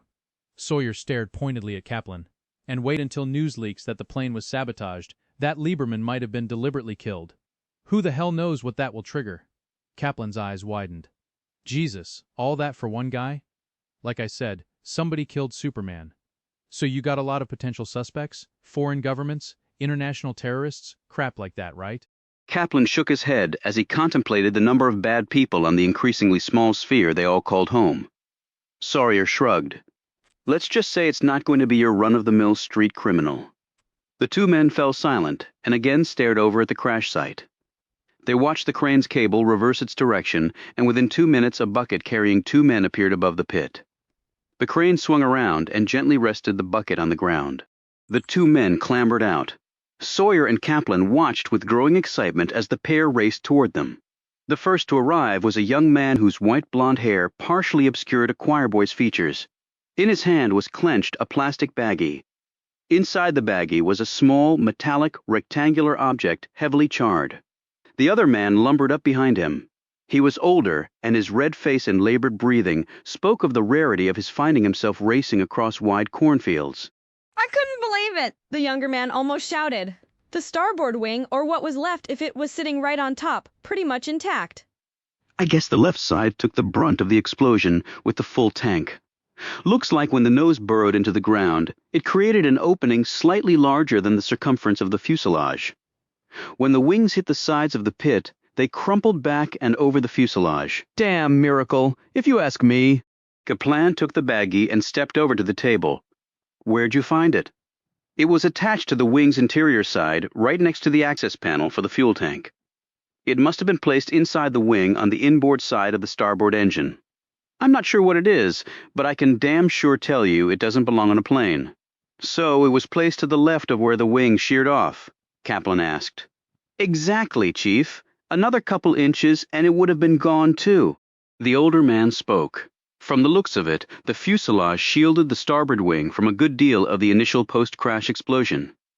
When the sides of the crater collapsed, all the dirt must have cut off the fire almost immediately. He paused and then added solemnly, but the forward section of the cabin's gone. I mean, nothing's left, like it was never there. Kaplan handed the baggie over to Sawyer. Do you know what the hell this is? Sawyer's face broke into a dark scowl. Yeah, I do. Chapter 19. Sydney Archer had driven to her office and was now seated at her desk. Her office door was closed and locked. It was a little after 8 in the evening, but she could hear the faint buzz of a fax machine in the background. She picked up the phone and dialed Kay Vincent's number at home. A man answered, Kay Vincent, please, it's Sydney Archer. Just a minute. As Sydney waited, she looked around the confines of her office, a place normally of deep comfort to her. It looked strangely out of focus. The diplomas on the wall were hers, but at this moment she could not seem to remember when or where she had earned them. She had become purely reactive, battered by one shock after another. She wondered if a new surprise was awaiting her at the other end of the phone line. Sydney? Hello, Kay. The voice sounded ashamed. I feel so bad I didn't even ask you this morning about Amy. How is she? She's at my parents' right now. She swallowed hard and then added, She doesn't know, of course. I'm sorry I acted the way I did at work. You know how that place is. They get uptight if they think you're taking personal calls on their time. I know, Kay. I didn't know who else to talk to over there. She didn't add whom she could trust. I understand, Sid. Sydney took a deep breath. She might as well get right down to it. Had she looked up, she might have noticed the doorknob on her door slowly turn and then stop as the locking mechanism prohibited further movement. Kay, is there something you wanted to tell me about Jason? There was a perceptible pause on the other end of the line before Kay answered. I couldn't have asked for a better boss. He worked real hard, was moving up fast, but he still took the time to talk to everybody, spend time with them. Kay stopped talking, perhaps trying to collect her thoughts before plunging ahead. Sydney wasn't sure. When Kay didn't say anything, Sydney floated a question. Well, did that change? Was Jason acting differently? Yes. The word was blurted out so quickly, Sydney almost didn't catch it. How so? It was a bunch of little things, really. The first thing that had me concerned was Jason ordering a lock for his door. A lock on an office door isn't so unusual, Kay. I have one on mine. Sydney glanced over at her own office door. The doorknob was now motionless. I know that, Sid. The thing is, Jason already had a lock on his door. I don't understand, Kay. If he already had a lock, why did he order another one? The lock he had on his door was a pretty simple one, a pop-out lock on the doorknob. Yours is probably one of those. Sydney again glanced at her door. That's right, it is. Aren't all office door locks pretty much the same? Not these days, Sid. Jason had a computerized lock put on his system that required a smart card. You know? A plastic card with a microchip thing in it. I'm not sure exactly how it works, but you need it to get into the building here and certain restricted access areas, among other things. Sydney fumbled through her purse and pulled out the plastic card she had taken from Jason's desk at home. Does anyone else at Triton have those kinds of locks on their office doors? About a half dozen. Most of them are in finance, though. Did Jason tell you why he had ordered the additional security for his office? I asked him because I was concerned that maybe there had been a break-in and nobody told us. But Jason said he had taken on some additional responsibilities with the company and had some items in his keeping that he wanted additional protection for. Tired of sitting, Sydney stood up and paced. She looked out the window into the darkness. Across the street, the lights of Spencer's, a posh new restaurant, gleamed back at her. A stream of taxis and luxury cars disgorged elegantly dressed parties who sauntered into the establishment for a night of fine food, drink, and the latest city gossip.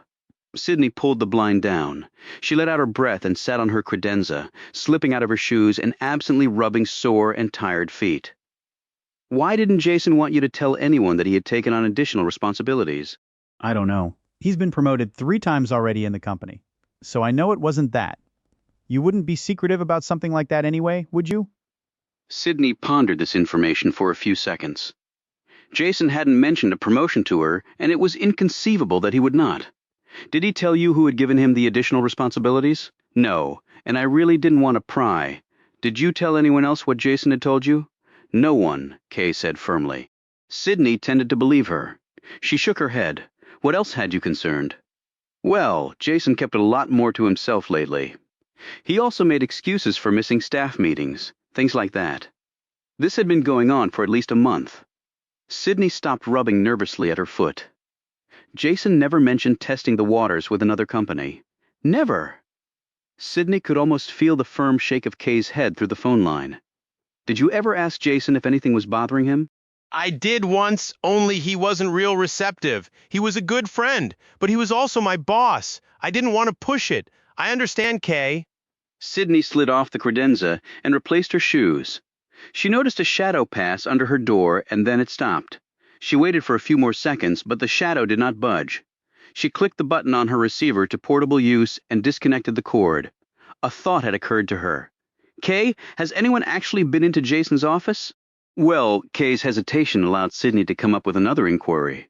But how could they, with all the extra security measures on his office door? That's the problem, Sid. No one had the code or Jason's security card. The door's 3 inches of solid wood set on a steel frame. Mr. Gamble and Mr. Rowe haven't been in the office this week, and I think no one else really knew what to do. So no one's been in Jason's office since it happened? Sydney looked down at the smart card. Nobody? Mr. Rowe was in late today. He's having the company that installed the lock come tomorrow to open it. Who else has been around? Sydney could hear Kay let out her breath. They had someone over from SecureTech. SecureTech? Sydney shifted the phone receiver to her other ear as she continued to eye the shadow. She inched toward the door. She was not concerned that it was an intruder. Plenty of people were still working at the office. That's Triton's security consultant, isn't it? Yes. I was wondering why they were called in. The word is it's pretty normal procedure when something happens like this. Sydney was now to the right of the door, her free hand inching toward the doorknob. Sydney, I've got some things of Jason's at my workstation. Photos, a sweater of his he let me borrow one time, some books. He tried to get me interested in 18th and 19th century literature, although I'm afraid I never did. He did the same thing with Amy until I pointed out it would probably help to have her learn her ABCs before she plunged headlong into Voltaire. The two women laughed together, which felt very good under the awful circumstances. You can come by whenever you want to pick them up. I will, Kay. Maybe we can have lunch and talk some more. I'd like that. I'd like that a lot. I really appreciate what you've told me, Kay. You've been a big help. Well, I cared a lot for Jason. He was a good, decent man. Sydney felt the tears start to bubble to the surface. But when she looked at the shadow under her door again, her nerves hardened. Yes, he was. The last word she uttered contained a dead, cold finality. Sid, you need anything, and I mean anything. You just call, you hear me? Sydney smiled. Thank you, Kay. I may just take you up on that. As soon as she clicked off the phone and laid it down, Sydney yanked her office door open. Philip Goldman did not appear startled. He stood there calmly, staring at Sydney with his balding head, expressive face, protruding eyes, slender, rounded shoulders, and the beginnings of a belly. His clothing appeared to be, and was indeed very expensive. Standing in her shoes, Sydney was taller than Philip by 2 inches. Sydney, I was passing by and noticed the light on. I had no idea you were here. Hello, Philip. Sydney eyed him closely. Goldman was a slender notch below Henry Wharton in the Tyler Stone partnership pecking order. He had a substantial client base, and his life was focused on his own professional career enhancement. I must say I'm surprised to see you here, Sydney. Going home right now isn't such an appealing idea, Philip. He slowly nodded his head. Yes, I can well understand that. He glanced over her shoulder at the phone receiver lying on the shelf of one of the bookcases. Talking with someone? Personal. There are a lot of details I need to go over now. Of course, death is terrible enough to confront. Sudden death even more so. He continued to stare pointedly at her. Sydney felt her face flushing. She turned away, grabbed her bag off the couch, and pulled her coat from behind the door, partially closing the door on Goldman, who had to step back quickly to avoid being struck. She put on her coat and poised her hand over the light switch. I've got an appointment I'm late for. Goldman stepped back into the hallway. Sydney made a show of locking her office door before shutting it. This may be an awkward time, Sydney, but I wanted to congratulate you on your handling of the Cybercom transaction. She jerked her head around. I'm certain we should not be discussing that subject, Philip. I know, Sydney, he said. However, I still read the Wall Street Journal, and your name has been mentioned several times. Nathan Gamble must be very pleased. Thank you, Philip. She turned to face him. I have to go now. Let me know if there's anything I can do for you. Sydney quickly nodded, and then moved past Goldman. She walked down the hallway toward the firm's main entrance and disappeared around the corner. Goldman strode quickly down the hallway in time to see Sydney enter the elevator.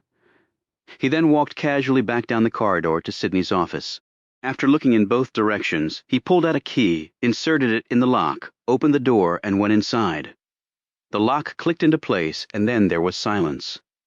Chapter 20, Sydney, pulled the Ford into Triton's vast parking lot and got out. She buttoned up her coat against the chilly wind, checked her purse once more to make sure the plastic card was there, and walked as normally as she could to the 15-story building that housed Triton's world headquarters. She identified herself into the speaker located next to the entrance. A video camera mounted over the doorway was pointed directly at her head. Then a compartment next to the speaker swung open, and she was directed to insert her thumb into the fingerprint scanner that was now revealed. Triton's after-hours security measures probably matched those of the CIA, she surmised. The glass and chrome doors slid noiselessly open. She walked into the building's lobby, which featured a soft waterfall, soaring atrium, and enough polished marble to have emptied a good-sized quarry. When she walked toward the elevator, the lighting automatically illuminated her path. Gentle music also followed her, and the elevator doors opened as she approached them.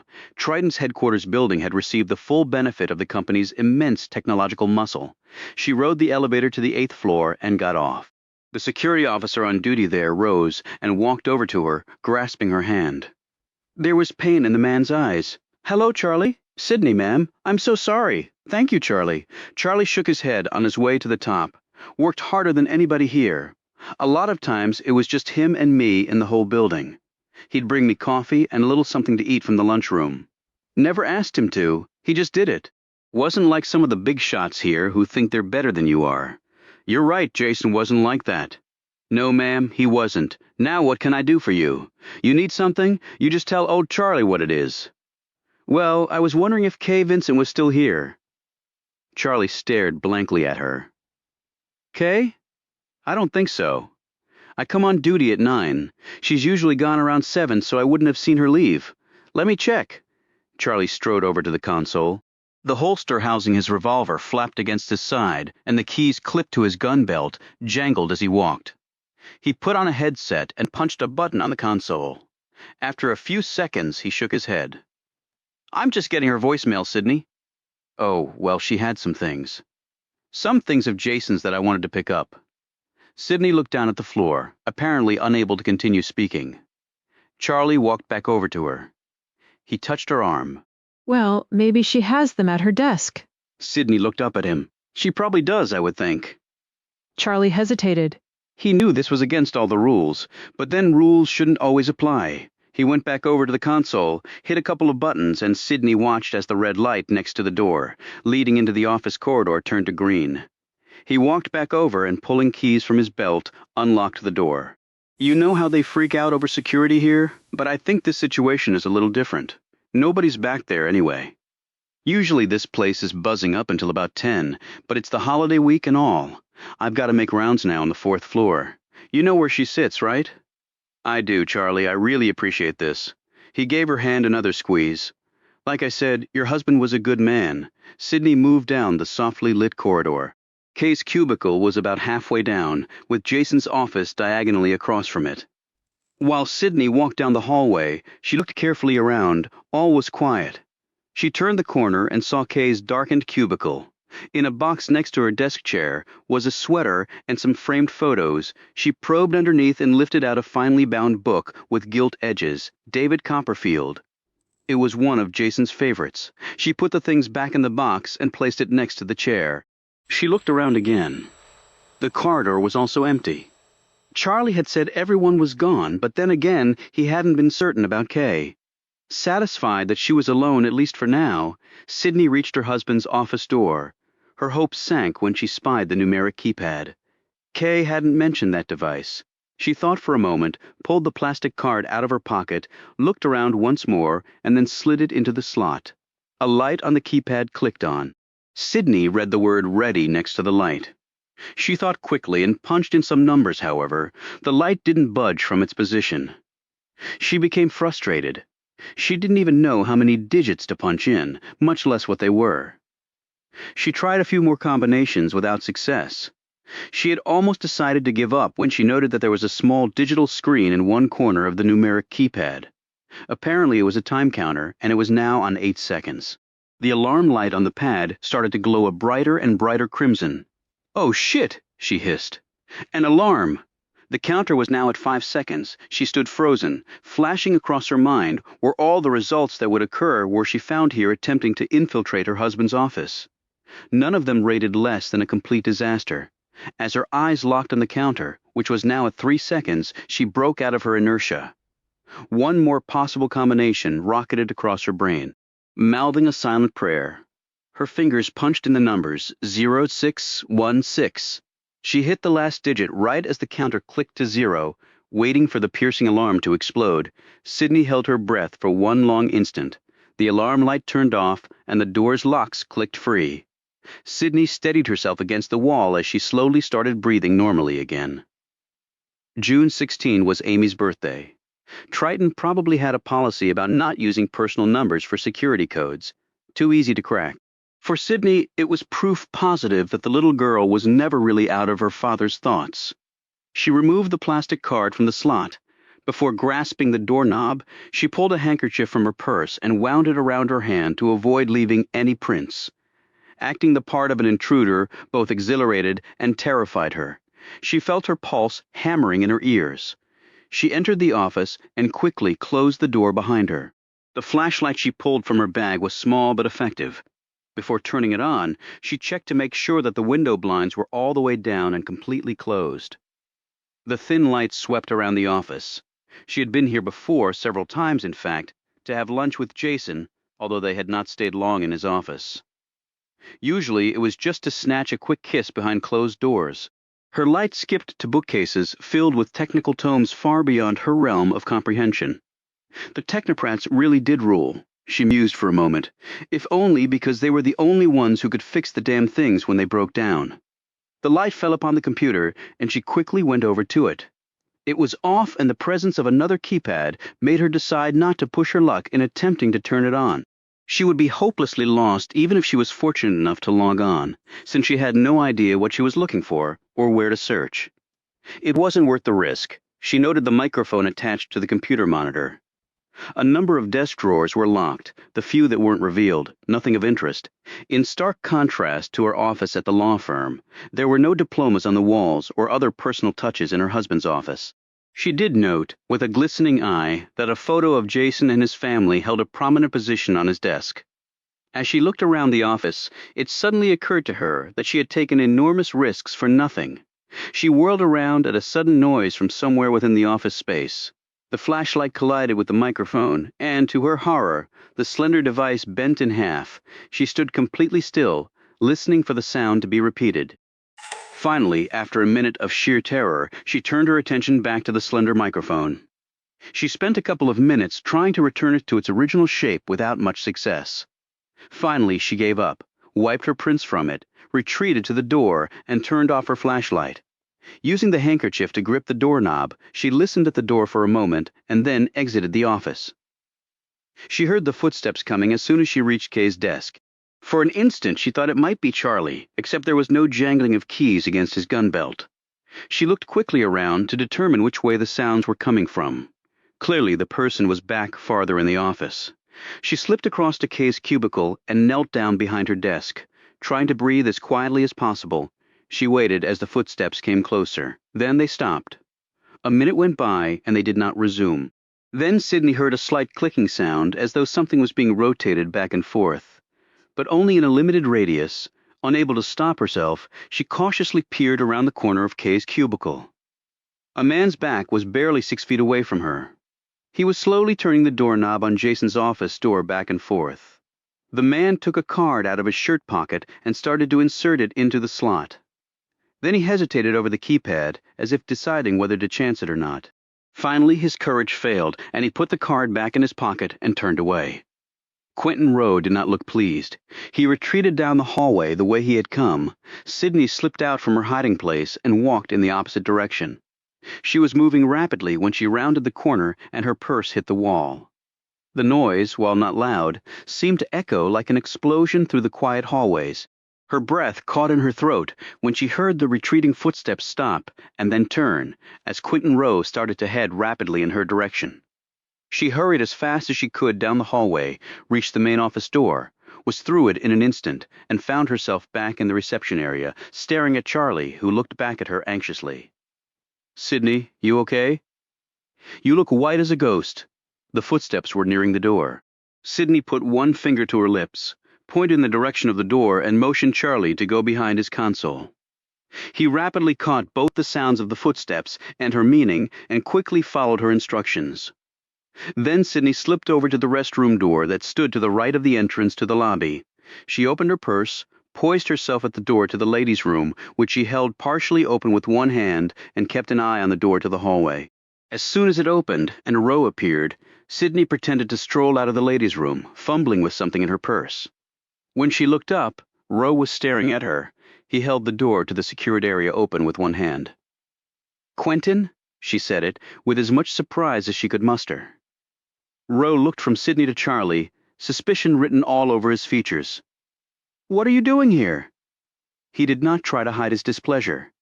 I came to see Kay. We had talked earlier. She had some things of Jason's, some personal effects she wanted me to have. Rowe snapped back. Nothing can leave the premises without prior authorization. Certainly nothing having to do with Jason. Sydney looked at him squarely. I know that, Quentin. Her response surprised him. She looked at Charlie, who stared at Rowe with unfriendly eyes. Charlie already informed me of that, though, in a much less offensive way than you just did. And he wouldn't let me back into the office area, because we all know that's against the company's security policy. I apologize if I was a little abrupt. I've been under a lot of pressure lately. Charlie's voice was tense with a mixture of anger and incredulity. And she hasn't? She just lost her husband, for God's sake. Before Rowe could answer, Sydney cut in. Quentin and I have already covered that topic, Charlie, in an earlier conversation. Haven't we, Quentin? Rowe seemed to dissolve under her withering gaze. He decided it best to change subjects. I thought I heard a noise. He again looked accusingly at Sydney. Sydney answered immediately. So did we, right before I went to the ladies' room. Charlie went to check it out. I guess he heard you and you heard him. He didn't think anyone was still in the office, but you were. Her tone matched his in its accusatory implications. Rowe bristled. I'm the president of this company. I can be here at any time of the day or night, and it's nobody's business but my own. Sydney stared him down. I'm sure you can. However, I would think that you would be working late on their behalf rather than conducting personal business, even though it's long after regular business hours. I'm just speaking as a legal representative of the company, Quentin. Under normal circumstances, she never would have uttered those words to a client's senior executive. Rowe started to sputter. Well, of course, I meant I was working for the company. I know all. Rowe stopped abruptly when Sydney walked over to Charlie and took his hand. Thank you very much, Charlie. I understand that rules are rules. Rowe could not see the look she gave the elderly security guard, but it brought a grateful smile to Charlie's face. As she turned to leave, Rowe said, Good night, Sydney. She didn't answer him, nor did she even look at him. After she disappeared into the elevator, Rowe looked angrily over at Charlie, who was getting up to head out the door.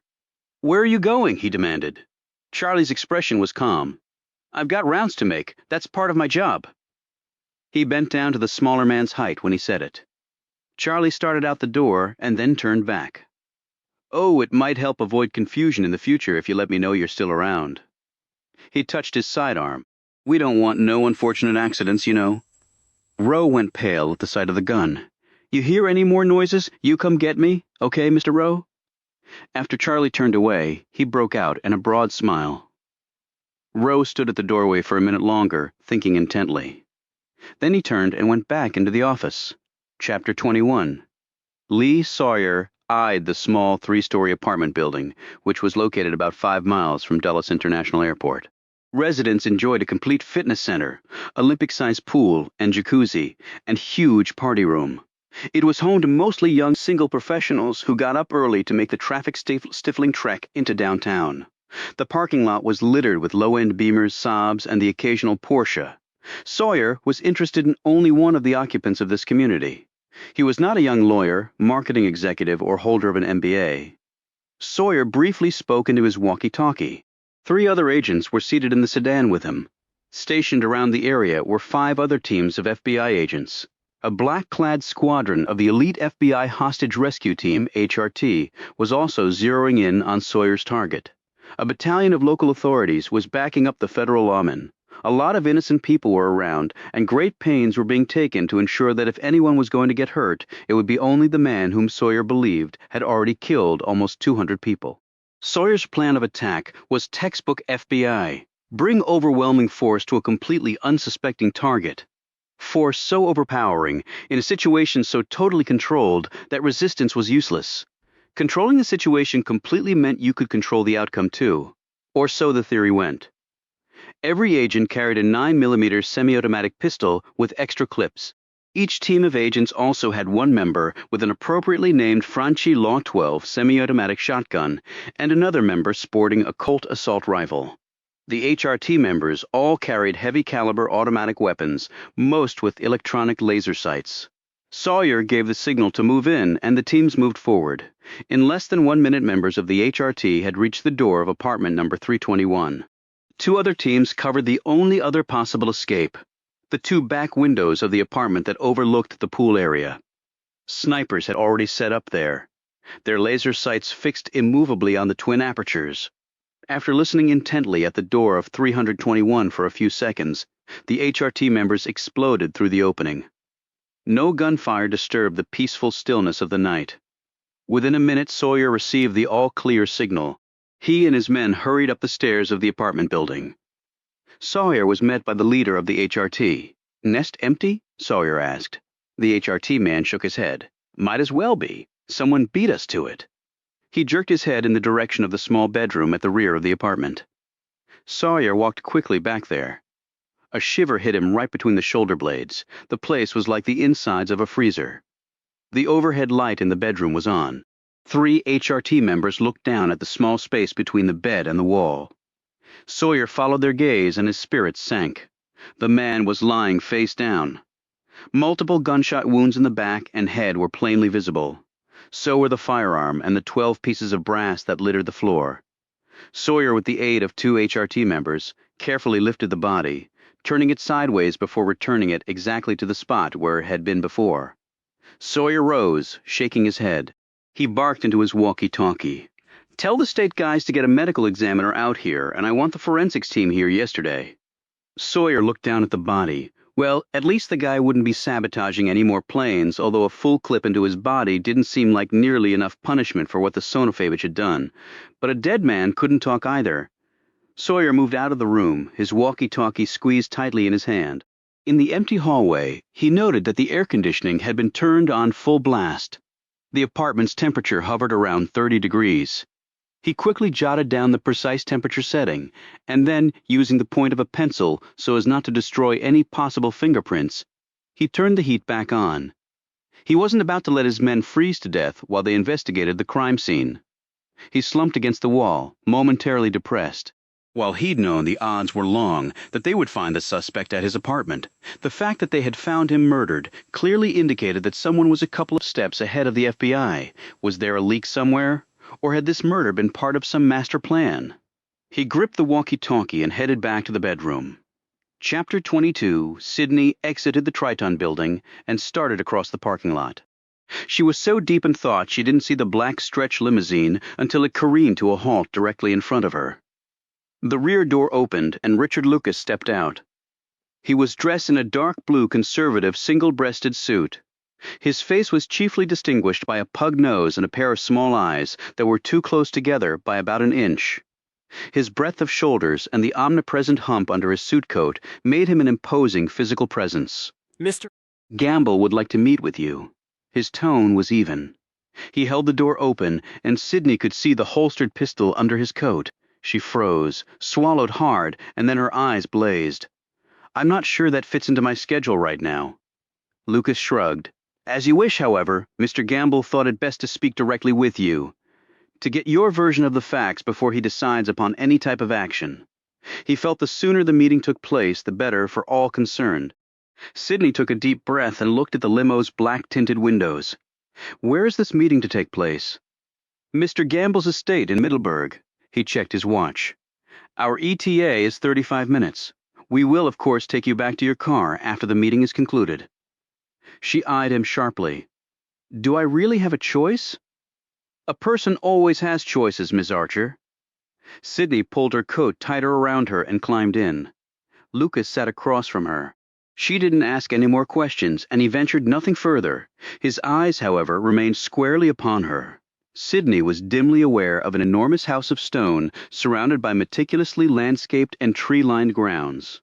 "You can make it through this," she thought. Interrogation was often a two-way street. If Gamble wanted answers from her, she would do her best to get some from him. She followed Lucas through a double-door entryway, down an impressive hallway, and into a large chamber of polished mahogany and comfortable seating. Original oil paintings portraying distinctly masculine subjects covered the walls. A small fire burned in the hearth. On a table situated in one corner, a dinner with 2 settings was laid out. Although she had no appetite, the aroma was enticing nevertheless. In the center of the table, a bottle of wine was chilling. The door closed behind her with a click. She went over and confirmed that it was indeed locked. She whirled around as she heard a slight movement behind her. Nathan Gamble, dressed casually in an open-collared shirt and cuffed slacks, came around the corner of a high wingback chair that had been turned toward the far wall. His penetrating gaze made her draw her coat more closely around her. He moved over to the food. "You hungry?" "Not really, thanks." Well, if you change your mind, there's plenty to eat. I hope you don't mind if I do. It's your house. Gamble sat down at the table and started fixing his plate. Then she watched as he poured 2 glasses of wine. "When I bought this place, it came with a wine cellar and 2,000 very dusty bottles of wine. Now, I don't know crap about wine, but my people tell me it's a first-rate collection. Not that I intend on collecting. Where I come from, you collect stamps. This stuff you drink." He held up a glass for her. "I really don't think. I hate to drink alone. Makes me think I'm the only one having fun. Besides, it worked for you on the plane, right?" She finally nodded, slowly removed her coat, and took the glass from him. The room was soothingly warm, but she remained on her guard. It was SOP when in the vicinity of active volcanoes and people like Nathan Gamble. She sat down at the dinner table and eyed him while he started eating. He looked at her and motioned at the food. "You sure you're not interested?" She held up her glass. "This is fine, thanks." He shrugged, gulped his wine, and then proceeded to slice up a hefty piece of steak. "I talked to Henry Wharton recently. Nice guy, always looking out for his people. I appreciate that in an employer. I look out for my people, too." He sopped gravy onto a roll and bit a chunk off. "Henry has been a wonderful mentor to me." "That's interesting. I never had a mentor coming up." That might have been nice. He chuckled lightly. Sydney glanced around the elegant room. It doesn't look like it hurt you any. Gamble raised his wine glass, tapped it to hers, and then resumed eating. You holding up? You look like you've lost some weight from the last time I saw you. I'm doing okay. Thanks for asking. She flicked at her hair while watching him carefully, trying to keep her nerves in check. She was waiting for the inevitable moment when the small talk would abruptly end. She would have preferred to have gotten right down to business. Gamble was merely playing with her. She had seen him do it dozens of times with other people. Gamble poured himself another glass of wine, and despite her protests, he topped off Sydney's glass. 20 minutes of innocuous conversation later, Gamble wiped off his mouth with his napkin, stood up and led Sydney over to an oversized leather sofa in front of the fire. She sat down and crossed her legs and took an invisible deep breath. He remained standing by the fireplace mantel and looked at her from under hooded eyelids. She studied the fire for a moment, sipped the wine, and then looked up at him. If he wasn't going to start, she decided she would. "I spoke with Henry, too, apparently soon after you did." Gamble nodded absently. "I thought Henry might give you a buzz after our little talk." Underneath her opaque exterior, Sydney felt herself growing angry at how Gamble manipulated and bullied people to get what he wanted. Gamble produced a cigar from a humidor perched on the mantel. "You mind? As I said, it's your house. Some people say cigars aren't habit-forming. I'm not so sure about that. You have to die from something, right?"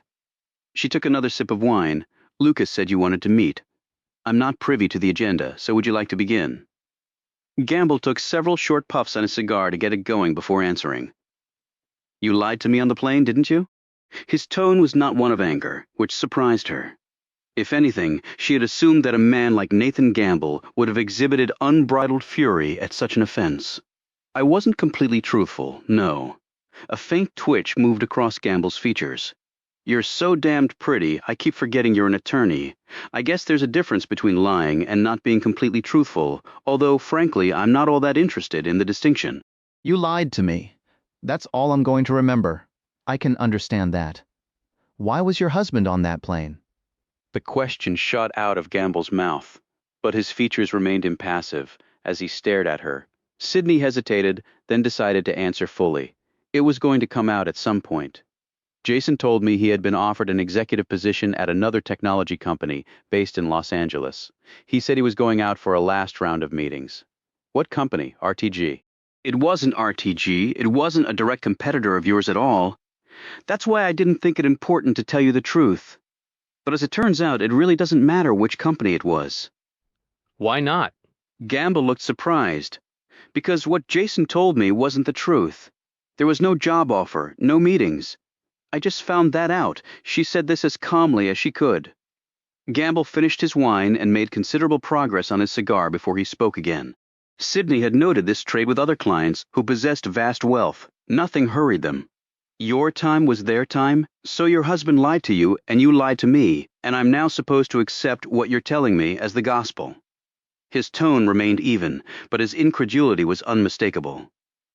Sydney remained silent. She couldn't actually blame him for not believing her. You're my lawyer. Advise me on how I should handle this situation, Sydney. Do I accept what the witness is saying or not? Sydney spoke hurriedly. I'm not asking you to accept anything. If you don't believe me, and you probably have reason not to, then there's nothing I can do about that. Gamble nodded thoughtfully. Okay, what else? There is no what else. I've told you all. I know Gamble flicked his cigar into the fire. Come on, in the course of 3 divorces I've found, much to my dismay, that pillow talk does happen. Why should you be different? Jason didn't discuss Triton business with me. What he did at your company was confidential as far as I was concerned. I don't know anything. I have a lot of questions myself, but no answers. Her tone was suddenly bitter, but then she quickly calmed down. Has anything happened at Triton? Anything that involved Jason? Gamble didn't say anything. I'd really like an answer to that. I'm not inclined to tell you anything. I don't know whose side you're on, but I doubt if it's mine. Gamble was eyeing her so severely that she felt her face growing red. She uncrossed her legs and looked up at him. I know you're suspicious. Gamble broke in heatedly. You're goddamned right. I'm suspicious. With RTG breathing down my neck. With everybody telling me my company will be an also-ran unless I do a deal with Cybercom. How would you feel? He didn't allow her to answer. He swiftly sat next to her and gripped one of her hands. Now, I'm really sorry your husband is dead, and under any other circumstances his getting on a plane wouldn't be any of my business.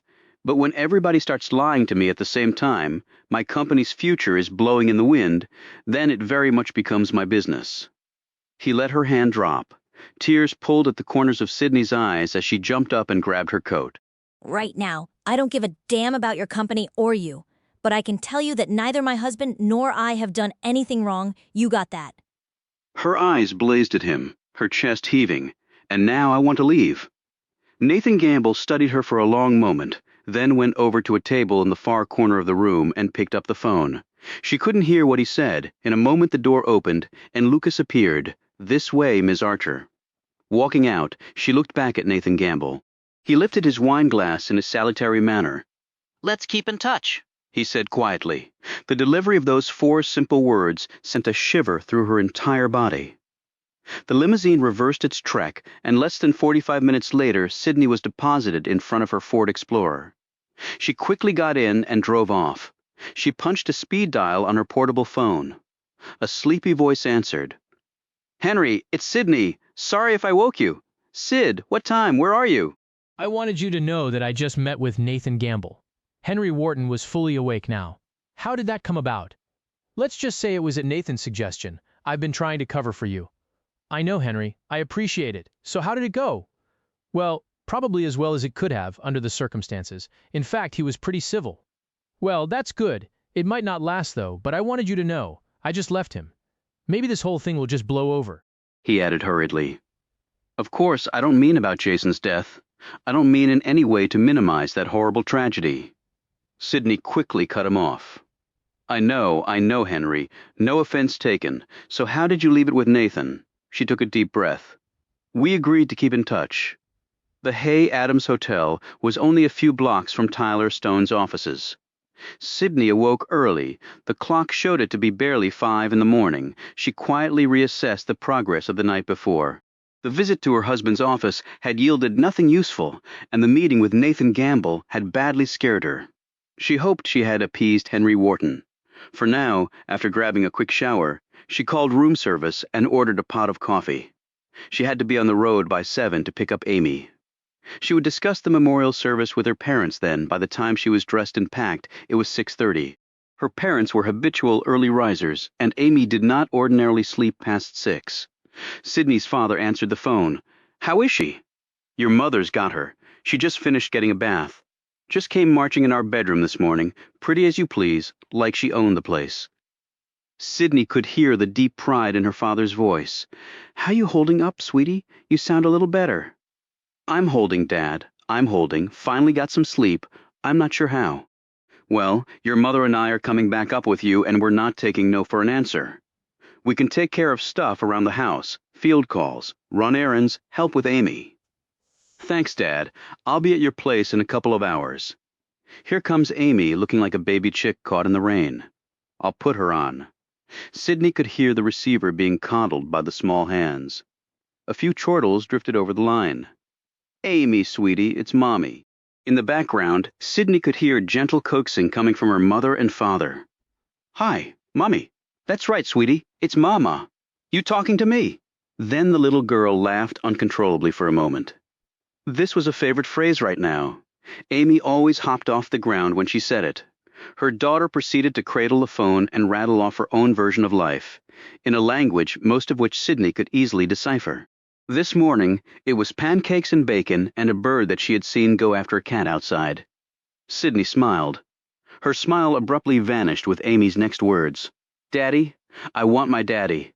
Sydney closed her eyes. One of her hands moved across her forehead, brushing some hair back. She felt a painful mound of air muscling its way to her throat. She held her hand over the phone so the sound would not carry. Recovered, she again spoke into the phone. I love you, Amy. Mommy loves you more than anything. I'll see you in a little while, okay? Love chew, my daddy? Come over. Come over now. Sydney heard her father tell Amy to say bye-bye. Bye-bye, baby. I'll be there soon.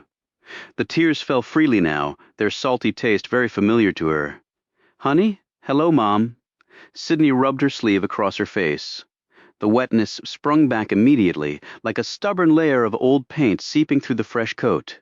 I'm sorry, honey. I guess she can't talk to you without thinking about Jason. I know. She's been sleeping all right, at least. I'll see you soon, Mom. Sydney hung up the phone and sat with her head in her hands for a few minutes. Then she drifted over to the window, where she pulled open the curtains a notch and peered out.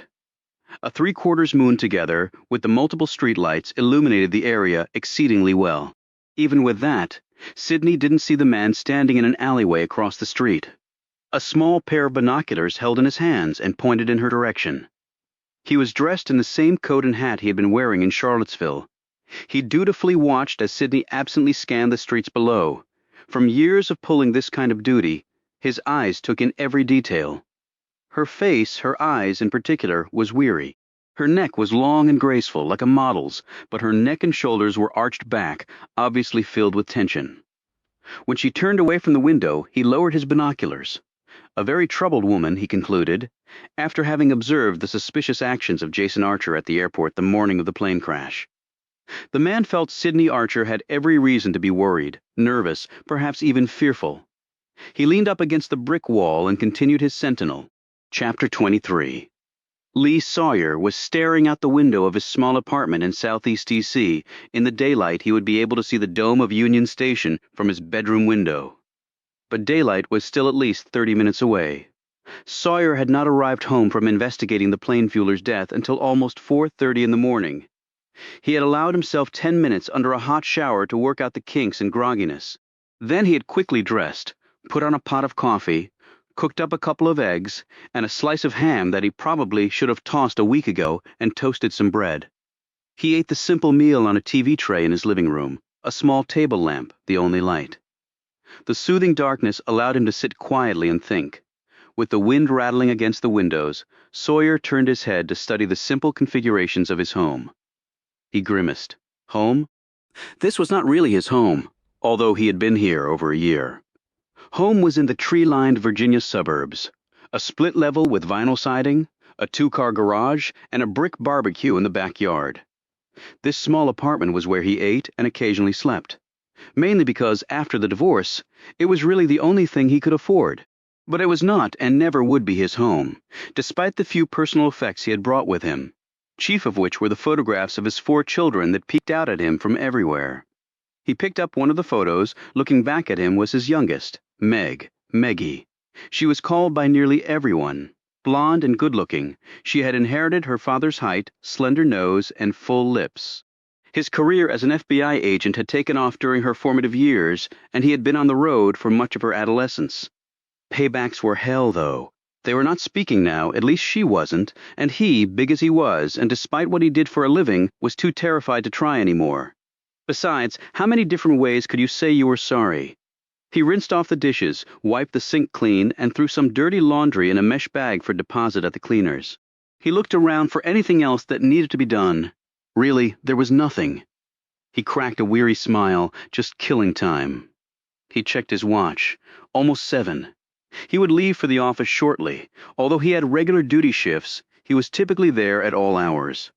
Not too difficult to understand, since being an FBI agent was really the only thing he had left. There would always be another case.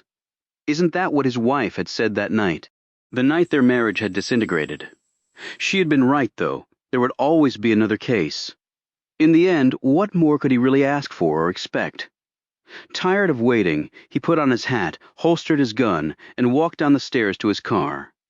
Barely a 5-minute ride from Sawyer's apartment sat the FBI headquarters building on Pennsylvania Avenue between 9th and 10th Streets, Northwest. It was home to approximately 7,500 employees of the FBI's total workforce of 24,000. Of the 7,500, only about 1,000 were special agents. The rest were support and technical personnel. In the headquarters building, one prominent special agent was sitting at a large conference room table. Other FBI personnel were scattered around the table, dutifully going over stacks of files or screens on their laptops. Sawyer took a moment to look around the room and stretch his limbs. They were in the Strategic Information Operations Center, or CIOC, a restricted access area composed of a block of rooms separated by glass walls and shielded from all known types of electronic surveillance. The SIOC was used as the command post for major FBI operations. On one wall was a line of clocks delineating different time zones. A cluster of large-screen TVs lined another wall. The SIOC had secure communications to the White House Situation Room, the CIA, and a myriad of federal law enforcement agencies. With no external windows and thick carpeting, it was a very quiet place used to organize mammoth investigations. A small galley kept the personnel here functioning through exhaustive work hours. Presently, fresh coffee was brewing. Caffeine and brainstorming seemed to go hand in hand. Sawyer looked across the table to where David Long, a longtime member of the FBI's bomb squad, sat staring at a file. To the left of Long was Herb Barracks, an agent from the Charlottesville Resident Agency, the closest FBI office to the crash site. Next to Barracks was an agent from the Richmond office, the FBI field office in nearest proximity to the disaster. Across from them were 2 agents from the Washington Metropolitan Field Office at Buzzard Point, which until the late 80s had been simply the Washington Field Office until the Alexandria, Virginia, Field Office had been collapsed into it. The director of the FBI, Lawrence Malone, had left an hour earlier after being briefed on the murder of one Robert Sinclair, most recently employed as an aircraft fueler at Vector Fueling Systems, and now an occupant of a Virginia morgue. Sawyer felt sure that a fingerprint run through the FBI's Automated Fingerprint Identification System, or AFIS, would give the late Mr. Sinclair another name. Conspirators in a scheme as large as Sawyer figured this one was rarely used their real names in securing employment positions they would later use to down an airliner. More than 250 agents had been assigned to the bombing of Flight 3223. They were following up leads, interviewing family members of the victims, and undertaking an excruciatingly detailed investigation of all persons having the motive and opportunity to sabotage the Western Airlines jet. Sawyer figured Sinclair had done the actual dirty work, but he wasn't taking any chances on overlooking an accomplice at the airport. While rumors had been floating in the press for some time, the first major story actually declaring the downing of the Western flight as being caused by an explosive device would be in the next morning's edition of the Washington Post. The public would demand answers, and they would want them soon. That was fine with Sawyer. Only results weren't always obtained as fast as one would like. In fact, they almost never were. The FBI had latched on to the Vector line soon after the NTSB team members had found that very special piece of evidence in the crater. After that, it was a simple matter to confirm that Sinclair had been the fueler on Flight 3223. Now Sinclair was dead too. Someone had made sure he would never have an opportunity to tell them why he sabotaged the plane. Long looked at Sawyer. You were right, Lee. It was a heavily modified version of one of those new portable heating elements. The latest rage in cigarette lighters, no flame, just intense heat from a platinum coil, pretty much invisible. I knew I'd seen it before. Remember that arson case involving the IRS building last year? Sawyer said. Right. Anyway, this thing is capable of sustaining about 1500 degrees Fahrenheit, and it wouldn't be affected by wind or cold even if doused by the jet fuel or anything like that. 5-hour supply of fuel, rigged so that if it went out for any reason, it would automatically relight.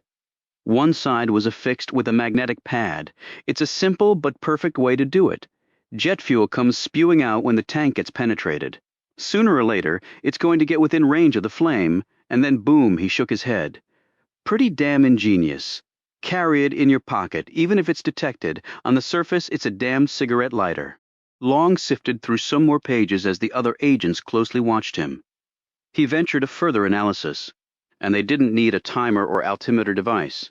They could roughly gauge the timing by the acid's corrosiveness. They knew it would be up in the air when it went. 5-hour flight, plenty of time. Sawyer nodded.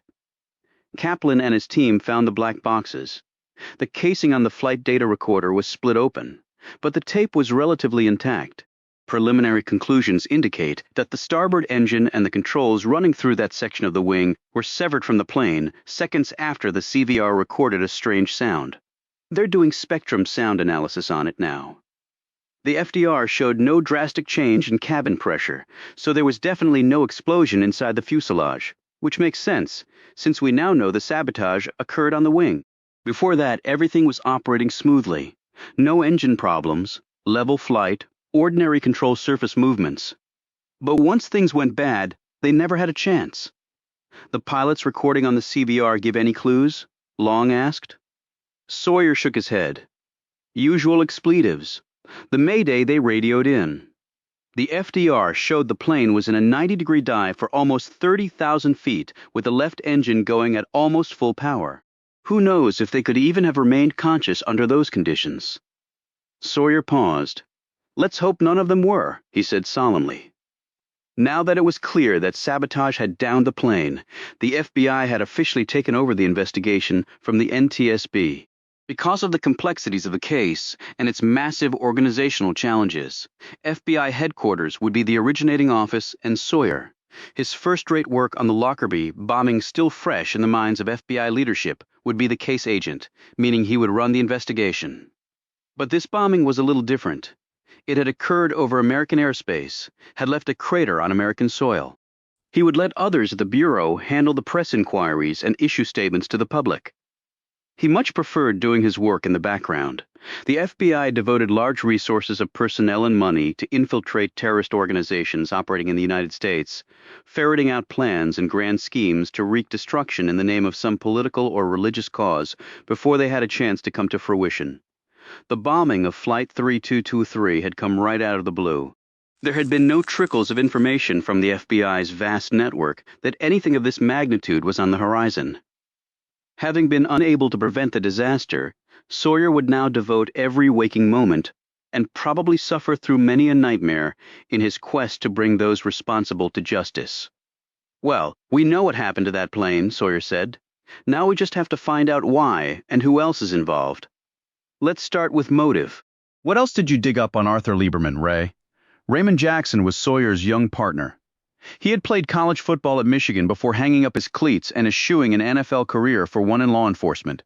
A shade under 6 feet, the thick-shouldered black man possessed intelligent eyes and a soft-spoken manner.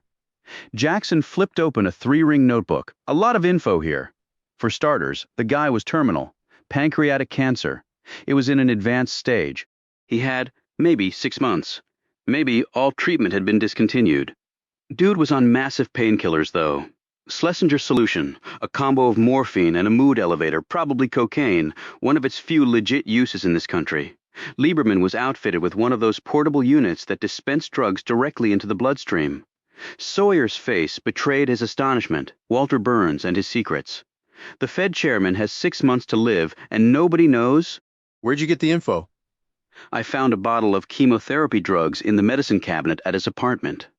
Then I went right to the source, his personal physician, Told him we were just doing routine background inquiries. Lieberman's personal calendar evidenced a lot of doctor visits. Some visits to Johns Hopkins, another to the Mayo Clinic. Then I mentioned the medication I'd found. The doc was nervous when I asked him about it.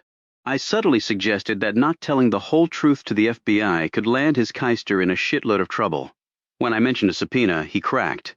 He probably figured the patient was dead. What the hell would he care? What about the White House? They had to know.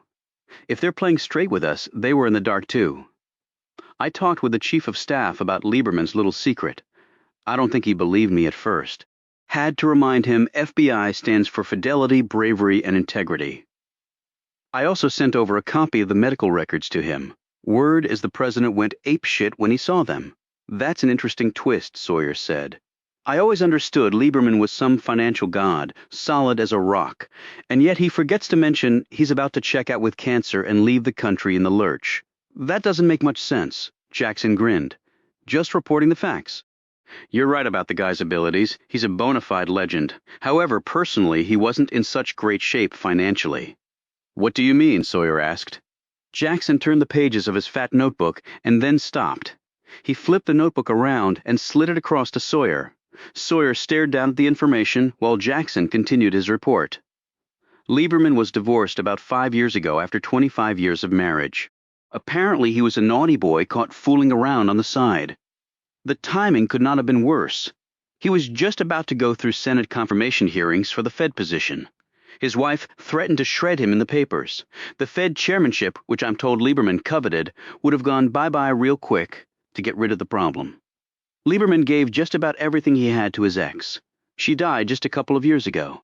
To complicate matters, rumor has it his 20-something girlfriend had expensive tastes. The Fed job is prestigious, but it doesn't pay the Wall Street bucks, not anywhere near. Fact is, Lieberman was up to his ass in debt, lived in a crummy apartment over on Capitol Hill while trying to crawl out of a financial hole the size of the Grand Canyon. The stack of love letters we found at the apartment apparently came from her. What happened to the girlfriend? Sawyer asked. Not sure. It wouldn't surprise me if she'd walked out when she found out her little pot of gold was full of the big C. Any idea where she is now? Jackson shook his head.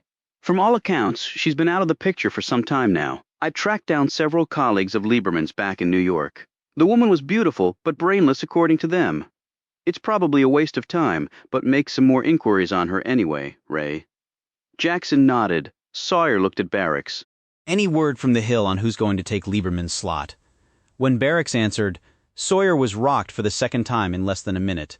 General consensus. Walter Burns. Sawyer stared at Barracks for several moments and then wrote the name Walter Burns in his notebook. In the margin next to it, he scribbled the word asshole and then the word suspect with a question mark next to it. Sawyer looked up from his notebook. Sounds like our Mr. Lieberman was riding a streak of particularly bad luck. So why kill him? Lots of reasons, Barracks spoke up. The Fed chairman is the symbol of American monetary policy. Make a nice little target for some third-world crap can of a country with a big green monster on its shoulder.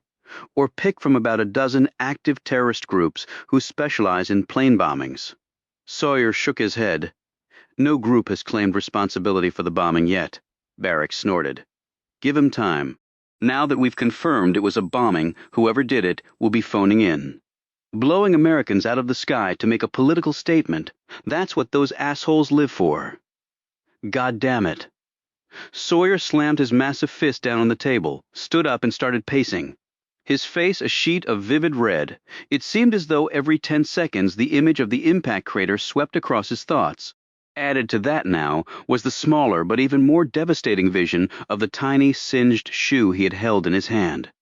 He had cradled each of his children in one big hand upon their birth. It could have been any of them. Any of them. He knew that vision would never fully leave his thoughts for as long as he remained on this earth. The agents eyed him anxiously. Sawyer had a well-deserved reputation as being one of the sharpest agents among a legion of them at the Bureau. Through 25 years of seeing fellow humans gallop a crimson path through the country, he had continued to attack each case with the same zeal and rigor he had shown from day one on the job. He ordinarily chose carefully worded analysis over scattergun hyperbole. However, most of the agents who had worked with him over the years understood crystal clearly that his temper was contained by a very slender catch. He stopped his pacing and looked at Barracks. "There's a problem with that theory, Herb." His voice was once again calm. "What's that?" Sawyer leaned against one of the glass walls, crossed his arms, and rested them on his broad chest. "If you're a terrorist looking to make a big splash, you sneak a bomb on the plane, which, let's face it, isn't all that hard to do on a domestic flight, and you blow the plane into a million pieces. Bodies pouring down, crashing through roofs, interrupting Americans eating breakfast. Leave no room for doubt that it was a bombing." Sawyer paused and intently looked at the face of each agent. "That did not happen here, gentlemen." Sawyer resumed his pacing. All eyes in the room followed his progress. The jet was virtually intact on its way down. If the right wing hadn't come off, all of it would be in that crater. Mark that point. The fueler from Vector is presumably paid to sabotage the plane. Surreptitious work performed by an American who is not, at least as far as we know, linked to any terrorist group. It would be hard for me to believe that Middle Eastern terrorist groups have started admitting Americans into their ranks to perform their dirty work. We had the damage on the fuel tank, but that could as easily have been caused by the explosion and fire. The acid was almost all burned away. A little more heat, and maybe we would have found nothing. And Kaplan has confirmed that the wing didn't have to come off the fuselage in order to crash the plane in the same manner. The starboard engine was destroyed from debris ingestion, critical flight control hydraulic lines were severed by the fire and explosion, and the aerodynamics of the wing, even if it had remained intact, was destroyed. So if we hadn't found the igniter in the crater, this thing might have gone down as some horrific mechanical failure. And make no mistake about it, it was a damned miracle that the igniter was found. Sawyer looked through one of the glass walls and continued. "So you add that all up, and what do you have? Arguably, someone who blows up a plane but maybe doesn't want it to look that way. Not your typical terrorist MO, but then the picture gets even more cloudy. The logic starts to cut the other way. First, our fueler ends up with a full clip in him. His bags were packed, half a disguise on, and his employer presumably changes the plan on him. Second, we have Arthur Lieberman on the same flight." Sawyer glanced at Jackson. The man went to L.A. every month, like clockwork. Same airline, same flight each month, right? Jackson's eyes narrowed to slits, nodded slowly. Each agent was unconsciously leaning forward as they followed Sawyer's logic. So, the odds of the guy being on the flight by accident are so high, it's not worth debating. Looking at it cold, Lieberman had to be the target, unless we're missing something really big. Now, put the two pieces together. Initially, our bombers may have tried to make it look like an accident. Then the fueler ends up dead. Why? Sawyer looked sharply around the room. David Long finally spoke up. "Couldn't risk it. Maybe the chances are it goes down like an accident, and maybe not. They can't wait around until the papers report it one way or another. They have to take the guy out right away. Besides, if the original plan was to have the guy take a hike, him not showing for work would raise suspicion. Even if we didn't think sabotage, the guy skipping town would sure as hell turn us in that direction." "Agreed," Sawyer replied. "But if you want the trail to end there, why not make it look like the fueler's some fanatical zealot? Put a bullet into his temple, leave the gun and some BS suicide note behind filled with I hate America language, and let us think the guy's a loner. You fill him full of holes, leave behind evidence pointing to the guy getting ready to run. Now we know there are others involved. Why the hell bring yourself that kind of trouble?" Sawyer rubbed his chin. The other agents leaned back in their chairs looking confused. Sawyer finally looked at Jackson. "Any word from the ME on our dead guy? They promised a top priority. We'll know soon. Anything else turn up at the guy's apartment?" "One thing that didn't turn up, Lee." Sawyer flashed a knowing look. "No ID docs." "Yep," Jackson said. "Guy getting ready to hit the road after blowing up a plane will not be running as himself. Way this was probably planned out, he had to have phony docs, good phony docs ready." "True, Ray, but he could have had them stashed someplace else. Or whoever killed him might have taken them too," Barracks ventured. "No argument there," Sawyer said. On those words, the door to the SIOC opened, and through it stepped Marcia Reed. Petite and motherly looking, with salt and pepper hair cut short and glasses riding on a chain over her black dress. She was one of the Bureau's top fingerprint personnel. Reed had tracked down some of the worst criminals on the planet through the esoteric world of arches, loops, and whorls. Marcia nodded to the other agents in the room and then sat down and opened the file she had carried in. APHIS results, hot off the presses, she said, her tone businesslike but laced with a touch of humor. Robert Sinclair was actually Joseph Philip Riker, currently wanted in Texas and Arkansas on murder and related weapons charges. His arrest sheet is 3 pages long. His first arrest was for armed robbery at age 16. His last was for second-degree murder. He served 7 years. Was released 5 years ago. Since then, he's been implicated in numerous crimes, including 2 murders for hire. An extremely dangerous man. His trail went cold about 18 months ago. Not a peep from him since, until now. Every agent at the table looked stunned. How does a guy like that get a job fueling planes? Sawyer's tone was incredulous. Jackson answered the query. I spoke with representatives from Vector. They're a reputable company. Sinclair, or rather Riker, had been with them only about a month. He had excellent credentials, worked at several aircraft fueling companies in the Northwest and in Southern California. They did a background check on him under the name Sinclair, of course. Everything came out okay. They were as stunned by this as anyone else. What about fingerprints? They had to check his fingerprints. That would have told them who the guy really was, Reed-eyed Sawyer. She spoke with authority. Depends on who's taking the prints, Lee. A borderline competent tech can be fooled, you know that? There's synthetic material out there you'd swear was skin. You can buy prints on the street, put it all together, and a career criminal becomes a respectable citizen. Barracks piped in. And if the guy was wanted on all those other crimes, he probably had a new face put on. 5 gets you 10. The face in that morgue isn't the face on those wanted posters? Sawyer looked at Jackson. How did Riker end up fueling Flight 3223? About a week ago, he asked to be switched to the graveyard shift, 12 to 7. Flight 3223's scheduled departure time was 6:45, same time every day. Log shows the plane was fueled at 5:15, that put it on Riker's rounds. Most people don't volunteer for that shift, so Riker got it pretty much by default. Another question occurred to Sawyer. So where's the real Robert Sinclair? Probably dead, said Barracks. Riker took over his identity. No one commented on that theory until Sawyer pursued the issue with a startling query.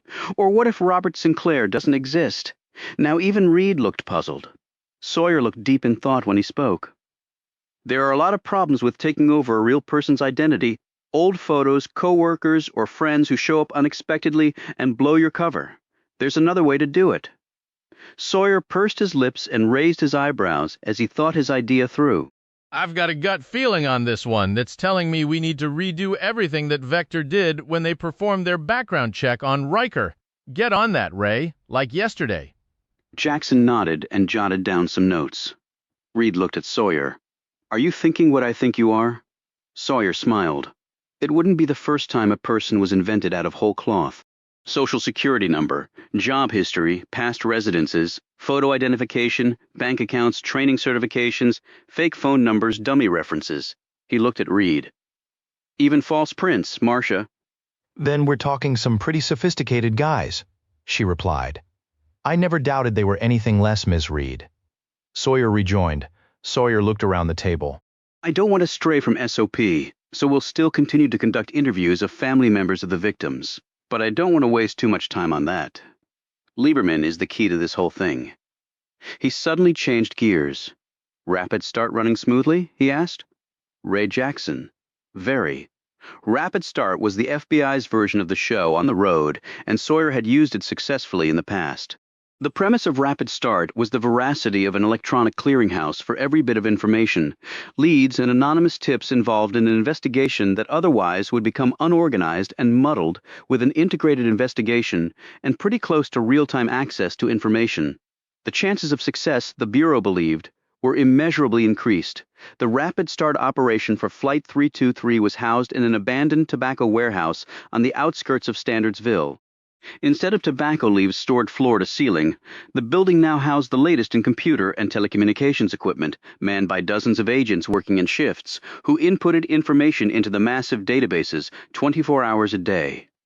We're going to need every miracle it can produce, and even that might not be enough. Sawyer was silent for a moment and then snapped to attention. Let's get to work. Chapter 24, Quentin. Sydney stood at the front door of her house, the surprise evident on her face. Quentin Rose stared back at her through his oval glasses. May I come in? Sydney's parents were out grocery shopping, while Sydney and Quentin headed toward the living room. A sleepy Amy wandered into the room, dragging Pooh. Hi, Amy, Rose said. He knelt down and put out a hand to her, but the little girl drew back.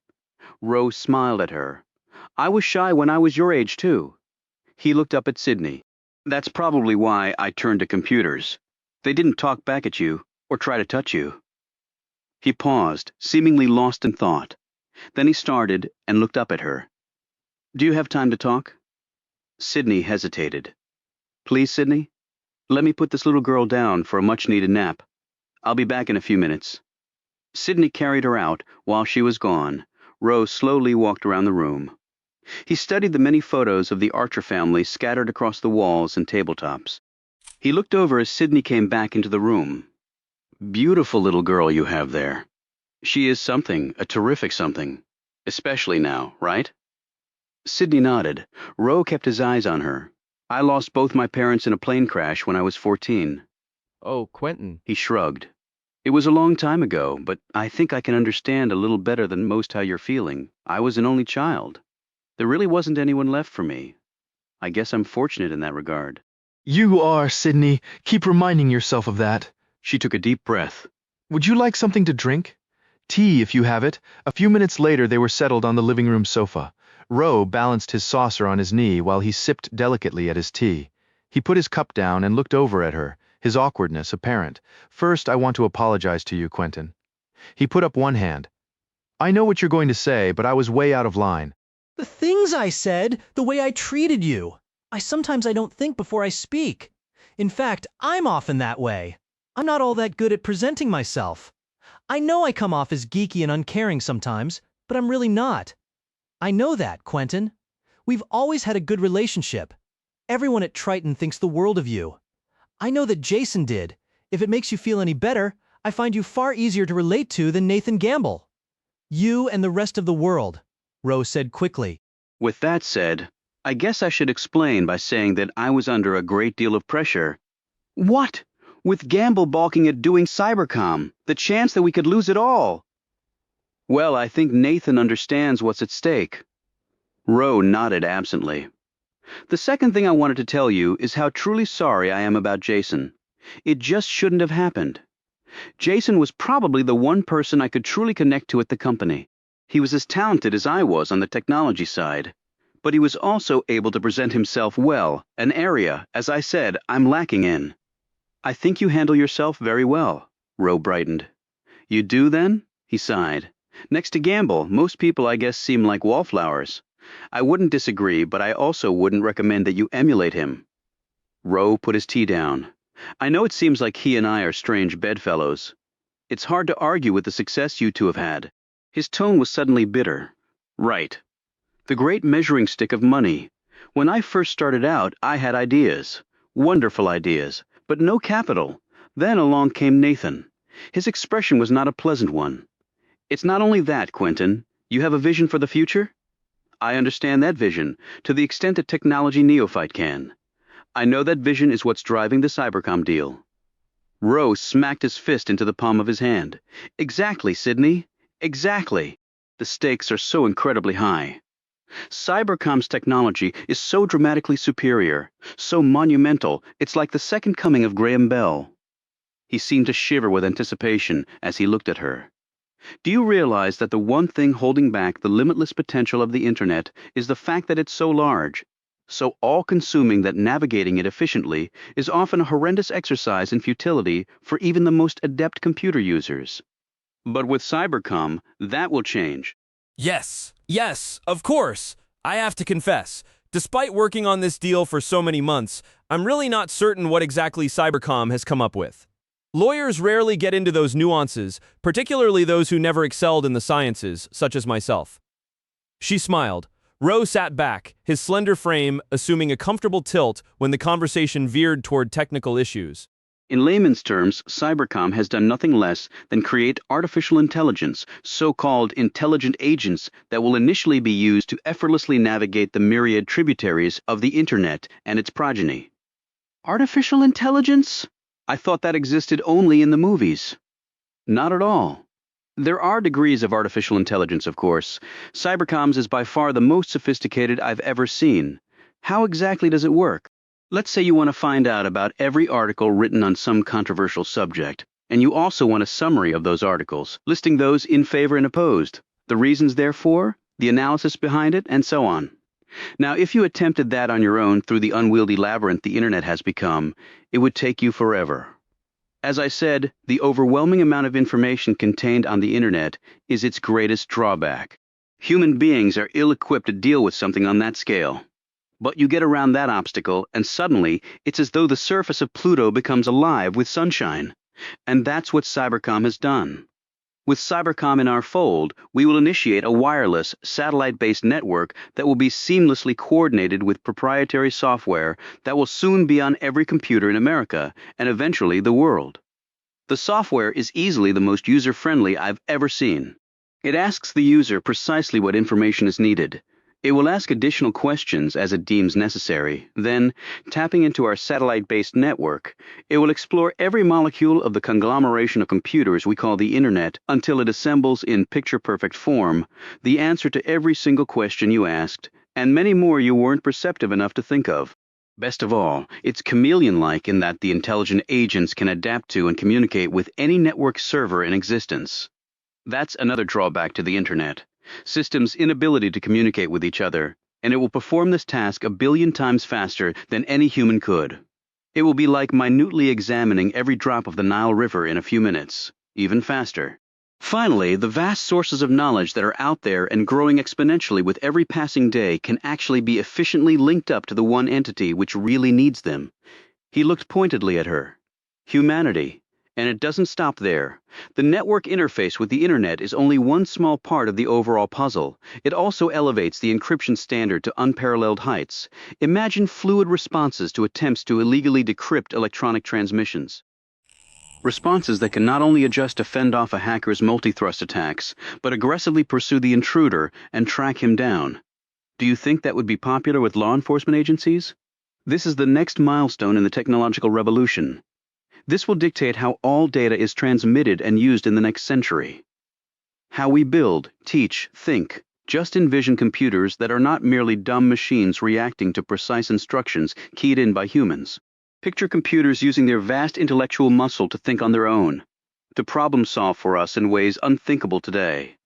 It will make so much obsolete, including much of Triton's existing product line. It changes everything, like the internal combustion engine did to the era of the horse-drawn carriages, but even more profoundly. My God, Sydney exclaimed. And I guess the potential profits. Yes. We'll make billions from sales of software. The network charges. Every business in the world will want to be online with us. And that's only the beginning. Rose sounded distinctly uninterested in this side of the equation. And yet with all that, Gamble still won't see, is incapable of understanding. He stood up in his anxiety, his arms flailing. He caught himself and sat back down, his face carrying a red sheen. I'm sorry. Sometimes I get carried away. It's okay, Quentin. I understand. Jason shared your excitement about the Cybercom deal. I know that. We had many pleasant discussions about it. And Gamble is acutely aware of the consequences of another company acquiring Cybercom. I have to believe that he will come to his senses over the records issue. Rowe nodded. One can only hope, he said quickly. Sidney glanced at the diamond studs in his earlobe. They seemed to be the only extravagance about the man, and a small one at that. A millionaire several hundred times over, Rowe lived much like the impoverished college student he had been 10 years ago. Finally, Rowe broke the silence. Jason and I talked about the future a lot, in fact. He was a very special person. He seemed to share the depths of Sidney's misery whenever Jason's name was mentioned. I guess you won't be working on the Cybercom matter anymore? The attorney who's replacing me is top-notch. You won't miss a beat. Oh, good. He sounded extremely unconvinced. She rose and gripped his shoulder. Quentin, this deal will get done. She noted his empty teacup. Would you like some more tea? What? No, thanks. He collapsed back into deep thought, rubbing his thin hands nervously. When he snatched a look at her, Sydney thought she knew what was on his mind. I had an impromptu meeting with Nathan recently. Rose slowly nodded. He told me something of it. So you know about Jason's trip? That he told you he was going for a job interview? Yes. What company? The question was asked very matter-of-factly. Sydney hesitated and then decided to answer. Allegraport Technology, Rose snorted. I could have told you that was a joke. Allegraport will be out of business in less than 2 years. They were on the cutting edge a while back, but they let the industry pass them by. You grow and keep innovating in this field, or you die. Jason would never have seriously considered going with them. As it turned out, he didn't. They had never heard of him. Roe was obviously already privy to this information. Could it have been something else? I don't quite know how to put this. Personal? Another woman? Like an embarrassed child. Roe mumbled. I shouldn't have said that. It's none of my business. No, it's all right. I can't tell you that the thought never crossed my mind. However, our relationship recently was the best it's ever been. So he never indicated to you that anything was going on in his life. Nothing that would have prompted him to take a trip to LA and not to tell you the truth about it. Sydney looked wary. Was this all a fishing expedition? Had Gamble perhaps sent his second-in-command over to glean some information? When she looked at Rose's troubled expression, she swiftly concluded that he had come here on his own in an attempt to figure out what had happened to his employee and friend. Nothing. Jason never really talked to me about work. I have no idea what he was doing. I wish to God I did. It's the not knowing that's killing me. She debated whether to ask Roe about the new locks on Jason's door and Kay Vincent's other concerns, but finally decided not to. After an awkward silence, Roe stirred. I have those personal items of Jason's you came to the office for in the car. After I was so rude to you, I thought it best to bring them myself.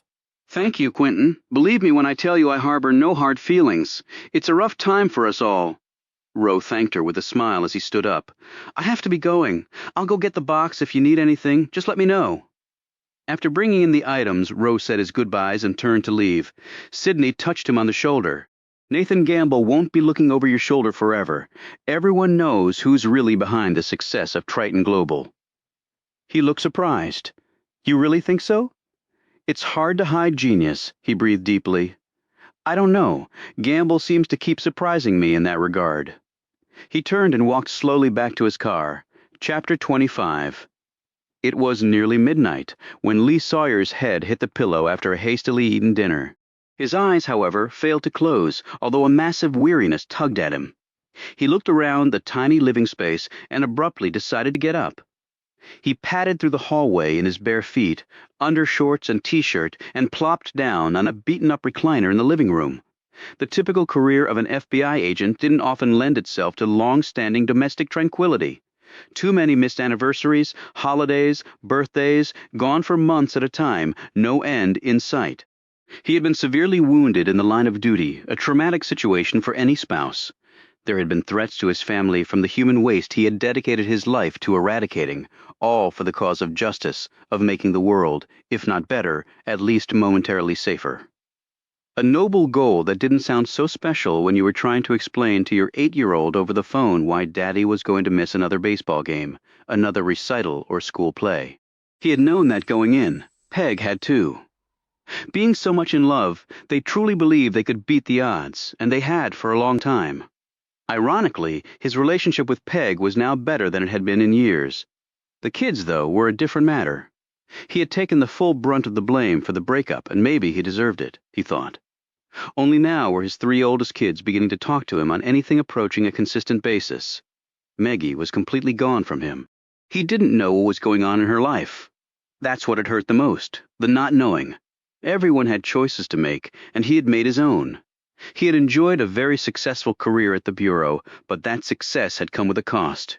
He walked to the kitchen, pulled out a cold beer, and plopped back down in the recliner. His magical sleeping potion of choice. At least he wasn't into the hard liquor yet. He finished the beer in several large gulps, lay back in the chair, and closed his eyes. An hour later, the telephone ringing roused him from a deep sleep. He was still sitting in the recliner. He picked up the telephone receiver on the table next to his chair. Yeah? Lee? Sawyer's eyelids fluttered briefly, then opened. Frank? Sawyer looked at his watch. You're not with the Bureau anymore, Frank. I thought the private sector lets you keep more regular hours. On the other end of the line, Frank Hardy was fully dressed and sitting in a nicely furnished office. On the wall behind him hung numerous mementos depicting a long and distinguished career with the FBI. Hardy smiled. Too much competition out here, Lee. Just having 24 hours in a day doesn't seem fair. Well, I'm not ashamed to admit it's about my limit. What's up? You're plane bombing, Hardy said simply. Sawyer sat straight up, fully awake now, his eyes focusing in the darkness. What? I got something here you're going to need to see, Lee. I'm not clear on exactly what it all means yet. I'm about to brew a pot of coffee. How long will it take you to get here? Give me 30 minutes. Just like old times. In 5 minutes, Sawyer was fully dressed. He slipped his 10mm pistol into its holster and went down to the street to fire up his sedan. On the drive over, he reported into headquarters to alert them to this recent development. Frank Hardy had been one of the best agents the Bureau had ever produced. When he left to start his own security firm, every agent had felt the loss. But no one begrudged Hardy the opportunity after his many years of service. He and Sawyer had been partners for 10 years before Hardy made his exit. They had been a prolific team, beating the odds on a number of high-profile cases and bringing to justice criminals who had gone far underground. Many of their targets were now serving life sentences, without parole, at various maximum security federal prisons around the country. More than a handful, several of them serial killers, had been executed. If Hardy thought he had something on the plane bombing, then he did. Sawyer sped up and within 10 minutes pulled his car into a vast parking lot. The 14-story building in Tyson's Corner housed a number of businesses, none of them involved in anything nearly as exciting as Hardy's concern. Sawyer was cleared through security after showing his FBI credentials and rode the elevator up to the 14th floor. Stepping out of the elevator, he found himself in the modern-looking reception area. Soft cove lighting illuminated the otherwise darkened expanse of the area. Behind the receptionist's desk were 6-inch-high white letters proclaiming the name of the establishment, Secret Tech 26. Sydney Archer watched the methodical rise and fall of the small chest. Her parents were sleeping soundly in the guest bedroom down the hall, while Sydney sat in the rocking chair in Amy's room. Finally, Sydney rose and went to the window to look out. She had never been much of a night person. Hectic days had demanded that when the time came to sleep, she slept. Now the darkness seemed powerfully soothing to her, like a gentle cascade of warm water. It made recent events seem less real, less terrifying than she knew them actually to be. When the daylight came, though, the calming quiet of the night would leave her again. Tomorrow also would bring the memorial service for Jason. People would be coming to the house to pay their respects, to reflect on what a good life her husband had led. Sydney wasn't sure if she would be up to it, but that was a worry that she would allow to lie for a few more hours. She kissed Amy on the cheek, quietly exited the room, and moved down the hallway to Jason's small study. She reached above the door jamb and pulled down half a bobby pin which we inserted in the lock on the door. At 2 years old, Amy Archer could get into anything: mascara, pantyhose, jewelry, Jason's ties, shoes, wallets, and purses. They had once found the title to Jason's cougar crammed in the pancake mix along with the house keys they had been frantically searching for once. She and Jason had awoken to find a full box of dental floss wrapped around their 4-poster bed. Turning doorknobs was a simple matter for the youngest Archer, hence most doors in the place had a bobby pin or bent paperclip riding above them. Sydney went in and sat down in front of the desk. The computer screen stared back at her, its flat face dark and silent. A part of her waited for another email to burst on the screen, hoping beyond hope, but it did not happen. She looked around the small room. Being wholly Jason's, it seemed continually to draw her.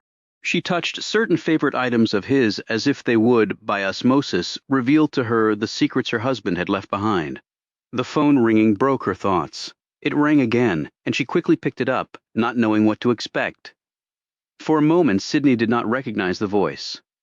"Paul, I'm sorry for calling so late. I've been trying to reach you the last few days. I left messages." She hesitated. "I know, Paul. I'm sorry. There's been so much." "Jesus, Sid. I didn't say that to make you feel guilty. I was just worried about you, finding out about Jason like that. I don't know how you're holding up. You're stronger than I am." She smiled weakly.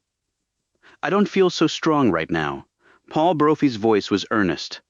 You've got a lot of people at Tyler, Stone pulling for you, and one New York-based partner in particular who is available 24 hours a day to help. The support is touching. It really is. I'm flying down for the memorial service tomorrow. You don't have to do that, Paul. You must be swamped. Not really. I don't know if you were aware, but I made a run at taking the helm on the Cybercom deal. Really? Sydney did her best to keep her voice even. Yeah, only I didn't get it. Wharton was rather blunt in rejecting my offer. I'm sorry, Paul. Sydney felt momentary guilt. There will be other deals, though. I know, but I really thought I could do it. I really did. He paused.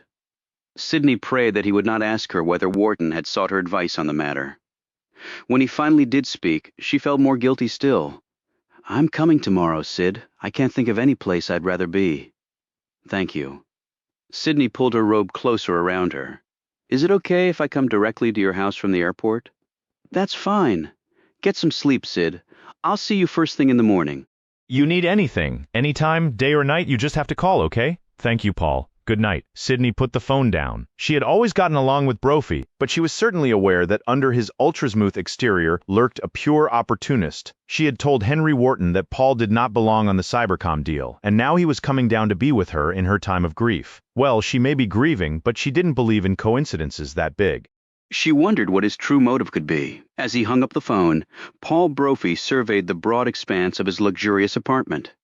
When you were 34, single and good-looking, with a mid-six-figure income, New York City was a great place to be. He smiled and ran his hand through thick hair. 6 figures that would, with a little luck, turn into 7.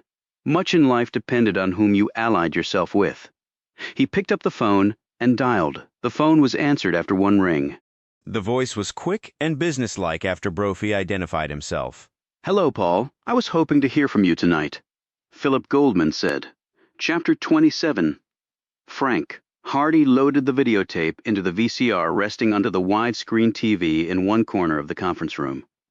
It was almost 2 o'clock in the morning.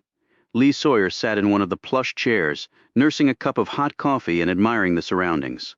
Damn, business must be really good, Frank. I keep forgetting how far you've risen in the world. Hardy laughed. Well, if you'd ever take my offer to join me, Lee, I wouldn't have to keep reminding you. I'm just so set in my ways, Frank. Hardy grinned. Renee and I are thinking of going to the Caribbean over Christmas. You could join us, maybe even bring somebody else along? Hardy looked at his former partner expectantly. Sorry, Frank, there really isn't anybody right now. It's been 2 years. I just thought, after Sally walked out, I thought I was going to die. Didn't want to go through the dating process again. Then Renee happened along. I couldn't be happier. Seeing as how Renee could pass as Michelle Pfeiffer's twin, I can see how you must be a very happy man. Hardy laughed. You might want to reconsider. Renee has some girlfriends who adhere strictly to her level of aesthetics, and the women go nuts over you, tall, strong types. I'm telling you. Sawyer grunted. Right. Not to detract from you, handsome old buddy, but I don't have the bucks in the bank you do. Consequently, my attraction level has dimmed a little over the years. Besides, I'm still only a government employee. Coach class and Kmart are about my limit, and I don't think you travel in those circles anymore. Hardy sat down and picked up a coffee mug with one hand and the VCR remote with the other. I was planning on picking up the whole tab, Lee, he said quietly. Call it an early Christmas present. You're so damned hard to shop for. Thanks anyway. Actually, I'm thinking about trying to spend some time with the kids this year, if they'll have me. Frank nodded. I hear you. Now, what do you have for me? Hardy said. We've been Triton Global's chief security consultant for the last several years. Sawyer picked up his coffee cup. Triton Global, computer, telecommunications, they're a Fortune 500, aren't they? Technically, they don't qualify for the list. Why's that? They're a non-public company. They dominate their field, expanding like crazy, and doing it all without capital from the public markets. Impressive. How does that tie into a plane taking a nosedive into the Virginia countryside? Several months ago, Triton suspected that certain proprietary information was being leaked to a competitor. They called us in to verify the suspicion, and, if true, to discover the leak. Did you? Hardy nodded. We first narrowed down the list of those competitors who were most likely to participate in such a scheme. Once we had those nailed down, we undertook surveillance. That must have been tough. Big companies, thousands of employees, hundreds of offices. It was a daunting challenge at first. However, our information led us to believe the leak was fairly senior, so we kept our eye on high-level Triton people. Lee Sawyer settled farther back in his chair and sipped his coffee. So, you identified some other unofficial places where the exchange might take place and set up your snooping shop? Hardy smiled. Sure you don't want that job? Sawyer shrugged off the compliment. So what happened? We identified a number of these unofficial locations, property owned by our suspect companies and which seemed to have no legitimate operational purpose. At each of these sites, we set up surveillance. Hardy smiled sardonically at his former colleague. Don't read me the riot act over trespassing and other related legal violations, Lee. Sometimes the ends do justify the means. Not arguing with you there. I wish we could take shortcuts sometimes. But then we'd have 100 lawyers screaming unconstitutional, and there goes my pension. Anyway, 2 days ago, a routine inspection was made of a surveillance camera set up inside a warehouse building located near Seattle. What led you to stake out that particular warehouse? Information we developed led us to believe that the building was owned through a string of subsidiaries and partnerships by the RTG Group. They're one of Triton's major global competitors. What was the nature of the information Triton believed was being leaked? Technology? No, Triton was involved in negotiations for the acquisition of a very valuable software company called Cybercom. We believe that information on those negotiations was being leaked to RTG, information that RTG could use to step in and buy the company itself, since it would know Triton's terms and negotiating position based on the video you're about to see. We've made subtle noises to RTG. They've denied everything, of course. They're claiming that the warehouse was leased last year to an unaffiliated company. We checked out the company, it's non-existent. Meaning RTG is lying, or we've got another player in this game. Sawyer nodded. Okay, tell me about the tie-in to my case. Hardy responded by pushing a button on the remote. The large screen TV sprung to life. Sawyer and Hardy watched as the scene in the small room in the warehouse was replayed. When the tall young man accepted the silver case from the older gentleman, Hardy froze the screen. He looked over at Sawyer's puzzled face. Hardy pulled a laser pointer from his shirt pocket to highlight the young man. This man is employed by Triton Global. We didn't have him on the surveillance list because he wasn't senior-level management, and he wasn't directly involved in the acquisition negotiations. Despite that, he's obviously your leak. Recognize anyone else? Hardy shook his head. Not yet. The man's name, by the way, is Jason W. Archer of 611, Morgan Lane in Jefferson County, Virginia. Sound familiar? Sawyer concentrated hard. The name did seem to ring a bell. Then it suddenly hit him like a half-ton truck. Jesus Christ. He half rose out of his chair, eyes bulging at the face on the screen, as the name shot out at him from a passenger manifest that he had scrutinized 100 times already. At the bottom of the screen, digital images paraded across. The date and timestamp read November 17, 1995, 11:15 a.m. PST. Sawyer's quick eyes took in the information with one glance, and he calculated rapidly. 7 hours after the plane had crashed in Virginia. This guy was alive and kicking in Seattle. Jesus H. Christ, he exclaimed again. Hardy nodded. That's right. Jason Archer was listed as a passenger on Flight 3223. But he obviously wasn't on the flight.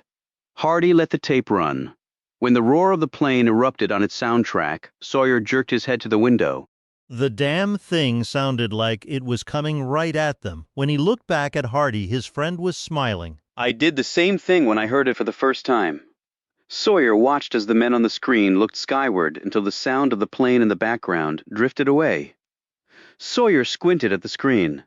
Something caught his eye. He just couldn't put his finger on it. Hardy was watching him closely. See something? Sawyer finally shook his head. Okay, what was Archer doing in Seattle on the morning of the Virginia crash if he was supposed to be on a plane to L.A. company business?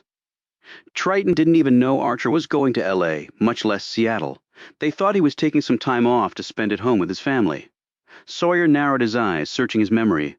Help me out here, Frank. Hardy's answer was prompt. Archer has a wife and young daughter. His wife, Sydney, is an attorney at Tyler, Stone, Triton's lead outside counsel. The wife works on a number of Triton's business matters, including heading up Triton's pursuit of Cybercom.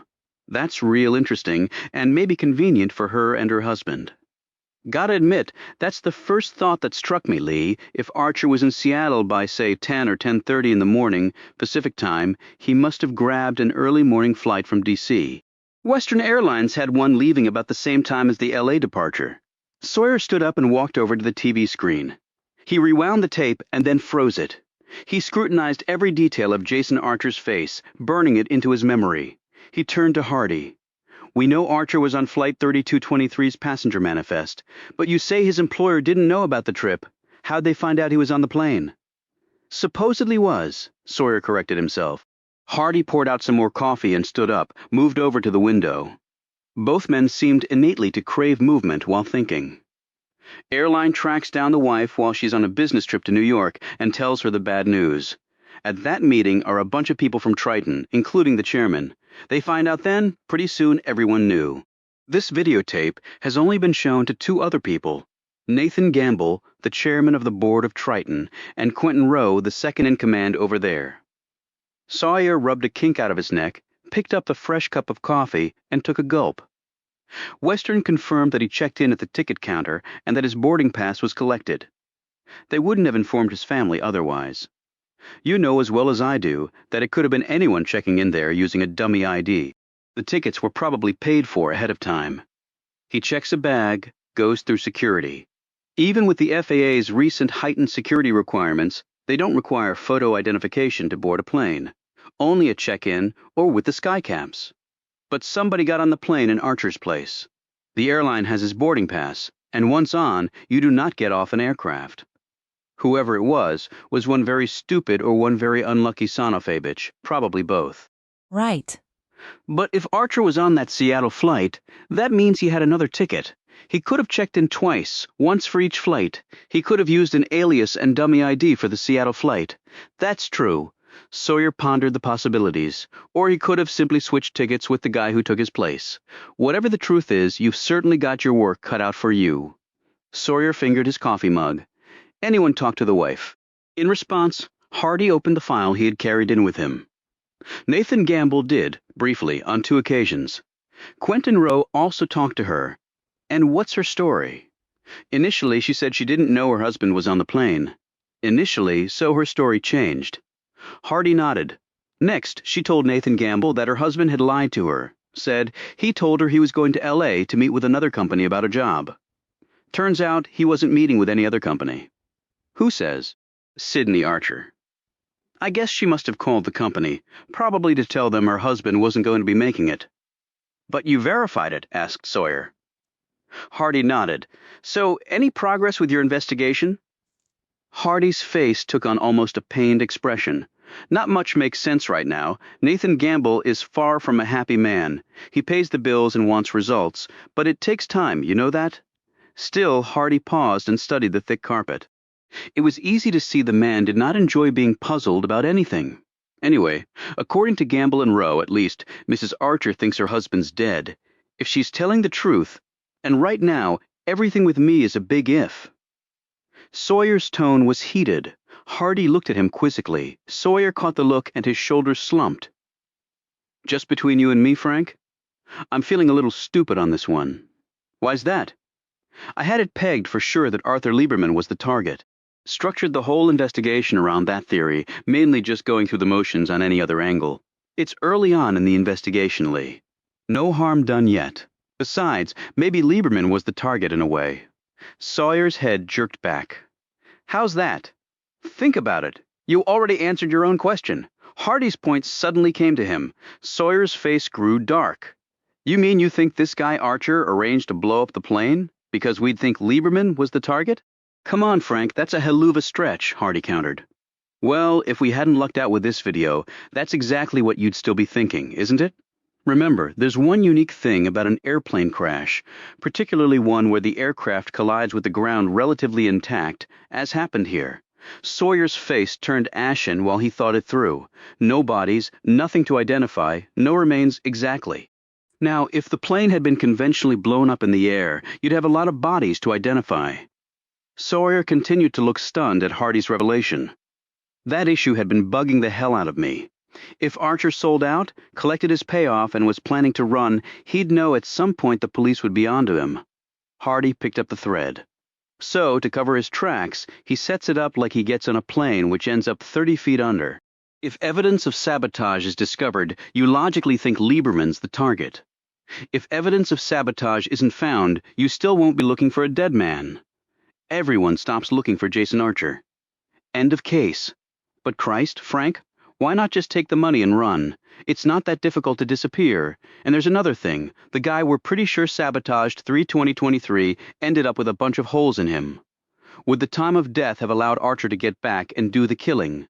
Hardy asked. We don't have the autopsy results yet, but based on what I saw of the corpse, it's possible Archer could have gotten back to the East Coast in time to do it.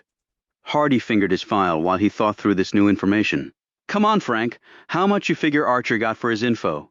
Enough to bribe a fueler to bring down a plane and hire a hitman to take out the fueler. This one guy who until a few days ago led a respectable life with a family. Now he's some kind of mastermind criminal blowing kids and grandmothers out of the sky. Frank Hardy looked at his old friend, his lips set in a thin line. He personally didn't blow up that plane, Lee. Besides, don't tell me you've started analyzing the depths of a person's conscience. If memory serves me correctly, some of the worst perps we ever tracked down led lives on the surface that looked like something out of Leave It to Beaver. Sawyer did not look convinced. How much? Archer could have gotten several million easy for the information. That sounds like a lot. But you think a guy will kill a couple hundred people to cover his tracks for that? No way! There's another wrinkle to all this. A wrinkle that makes me think Jason Archer was some kind of mastermind despite appearances, or maybe that he was working for such an organization. So what's the wrinkle? Hardy suddenly looked embarrassed. There's some money missing from one of Triton's accounts. Money? How much money? Hardy eyed Sawyer squarely. How does $250 million grab you? Sawyer almost spit his coffee across the table. What? It looks like Archer wasn't just interested in selling secrets. He was also into raiding bank accounts. How? I mean, a company that big, it had to have controls in place. Triton did. Only those controls were premised on it receiving correct information from the bank where the money was on deposit. I'm not following you, Sawyer said impatiently. Hardy sighed and put his elbows on the table. In this day and age, moving money from point A to point B involves the use of a computer. The banking and financial worlds are wholly dependent upon them. But that dependence comes with risks. Like there might be some glitch. The computers go down, stuff like that, Sawyer ventured. Or that the bank's computers might be penetrated and manipulated for illegal purposes. It's nothing new. Hell, the Bureau created a whole new section to deal with computer crimes. Is that what you think happened here? Hardy sat down and reopened his file, rustling through some pages until he found what he wanted. An operating account for Triton Global Investments Corporation was maintained at Consolidated Bank Trust's branch here in Northern Virginia. Triton Global Investments is Triton's Wall Street Investment Company subsidiary. The account was funded over time until the total bank balance reached $250 million. Sawyer interrupted. Was Archer involved in setting up the account? No, he had no access to it, in fact. Was there a lot of activity in the account? At first, yes. However, as time went on, Triton didn't require the funds. They were sort of kept as a reserve in case Triton or its affiliated companies were in need of funding. What happened next? Turns out a couple of months ago, a new account was set up at the same bank in the name of Triton Global Investments Limited. So Triton set up another account. Hardy was already shaking his head. No, that's the catch. It was totally unrelated to Triton. Turns out the company is fictitious. No address, no directors or officers, no nothing. Do you know who set the bank account up? There was only one signatory to the account. The name given to the bank was Alfred Rohn, Chief Financial Officer. Our investigation turned up zilch on Rohn, but we did find one interesting piece of information.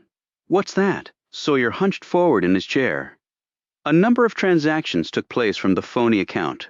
Wire transfers, deposits, things like that. The signature of Alfred Rohn appeared on each of these documents. We checked those signatures against those of all of Triton's employees. We found a match. Care to guess who? Sawyer's reply was immediate. Jason Archer. Hardy nodded. So what happened to the money? Someone infiltrated Bank Trust's computer system and did some very careful rearranging of accounts. Turns out that the legit Triton account and the phony account were assigned the same account number. Christ! You could drive a semi through a hole like that. Right. One day before Archer disappeared, a wire transfer authorization was made, moving the $250 million from the Triton account to an account set up by the phony company at another major money center bank in New York. Bank Trust's wire department already had a standing authorization from our friend Alfred Rohn. The account was fully funded, all the I's and T's dotted and crossed. The money was transferred out the same day. Sawyer looked incredulous. Bank people accept what the computer tells them, Lee. There's no reason not to. Besides, bank departments don't talk to each other. So long as their ass is covered, they just execute orders. Whoever was involved, they knew banking procedures down cold. Did I mention that Jason Archer used to work in the wire department of a bank a few years before he joined Triton? Sawyer wearily shook his head. I knew there was a reason I don't like computers. I still don't understand how it was done. Look at it this way, Lee. It was as if they cloned a rich guy and then walked the fake guy in the front door of the bank, withdrew all the rich guy's money, and then walked back out. The only difference is Bank Trust thought both guys were rich. However, the bank was looking at the same bank balance for both, only counting the money twice. Any trace of the funds? Hardy shook his head. I wouldn't have expected there to be. It's gone. We've already met with members of the Bureau's Financial Institutions Fraud Unit. They've commenced an investigation. Sawyer sipped his coffee and then had a sudden thought. You think maybe RTG was involved in both schemes? Otherwise, it would seem kind of odd that Archer would risk doing both the bank fraud and selling the secrets. In fact, Lee, Archer could have initiated only the theft of the company's secrets, and then RTG may have put him up to the bank fraud in order to further hurt Triton. He was in a perfect position to do it. But the bank has to make good on the loss. Triton wasn't really hurt. No, you're wrong there. Triton has lost the use of the money while Bank Trust sorts things out, and the investigation is continuing. This incident went all the way up to the board of directors. It could take months to unravel, or so Triton was told this morning. As you could imagine, Nathan Gamble is one unhappy man. Did Triton need the funds for something? You bet they did. Triton was going to use the funds to put a good faith deposit down on the acquisition of Cybercom, the company I was telling you about. So did the deal fall through? Not yet. The last I heard, Nathan Gamble may provide the funds personally. Christ, the guy can write a check that big? Gamble is a billionaire several times over. However, it's not like he wants to do it. That ties up his funds on top of losing $250 million of Triton's cash. For him, it's a $500 million swing the wrong way. Even for him, that's a lot of money. Hardy winced slightly, as if remembering his last encounter with Gamble. Like I said, not a very happy man right now. His biggest concern is the secrets Archer sold to RTG, however. If RTG gets Cybercom, then the ultimate loss to Triton will be much more than $250 million. But now that RTG knows you're onto them, they won't be using the info. Archer slipped them. It's not that simple, Lee. They've denied any involvement, and while we have the video, it's far from slam-dunk evidence. RTG was already in the bidding for Cybercom. If their deal comes in a little sweeter than Triton's, who's to say how that happened? It does get complicated, I guess. Sawyer wearily studied the remains of his coffee. Hardy spread out his hands at his old partner and smiled. Well, that's my story. I had faith you wouldn't get me out of bed for a simple purse snatching. Sawyer paused. Archer must be a certifiable genius, Frank. Agreed. Sawyer suddenly perked up. Then again, everybody makes mistakes. And sometimes you get lucky, like that videotape over there. Besides, it's the hard ones that make the job so gratifying, right? A grin spread across his face. Hardy nodded in weary amusement. So, where do you go from here? Sawyer finished his coffee and hooked the pot for a refill. He seemed re-energized as a number of possibilities on the case had now opened up. First, I'm going to use your phone to put out a worldwide APB on Jason Archer. Next, I'm going to pick your brain clean for the next hour. Tomorrow morning, I'm going to send a team of agents to Dulles Airport to find out as much as they can about Jason Archer.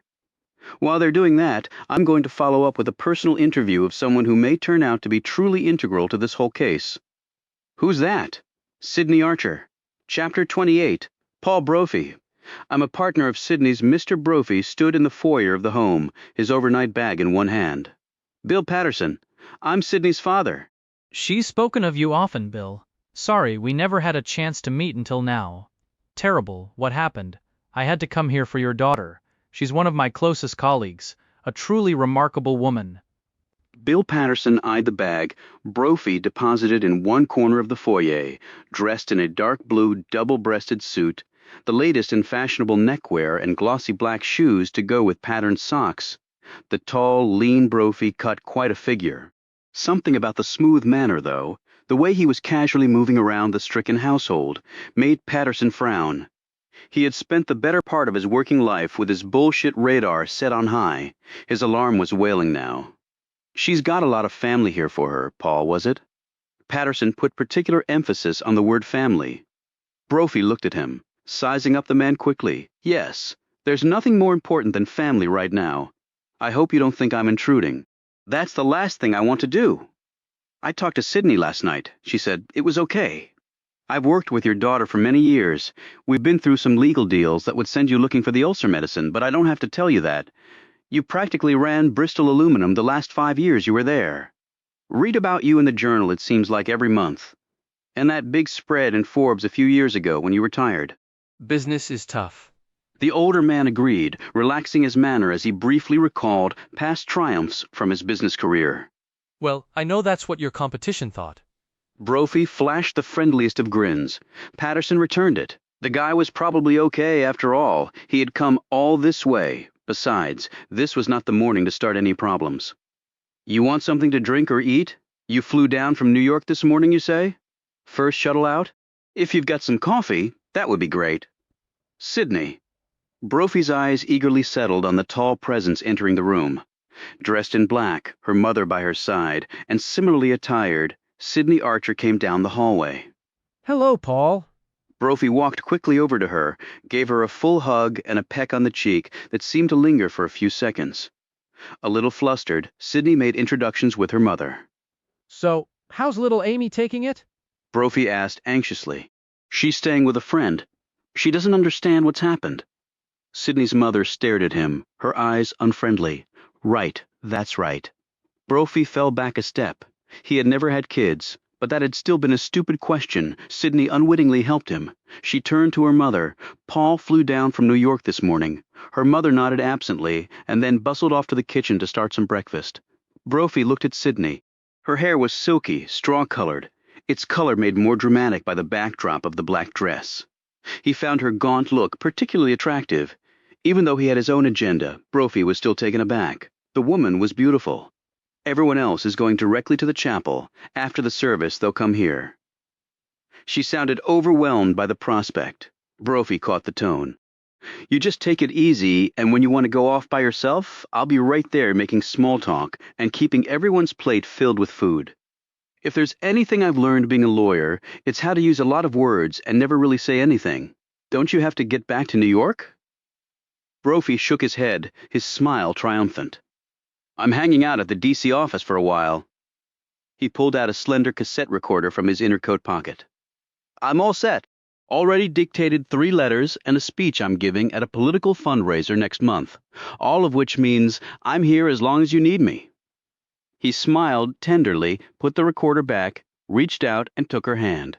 She smiled back, a little embarrassed, while she slowly pulled her hand free.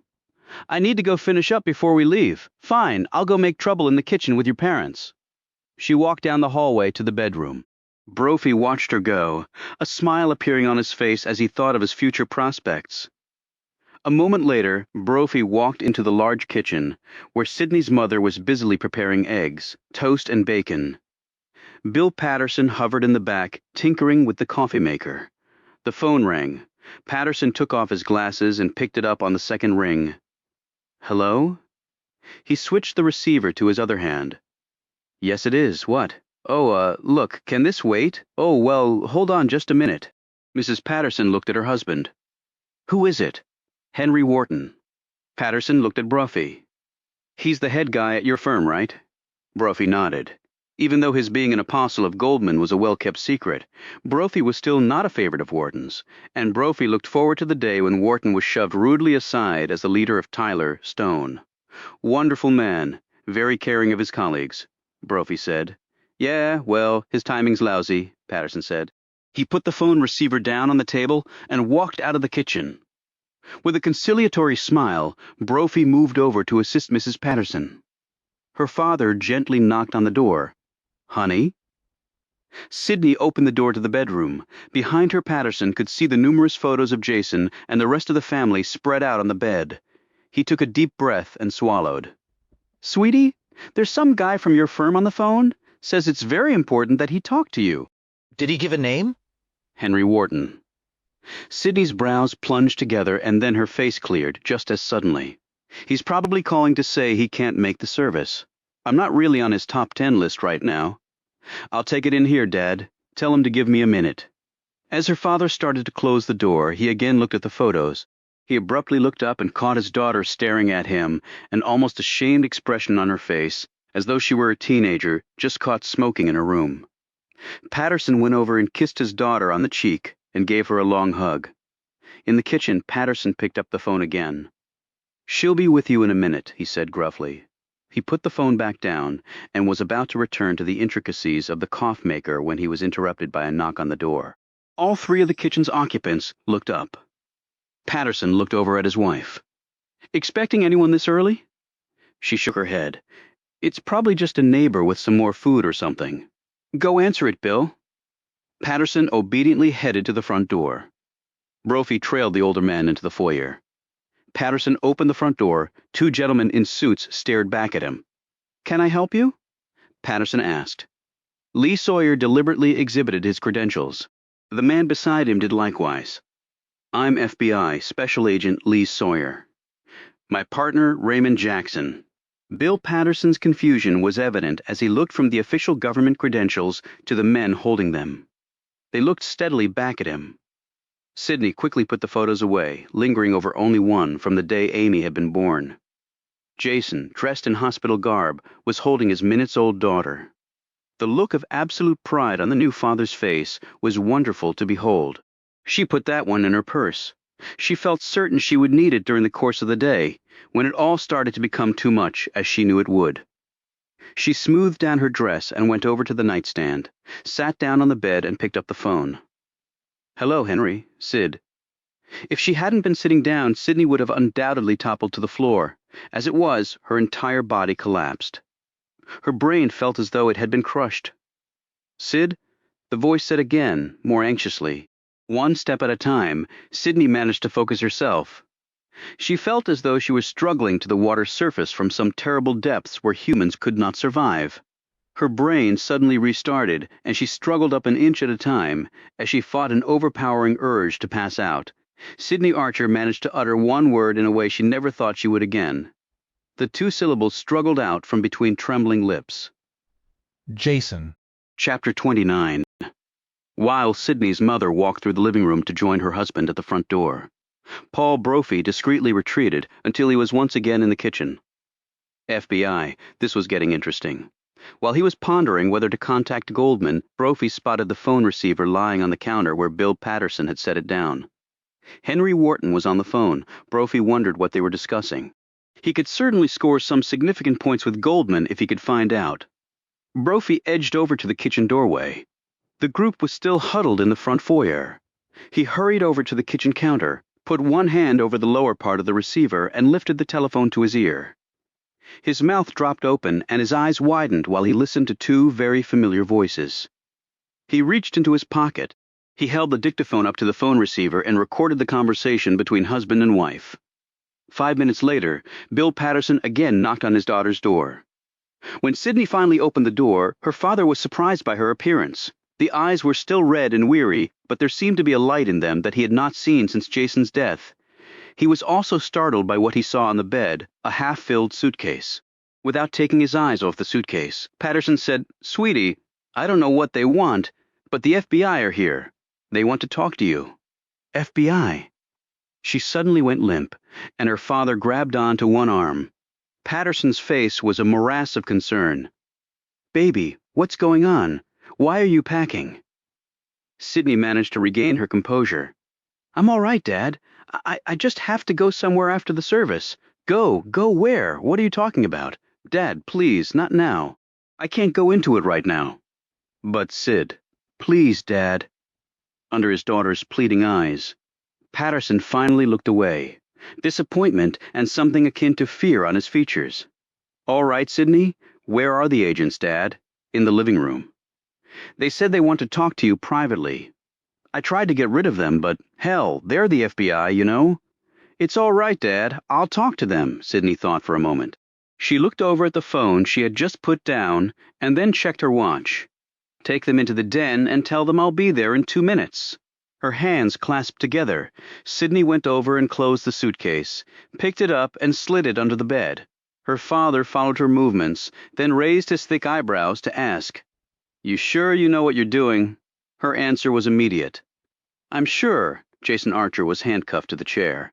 A smiling Kenneth Scales held the Glock against his head. Another man hovered in the background. "Good job on the phone, Jason," Scales said. "You might have had a future in the movies. Too bad you don't have a future left." Jason glared up at him, fury in his eyes. "You son of a bitch! You hurt my wife or my daughter and I'll tear you apart. I swear to God." Scales' smile broadened. "Is that right? Tell me how you gonna do that?" He smacked Jason across the jaw with the pistol. The door to the small room they were in opened slightly. As Jason recovered from the blow and stared through the cracked door, a snarl escaped his lips. With a burst of strength, he flung himself across the room, chair and all. He made it to the man's feet before Scales and his associates subdued him, dragging him back across the floor. "God damn you! I'll kill you! I'll kill you!" Jason shrieked at the visitor. The man stepped into the room and closed the door behind him. He smiled while Jason was dragged up and heavy tape was placed across his mouth. "Having bad dreams again, Jason?" After Bill Patterson had escorted the 2 FBI agents to the small but comfortably furnished den, he returned to find his wife and Paul Brophy in the kitchen. He stared over at the phone, puzzlement on his features. The receiver had been replaced on the wall. Brophy caught the look. "I hung it back up for you. Figured you had other things to deal with." "Thanks, Paul. My pleasure." Brophy sipped at his coffee, highly pleased with himself as he fingered the small cassette tape, tucked safely in his pants pocket. Jesus, he looked at the Pattersons, the FBI. What could they want? Patterson shrugged. "I don't know, and I know Sidney doesn't know." He was intensely defensive of his daughter. The worry lines were prominent on his forehead. "Lousy timing all around today, if you ask me," he muttered as he sat down at the table to scan the newspaper. He was about to say something else when he saw the front page headline. Chapter 30. Agents Sawyer, and Jackson rose when Sidney entered the room. Sawyer visibly started when he saw her. He made a conscious effort to suck in his stomach, and one of his hands flew up to his hair in a feeble attempt to press his stubborn cowlick back into place. When he brought his hand back down, he looked at it for a moment as though it were not part of his body, wondering what the hell had made it do such a thing. Both agents identified themselves and again displayed their credentials.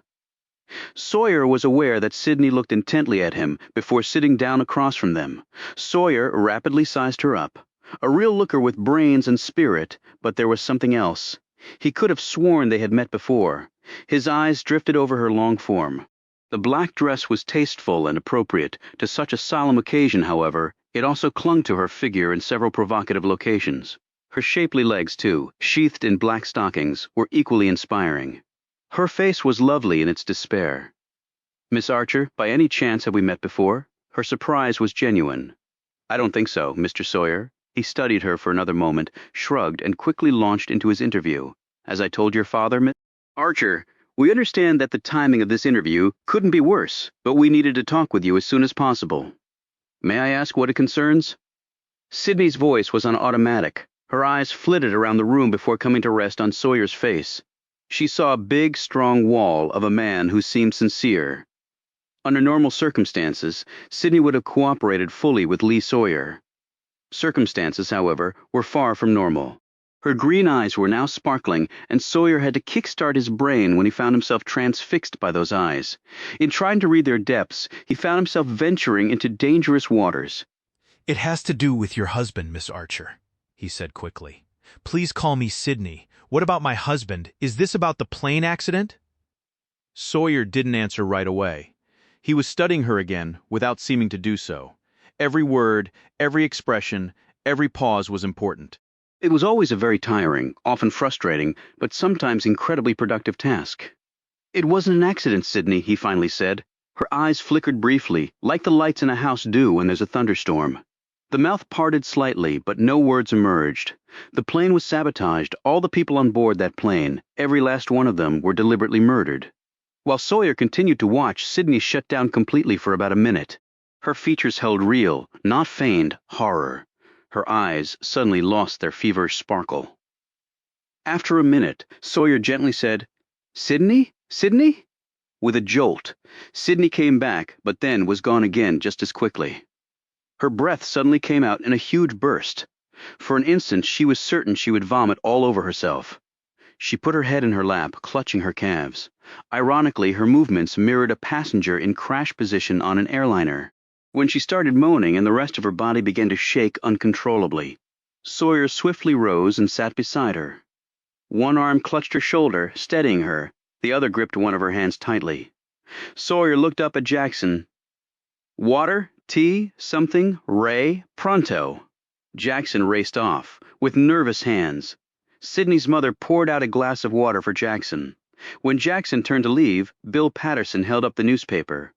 "This is what it's all about, right?" The paper's headlines were big, bold, and deadly sounding. Western Airlines crash blamed on sabotage. Federal government offers $2 million reward. Jason and all the others were victims of a terrorist. That's why you're here, isn't it? In the background, Mrs. Patterson covered her face in her hands, her quiet weeping pervading the room as she sat down at the table. "Sir, not right now, okay?" Jackson's tone brooked no opposition. He left the room with the glass of water. Paul Brophy, meanwhile, had gone into the front yard, ostensibly to smoke a cigarette, despite the cold. If anyone had looked out the living room window, they would have seen the small cellular phone pressed to the side of his face. Sawyer virtually had to force the water down Sydney's throat, but finally she was able to sit up. After Sydney composed herself and handed back the glass of water with a grateful look, Sawyer did not return to the plane bombing. "Believe me, if this weren't very, very important, we'd leave right now, okay?" Sydney nodded. She still looked ghastly. Sawyer took a moment to marshal his thoughts. Sydney seemed relieved when he asked a couple of seemingly innocuous questions about Jason's work at Triton Global. Sydney answered calmly enough, although she was clearly puzzled. He looked around the room. They had a nice home. "Any money problems?" he asked. "Where is this going, Mr. Sawyer?" Sydney's face had regained some of its rigidity. Suddenly she softened. She had just remembered Jason's remark about giving her the world. "Wherever it happens to lead at this point, ma'am," Sawyer answered, his eyes meeting hers without hesitation. They seemed to burn through her exterior wall, clearly reading the thoughts, the nagging doubts buried deep within. She realized she would have to tread very cautiously with him. "We're talking with all the families of the passengers on that plane.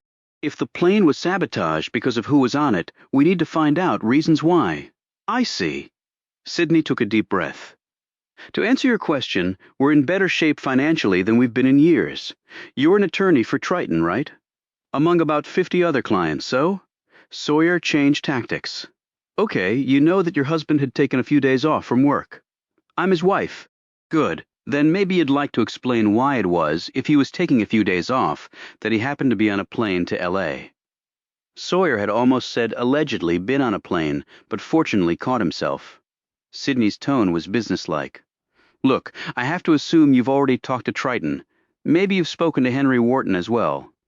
Jason told me he was going to L.A. on business for Triton. On the morning he left, I reminded him that I had a meeting in New York with Triton. That's when he told me he was traveling to L.A. regarding another employment opportunity. He didn't want me to let the fact of his L.A. trip slip to any of the Triton people. I played along. I know it wasn't exactly the most truthful thing to do, but I did it. But there was no other job." Sydney slumped back. "No, so, being his wife and all, do you have any idea what he was actually going to L.A. for? Any suspicions?" She shook her head. "That's it? Nothing else?" "You're sure it had nothing to do with Triton?" "Jason rarely talked about company business with me." "Why's that?" Sawyer craved a cup of coffee. His body was starting to go down on him after the late night with Hardy. "My firm represents some other companies who might be perceived as having competing interests with Triton. However, any potential conflict has been waived by the respective clients, including Triton. And we've constructed Chinese walls from time to time when necessary." "Come again?" This was Ray Jackson. Chinese walls? Sydney looked at him. That's what it's called when we cut off communications of any kind, access to files, even shop talk, shooting the breeze in the hallway about a particular client's matters if an attorney of the firm represents another client with a possible conflict. We even maintain secure computerized databases with respect to pending deals we're handling on behalf of clients. We also do it to ensure that up-to-the-minute negotiation terms are accurately maintained. Deals change fast, and we don't want clients surprised about what the principal terms are. People's memories are fallible. Computer memories are a lot better. Access to those files is restricted by use of a password known only to the lead attorneys on the case. The theory is that a law firm can carve itself up upon occasion in order to avoid problems like that. Hence the term. Sawyer leaned in. So what other clients does your firm represent who could possibly have a conflict with Triton? Sydney thought for a moment. A name had come to mind, but she was unsure of whether to give it. If she did, the interview might be hastened to a conclusion. RTG Group, Sawyer and Jackson exchanged quick glances. Sawyer spoke up. Who at your firm represents RTG? Sawyer was sure he caught a twinkle in Sydney Archer's eyes before she answered. Philip Goldman. In the front yard of the Archers' home, the cold was beginning to eat through Paul Brophy's very expensive gloves. No, I have no clue as to what's going on, Brophy said into the cellular phone. He jerked his head away from the handheld unit when the speaker on the other end unleashed a blistering response to Brophy's professed ignorance. Wait a minute, Philip, it's the FBI. They carry guns. Okay? You weren't expecting that to happen. Why should I? This deference to Philip Goldman's superior intelligence apparently calmed the man down because Brophy now held the phone normally. Yes, I'm sure it was him. I know what he sounds like, and she called him by name. I've got the whole thing on tape. Pretty damn brilliant on my part, wouldn't you say? What? Yeah, you bet I plan on sticking around, see what I can find out, right? I'll check back with you in a few hours. Brophy put the phone away, rubbed his stiff fingers together, and went back in the house. Sawyer was watching Sydney Archer carefully as she slid her hand back and forth on the armrest of the sofa. He was debating whether to drop the bombshell on her, to tell her that Jason Archer was definitely not buried in a crater in Virginia. Finally, after much internal conflict, his gut won out over his brain. He rose and offered Sydney his hand. Thank you for your cooperation, Miss Archer. If you think of anything that might help us, you can reach me day or night at these numbers. Sawyer handed her a card. That's my home phone on the back. Do you have a card with numbers where you can be reached? Sydney picked up her purse from the table, rummaged through it, and produced one of her business cards. Again, I'm sorry about your husband. He truly meant the last part. If Hardy was right, then what the woman was going through right now would seem like a day in the park compared to what was ahead for her. Ray Jackson exited the room. Sawyer was about to join him when Sydney put a hand on his shoulder. Mr. Sawyer, you can make it Lee. Lee, I would have to be pretty stupid not to realize that this all looks very bad. And not for a minute do I think you're stupid, Sydney. They exchanged glances of mutual respect. However, Sawyer's statement was not entirely supportive. Do you have any reason to suspect that my husband was involved in anything? She paused and swallowed hard, preparing to utter the unthinkable. In anything illegal? He looked at her, and the unmistakable sense that he had seen the woman somewhere before began to nag him again until it became a certainty. Sydney, let's just say that your husband's activities right before he left on that flight are giving us some problems. Sydney thought back to all those late nights, Jason's trips back to the office. Is anything amiss at Triton? Sawyer watched her squeezing her hands together. Normally the most tight-lipped of FBI agents, for some reason Sawyer wanted to tell her everything he knew. He resisted the temptation. It's an ongoing bureau investigation, Sydney. I really can't say. She stepped back a bit. I understand, of course. We'll be in touch. After Sawyer left the room, Sydney felt a twinge of apprehension as she recalled Nathan Gamble's similar remark about keeping in touch. She suddenly felt enveloped by cold bands of fear. She hugged herself and drew closer to the fire. The phone call from Jason had initially buoyed her to the highest levels of euphoria. She had never felt such joy, yet the scant details he had provided had brought her plummeting back downward. She was currently in a state of utter confusion, helplessness, and unbridled loyalty to her husband, an unwieldy emotional elixir to be carrying around inside. She wondered what surprises tomorrow would bring. On the way out of the house, the two agents were trailed by a chatty Paul Brophy. So obviously my firm would be quite anxious to learn of any possible wrongdoing involving Jason Archer and Triton Global. He finally stopped talking and looked hopeful. Sawyer just kept walking. So I've heard the FBI agent stop behind Bill Patterson's Cadillac, which was parked in the driveway. When he put his foot up on the rear bumper to retie his shoelaces, he saw a Maine, the Vacationland State bumper sticker. When was the last time I had a vacation, he thought. You know you're in trouble when you can't even remember. He hitched up his pants and turned to the attorney who was watching him from the front sidewalk. What'd you say your name was again? Brophy glanced at the front door and then hurried over. Brophy? Paul Brophy, he hurriedly added. As I said, I'm a New York-based attorney, so I really have little to do with Sydney Archer. Sawyer eyed him closely. And yet you flew all the way down here for the memorial service. That's what you said, right? Brophy looked at both men. Ray Jackson's eyes narrowed as he took in Paul Brophy. Slick money and bullshit were written all over the man. I'm really here as the firm's representative, sort of by default. Sydney Archer is only a part-time attorney, and I was in town on business anyway. Sawyer stared at a patch of cloud above the house. Is that right? You know, I had an opportunity to check up on Ms. Archer. From the people I spoke with, she's one of Tyler Stone's top attorneys. Part-time or not. In fact, I asked for a list of the top 5 guns in your place from at least 3 different sources. And you know what? The lady was on every list. He looked at Brophy and added, Funny though, your name never came up. Brophy sputtered for a moment, but Sawyer wanted to move on anyway. You've been here a while, Mr. Brophy. He nodded in the direction of the Archer residence. About an hour, why? Brophy's whiny tone betrayed his hurt feelings. Anything unusual happened while you were here? Brophy was bursting to tell the agents that he had a dead man's words captured on tape, but that information was far too valuable simply to give away. Not really. I mean, she's tired and depressed, or at least seems so. What do you mean by that? Jackson asked, taking off his sunglasses and staring at Brophy. Nothing. I mean, like I said, I don't know Sydney all that well, so I don't know if she and her husband really got along. Uh-huh. Jackson's lip curled, and he put his shades back on. He eyed his partner. You ready, Lee? This man here looks cold. Ought to go in there and warm up, he said, looking at Brophy. Go pay your respects to your bare acquaintance in there. Jackson and Sawyer turned and headed to their car. Brophy's face was red with anger. He looked back at the house once more and then called after them. Oh, that's right. There was the phone call she got. Both agents turned in perfect unison. What's that? Sawyer asked. His temples throbbed from lack of caffeine, and he was tired of listening to this jerk. What phone call?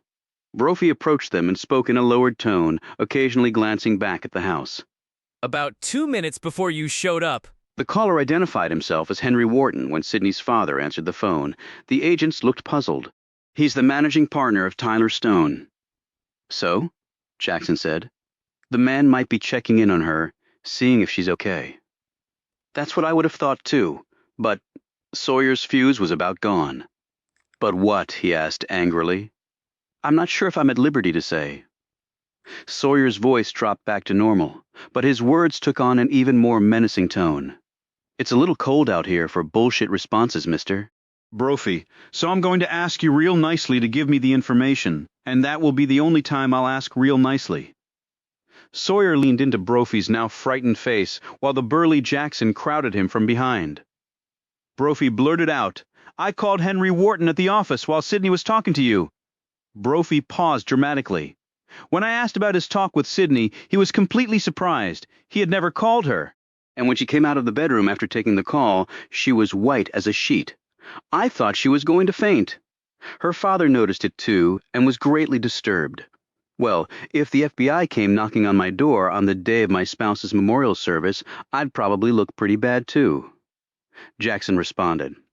One hand curled and uncurled, making a very large fist that he would have given anything at that moment to let fly.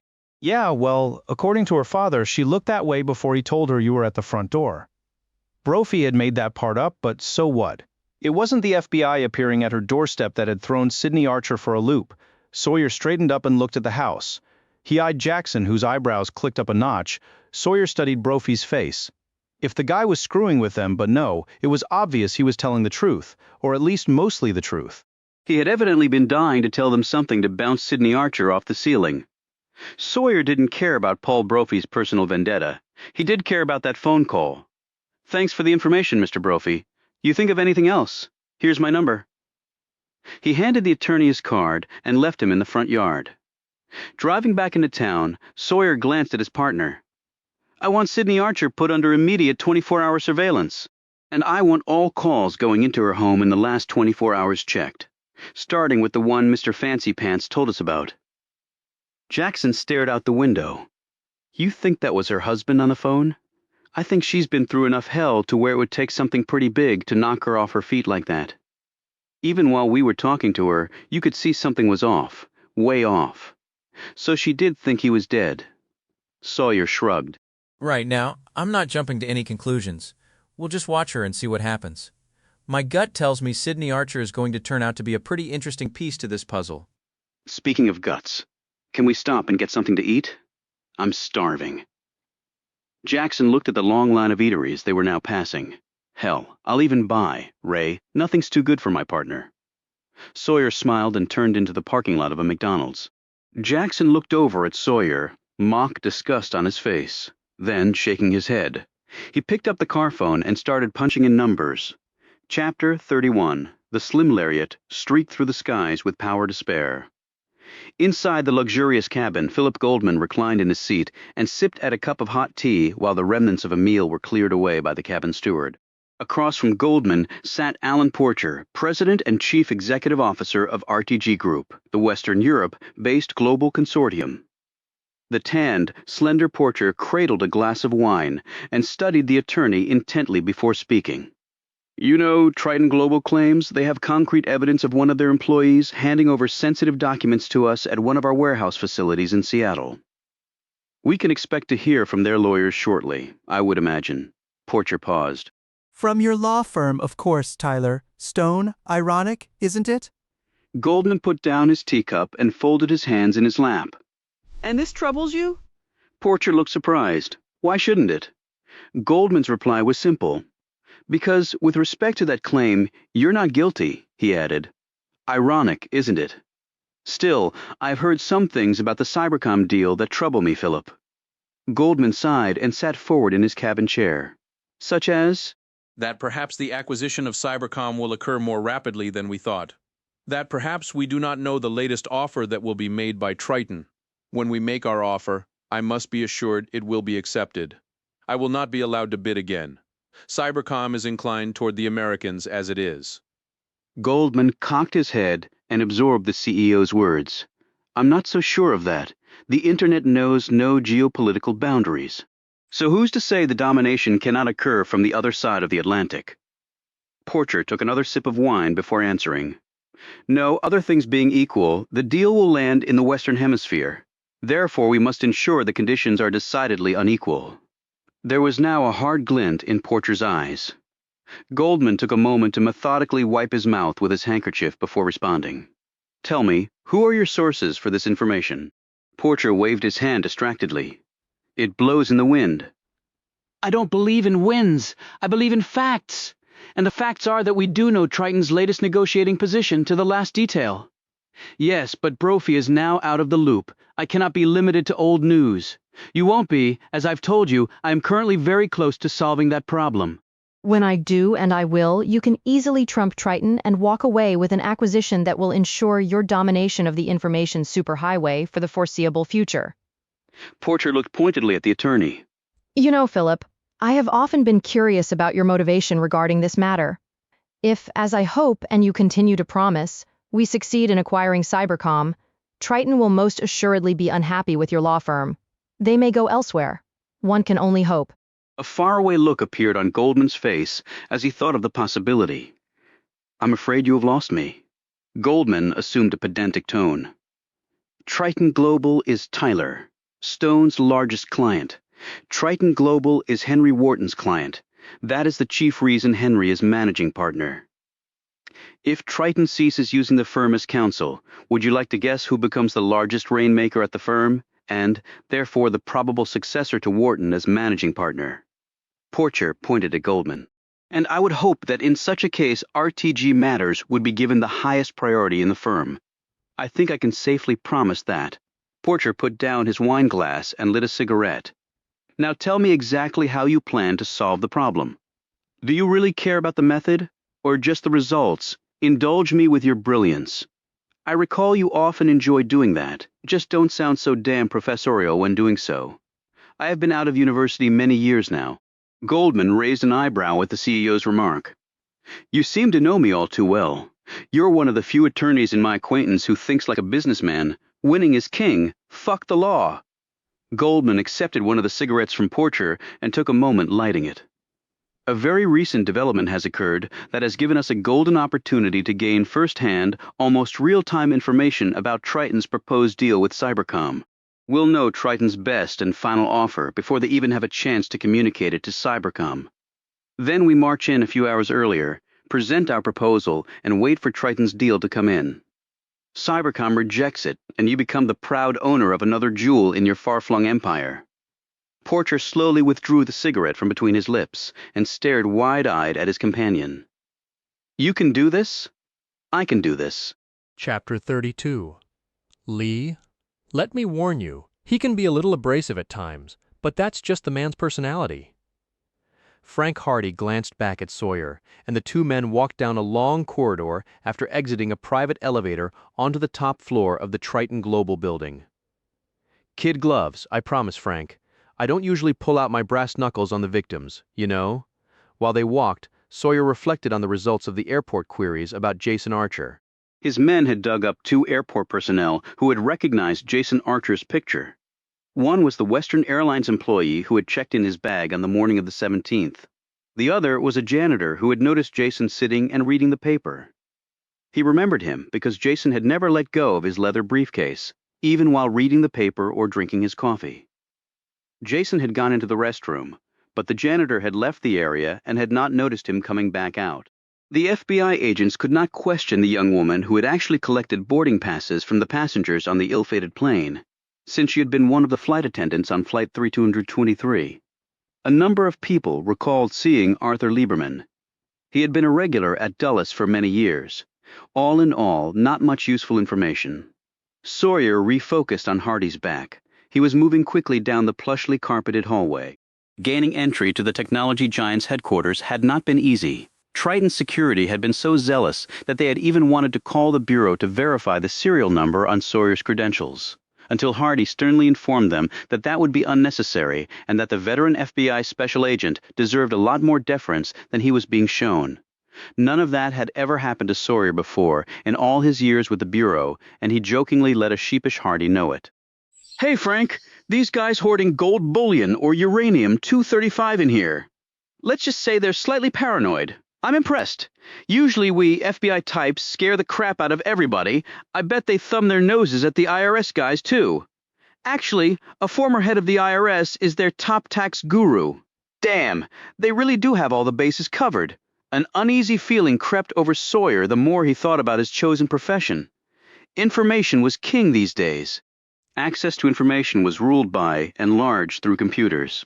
The private sector was so far ahead of the government realm that there was no possible way the government would ever catch up. Even the FBI, which in public sectors had state-of-the-art technology, would have existed far down the technological sophistication list in the world where Triton Global did battle. To Sawyer, the revelation was not a pleasant one. One would have to be an imbecile not to realize that computer crimes would soon dwarf all other manifestations of human evil, at least in dollar terms. But dollar terms meant a lot. They translated into jobs and homes and happy families, or not. Sawyer stopped walking. You mind me asking how much Triton pays you a year? Hardy turned around and smiled. Why? You thinking of hanging out your own shingle and trying to steal my clients? Hey, just testing the waters in case I ever take you up on that offer of a job. Hardy glanced sharply at Sawyer. You serious? At my age, you learn never to say never. Hardy's face resumed its serious look while he pondered his ex-partner's words. I'd rather not get into specifics, but Triton is well into the 7 figures as a client. Not counting a substantial retainer, they pay us. Sawyer blew a silent whistle. Christ, I hope you see a big slice of that at the end of the day, Frank. Hardy nodded curtly. I do. And you could too, if you'd ever wise up and join me. Okay, I'll bite. What are we talking salary-wise if I come on with you? Just ballpark. 5 to 600,000 the first year. Sawyer's mouth almost hit the floor. You've got to be shitting me, Frank. I never joke about money, Lee. As long as crime is around, we'll never have a bad year. The men resumed walking as Hardy added, Think about it anyway, will you? Sawyer rubbed his chin and thought about his mounting debt, never-ending work hours, and his tiny office at the Hoover Building. I will, Frank. He decided to change the subject. So is Gamble a one-man show? Not by a long shot. Oh, he's the undisputed leader of Triton. However, the real technology wizard is Quentin Rowe. What's he like, a geek? Yes and no, Hardy explained. Quentin Rowe graduated at the top of his class from Columbia University. He won a slew of awards in the technology field while working at Bell Labs, and then at Intel. He started his own computer company at age 28. That company was the hottest stock on NASDAQ 3 years ago, and was one of the most sought-after acquisitions of the decade when Nathan Gamble bought it. It's been a brilliant fit. Quentin is the true visionary at the company. He's the one pushing for the Cybercom acquisition. He and Gamble aren't the best of friends, but they've done incredibly well together, and Gamble tends to listen to him if the dollars are right. Anyway, you can't argue with the success they've had. Sawyer nodded. By the way, we got Sydney Archer under round-the-clock surveillance. I take it your interview with her aroused some suspicions. You could say that. And something shook her up right when we got there. What was that? A phone call. From who? I don't know. We traced the call. It came from a phone booth in Los Angeles. Whoever placed the call could be in Australia by now. You think it was her husband? Sawyer shrugged. Our source said the person lied about who he was to Sydney Archer's dad when he picked up the phone. And our source said Sydney Archer looked like death warmed over after the call. Using a smart card, Hardy accessed a private elevator. While they were carried up to the top floor, Hardy took a moment to adjust his fashionable tie and flick at his hair in the reflection of the mirrored elevator doors. His $1,000 suit hung well on his lean frame. Gold-plated cufflinks glinted at his wrists. Sawyer appraised his former partner's exterior and then looked at his own reflection.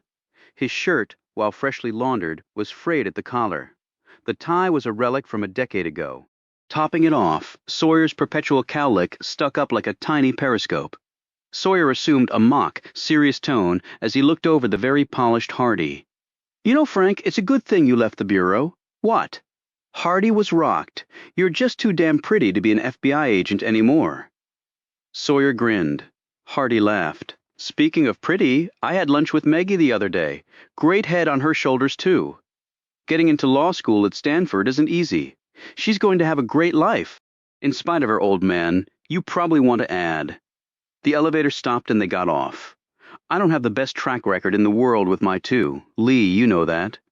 You weren't the only one who missed all those birthdays. I think you recovered a lot better with your kids than I did. Yeah, well, Stanford isn't cheap. Think about my offer. Might speed up your recovery. Here we are. Hardy passed through elegant glass doors etched with the shape of an eagle, the glass sliding noiselessly open at their approach. The executive secretary, a nice-looking woman with an efficient, firm manner, announced their arrival into her headset. She pressed a button set in a panel on top of a sleek wood and metal console that looked more like a piece of modern art than a desk, and motioned Hardy and Sawyer to move toward a massive wall of lacquered Macassar ebony wood. A section of the wall opened up when they approached. Sawyer shook his head in amazement, as he had done many times since entering the Triton building. In a few moments they were standing in front of a desk, although a more apt description would have labeled it a command center, with its wall of TV monitors, phones, and other electronic gadgetry neatly built into shining tables and impressive wall units. The man behind the desk was just putting down the phone. He turned to them. Hardy said, Special Agent Lee Sawyer of the FBI, Nathan Gamble, Chairman of Triton Global. Sawyer could feel the strength of the grip when Nathan Gamble's fingers closed around his own, and the two men exchanged perfunctory greetings. Do you have Archer yet? Sawyer was halfway to his chair when the question hit him. The tone was clearly that of a superior to a subordinate, and was more than sufficient to raise every hair on the agent's thick neck. Sawyer finished sitting down and took a moment to study the man before answering. Out of the corner of his eye, Sawyer caught the apprehensive look on his former partner's face from where he stood rigidly near the doorway. Sawyer took another moment to undo the button on his suit coat and flip open his notebook before resting his steady eyes back on Gamble. "I'll need to ask you some questions, Mr. Gamble. I hope it won't take all that long. You haven't answered my question." The chairman's voice was a notch deeper now. "No, I haven't, and I don't intend to."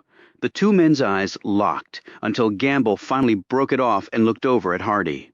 "Mr. Gamble, it's an ongoing Bureau investigation. The Bureau doesn't usually comment." Gamble cut Hardy off with an abrupt wave of his hand. "Then let's get this over with. I have to leave to catch a plane in 1 hour. Sawyer didn't know who he wanted to belt more, Gamble or Hardy, for taking this kind of crap, Mr. Gamble, perhaps Quentin and Richard Lucas should be in on this discussion. Maybe you should have thought about that before scheduling this meeting." Hardy Gamble punched a button on his console. "Find Rowan Lucas right now." Hardy touched Sawyer on the shoulder. Quentin heads up the division Archer was in. Lucas is head of internal security. "Then you're right, Frank. I'll want to speak with them." A few minutes later, the broad portal opened and two men stepped into Nathan Gamble's private domain. Sawyer ran a penetrating eye over them and quickly discerned who was who. His grim demeanor, his look of competitive reproach at Hardy, and the slight hump under his left breast labeled Richard Lucas as Triton's head of security. Sawyer pegged Quentin Rowe as early 30s. Rowe's face held a ready smile underneath a pair of large hazel eyes that were more dreamy than intense. Sawyer concluded that Nathan Gamble could not have had a more unlikely colleague. The expanded group adjourned to the large conference table housed in one corner of Gamble's mammoth office. Gamble stared at his watch and then looked over at Sawyer. "You have 50 minutes and counting, Sawyer? I was hoping you'd have something important for me. However, I feel disappointment looming." "Why don't you prove me wrong?" Sawyer bit his lip and tensed his shoulders, then decided against taking the bait. He looked over at Lucas. "When did you first suspect Archer?" Lucas shifted uncomfortably in his chair. Obviously, the security man felt particularly humbled by recent events. The first definitive event was the videotape of Archer making the exchange in Seattle. The one Frank's people obtained? Sawyer eyed Lucas for confirmation. Lucas's sullen expression spoke volumes. "That's right, although I had my own suspicions of Archer before the video was taken." Gamble spoke up. "Is that so? I don't recall your ever voicing those suspicions before. I don't pay you all that money to keep your mouth shut." Sawyer eyed Lucas closely. The guy had said too much with probably nothing to back it up, but Sawyer was duty-bound to follow through. What sort of suspicions? Lucas's face was still frozen on his boss, the fierce reprimand still resonating. Lucas looked dully at Sawyer. Well, perhaps they were more hunches than anything else. Nothing concrete to go on. Just my gut. Sometimes that's more important, you know what I mean? I do. He worked a lot. Irregular hours, his computer login times made for some interesting reading, I can tell you that. Gamble stirred. I only hire hard workers. 80% of the people here pull 75 to 90 hours per week, every week of the year. "I take it. You don't believe in idle hands," Sawyer said. "I work my people hard, but they're well compensated. Every senior-level manager on up to the executive level of my company is a millionaire, and most of them are under 40. He nodded at Quentin Rowe. "I won't tell you how much he got when I bought him out, but if he wanted to go buy an island somewhere, build himself a mansion, bring in a harem and a private jet, he could do it all without borrowing a dime and have enough left over to keep his great-grandchildren in Ivy League and limos."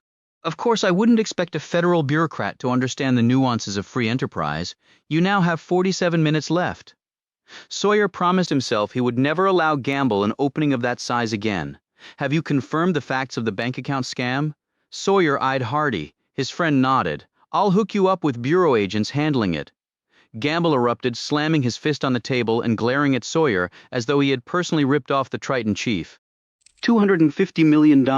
Gamble was shaking with fury. An awkward moment of silence was broken by Sawyer. "I understand Archer had some additional protective measures put on his office door." Lucas answered, his face a shade paler. "That's right, he did. I'll need to look over his office later. What sort of things did he have installed?" Everyone in the room looked at Richard Lucas. Sawyer could almost see the sweat glistening on the security chief's palms. A few months ago, he ordered a digital numeric pad and smart card entry system wired to an alarm for his office door. Was that unusual or necessary? Sawyer asked. He couldn't imagine it was necessary, considering how many damn hoops one had to jump through just to get in the place. I didn't think it was necessary at all. We have the most secure shop in the industry. Lucas cringed when this response was met by a loud grunt from Gamble. But I'm not sure I could say it was unusual. Other people here had similar setups on their office doors. Quentin Rowe joined in. Not that you could have missed it, Mr. Sawyer, but everyone at Triton is terribly security conscious. It's beaten into the head of every employee here that paranoia is the proper mindset to have when it comes to protecting proprietary technology. In fact, Frank comes in each quarter and lectures the employees on that very subject. If an employee had a problem or security concern, he or she could go either to Richard or one of his staff, or Frank. My employees all knew of Frank's illustrious career at the FBI. I feel confident that anyone with a concern about security would have had no hesitation about going to either of them. In fact, employees have done that in the past, nipping some potentially big problems in the bud. Sawyer looked over at Hardy, who nodded in agreement. But you had trouble getting into his office after he disappeared? You must have a system to take into account employees who get sick, die, or quit. There is a system, Lucas proclaimed. Jason apparently circumvented it, Rowe said with a trace of admiration. How? Rowe looked at Lucas and then sighed. In accordance with company policy, the code to be inputted into any individual security system placed on site has to be delivered to the head of security, Quentin explained. To Rich? In addition, all security personnel and key management have master key cards that can access any area of the office. Did Archer deliver the code? He delivered the code to Rich, but then he reprogrammed the reader unit at his office door with a different code. And that switch wasn't caught before? Sawyer looked incredulously over at Lucas. There was no reason to think he had changed the code, Rowe said. During office hours, Jason's office door was usually kept open. No one other than Jason had any reason to be in there after normal hours. Okay, the information Archer allegedly delivered to RTG? How did he get his hands on it? Was he cleared for it? Some of it. Quentin Rowe shifted uneasily in his seat and slid one hand down his ponytail. Jason was part of the acquisition team for that project. However, there were certain parts, the highest levels of the negotiation, to which he was not privy at all. They were known only to Nathan, myself, and 3 other senior executives at the company, and outside legal counsel, of course. Where was this information kept? File drawer safe? Sawyer asked. Rowe and Lucas exchanged smiles. Rowe answered, "We have to a significant degree, a paperless office. All key documents are stored in computerized files. I assume there was some sort of security on these files then, like a password." Lucas said condescendingly, "It was far more than a password. And yet Archer broke into it anyway, it seems." Sawyer jabbed back. Lucas scrunched his mouth up like someone had just jammed a lemon inside. Quentin Rowe wiped at his glasses. "Yes, he did. Would you like to see how?" The group of men filled the small, cluttered storeroom. Richard Lucas pushed away the boxes from beside the wall while Rowe, Hardy, and Sawyer looked on. Nathan Gamble had declined to join them. Where the boxes had rested, the cable outlet was now exposed. Quentin Rowe moved next to the computer and held up the cables. Jason hardwired into our local area network through this workstation. Why not just use the computer in his office? Rowe was shaking his head before Sawyer had stopped talking. When he logs on to his own computer, Lucas said, he has to go through a series of security measures. Those security measures do not merely verify the user, they confirm the user's identity. Every workstation in the place has an iris scanner, which takes an initial video image of the user's iris patterns. In addition, the scanner takes periodic sweeps of the operator to continually confirm the user's identity. If Archer had left his desk or someone had sat down in his place, then the system would have automatically shut off to that workstation. Rowe looked steadily at Sawyer. The important point in all that is, if Archer had accessed any file from his own workstation, we would have known he had done it. How's that? Sawyer asked. Our network has a tag feature. Most systems have some attribute of that kind. If a user accesses a file, that access is recorded by the system. By using this workstation, Quentin pointed at the old computer, which is not supposed to be on the network, and is assigned no number through the network administrator. He bypassed that risk. For all intents and purposes, this was a phantom computer on our network. He may have used the computer in his office to find the location of certain files without accessing them.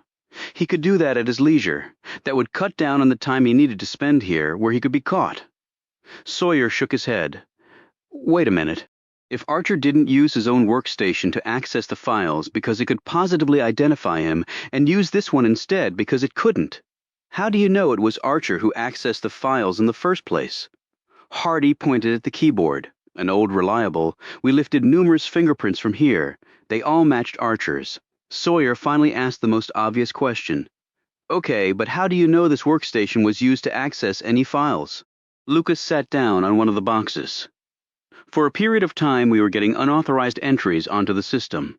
Although Archer didn't need to go through the identification process to log on through this unit, he would still leave a trail if he accessed files using it, unless he electronically erased his trail as he exited. That's possible to do, although tricky. In fact, I think that's what he did, initially at least. Then he got sloppy. We finally picked up the trail and, while it took time, we narrowed down the breach until it led us right here. Hardy folded his arms across his chest. You know, it's ironic. You put all this time and effort and money into securing your networks against any breaches. You have steel doors, security guards, electronic monitoring devices, smart cards, you name it. Triton has it, and yet, he looked up at the ceiling. And yet you also have drop-down ceiling panels with exposed cables connecting your entire network together, ripe for penetration. He shook his head in dismay and looked at Lucas. I've warned you about this risk before. He was an insider, Lucas said heatedly. He knew the system, and he used that knowledge to hack it. Lucas brooded for a moment, and then he took down a plane load of people in the process. Let's not forget that little fact. 10 minutes later, the men were once again in Gamble's office. He did not look up when they reappeared. Sawyer sat down. Okay. Any further developments on the RTG end? He asked. Gamble's face flamed red at the mention of his competitor. Nobody rips me off and gets away with it. Jason Archer's involvement with RTG hasn't been proven. It's all speculation at this point, Sawyer said evenly. Gamble dramatically rolled his eyes. Right. Well, you just go and jump through your little hoops so you can keep your little job, and I'll take care of the tough stuff. Sawyer closed his notebook and stood up to his full height. Hardy stood up too and reached out to grab Sawyer's coat until his former partner froze him with a stare that Hardy had seen him use on many an occasion at the bureau. Sawyer turned back to Gamble. 10 minutes, Sawyer. Since you don't appear to have anything of note to report, I'm going to catch my plane a little early. When Gamble walked past the burly FBI agent, Sawyer tightly gripped his arm and led the Triton chairman outside into the private reception area. Sawyer looked over at Gamble's executive assistant. Excuse us for a minute, ma'am? The woman hesitated, looking at Gamble. I said, excuse us. Sawyer's drill sergeant tone catapulted the woman out of her chair, and she fled the room. Sawyer turned to the chairman. Let's get a couple of things straight, Gamble. First, I don't report to you or anyone else at this place. Second, since it looks like one of your people conspired to blow up a plane, I'll ask you as many questions as I want to, and I don't give a shit about your travel schedule. And if you tell me one more time how many minutes I've got left, I'll rip that goddamned watch off your wrist and stuff it in your mouth. I'm not one of your lackey boys, and don't you ever talk to me that way again. I'm an FBI agent, and a damn good one. I've been shot, knifed, kicked, and bitten by some seriously demented assholes who would make you look like the biggest pussy in the world on your best day. So if you think your bullshit tough guy act is gonna make me pee in my pants, then you're wasting everybody's time, including your own. Now get back in there and sit the fuck down. 2 hours later, Sawyer had finished interviewing Gamble and company and spent 30 minutes looking through Jason Archer's office, ordering it off limits and calling for an investigative team to methodically analyze every molecule of the place. Sawyer checked out Jason's computer system, but he had no way of knowing that something was missing. The only remnant of the microphone was a small, silver-plated plug. Sawyer walked to the elevator bank with Hardy. See, Frank? I told you there was nothing to worry about, Gamble, and I got along just fine. Hardy laughed out loud. I don't think I've ever seen his face quite that shade of white before. What the hell did you say to the man? Just told him what a great guy I thought he was. He was probably just embarrassed by my frank admiration. At the elevators, Sawyer said. You know, I didn't get much usable info in there. Sure. Archer pulling off the crime of the century might make for fascinating reading, but I'd prefer to have him in a jail cell. Well, these guys just got taken to the cleaners, and they're certainly not used to that experience. They know what happened and pretty much how it happened, but all after the fact. Sawyer leaned up against the wall and rubbed his forehead. You realize there's no evidence tying Archer to the plane bombing? Hardy nodded in agreement. I said before that Archer could have used Lieberman to cover his tracks, but there's no proof of that either. If there is no connection, Archer's one haluva lucky guy for not getting on that plane. Well, if that's the case, then somebody else out there took down that airliner. Sawyer was about to hit the elevator button when Hardy touched his sleeve. Hey, Lee, if you want my humble opinion, I don't think your biggest problem will be proving Archer was involved in the plane sabotage. So what's my biggest problem, Frank? Finding him. Hardy walked off. As Sawyer waited for the elevator, a voice called to him, Mr. Sawyer, do you have a minute? Sawyer turned to find Quentin Rowe walking toward him. What can I do for you, Mr. Rowe? Please call me Quentin. Rowe paused and looked around the hallways. Would you like to take a short tour of one of our production facilities? Sawyer quickly caught his meaning. Okay, sure. Chapter 33. The 15-story Triton office building was hooked to a sprawling 3-story structure that covered about 5 acres of ground. Sawyer pinned on a visitor's badge at the main entrance to the facility and followed Rowe through a number of security checkpoints. Rowe was obviously well known and well liked here, as he received a number of cordial greetings from Triton personnel. At one point, through a wall of glass, Sawyer and Rowe watched lab technicians in white coats, gloves, and surgical masks working away in a large space. Sawyer looked at Rowe. Geez, looks more like an operating room than a factory. Rowe smiled. Actually, that room is far cleaner than any hospital operating room. He watched Sawyer's surprised reaction with amusement. Those technicians are testing a new generation of computer chips. The environment has to be completely sterile, absolutely dust-free. Once they're fully functional, these prototypes will be able to carry out 2 tips. Damn, Sawyer said absently, having no earthly idea what the acronym stood for. That means 2 trillion instructions per second. Sawyer gaped at the small man. What in the hell needs to move that fast? You'd be surprised. A litany of engineering applications. Computer-aided designs of cars, aircraft, ships, space shuttles, buildings, manufacturing processes of all types. Financial markets, corporate operations. Take a company like General Motors. Millions of pieces of inventory, hundreds of thousands of employees, thousands of locations. It all adds up. We help all of them do their jobs more efficiently. He pointed to another production area. A new line of hard drives is being tested in there.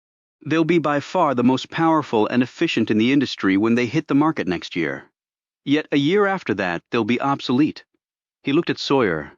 What sort of system do you use at work? Sawyer put his hands in his pocket. You might not have heard of it. Smith Corona? Rowe gaped at him.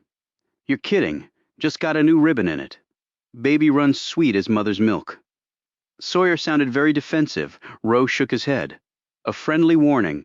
Anyone who doesn't know how to operate a computer in the coming years will not be able to function in society. Don't be intimidated.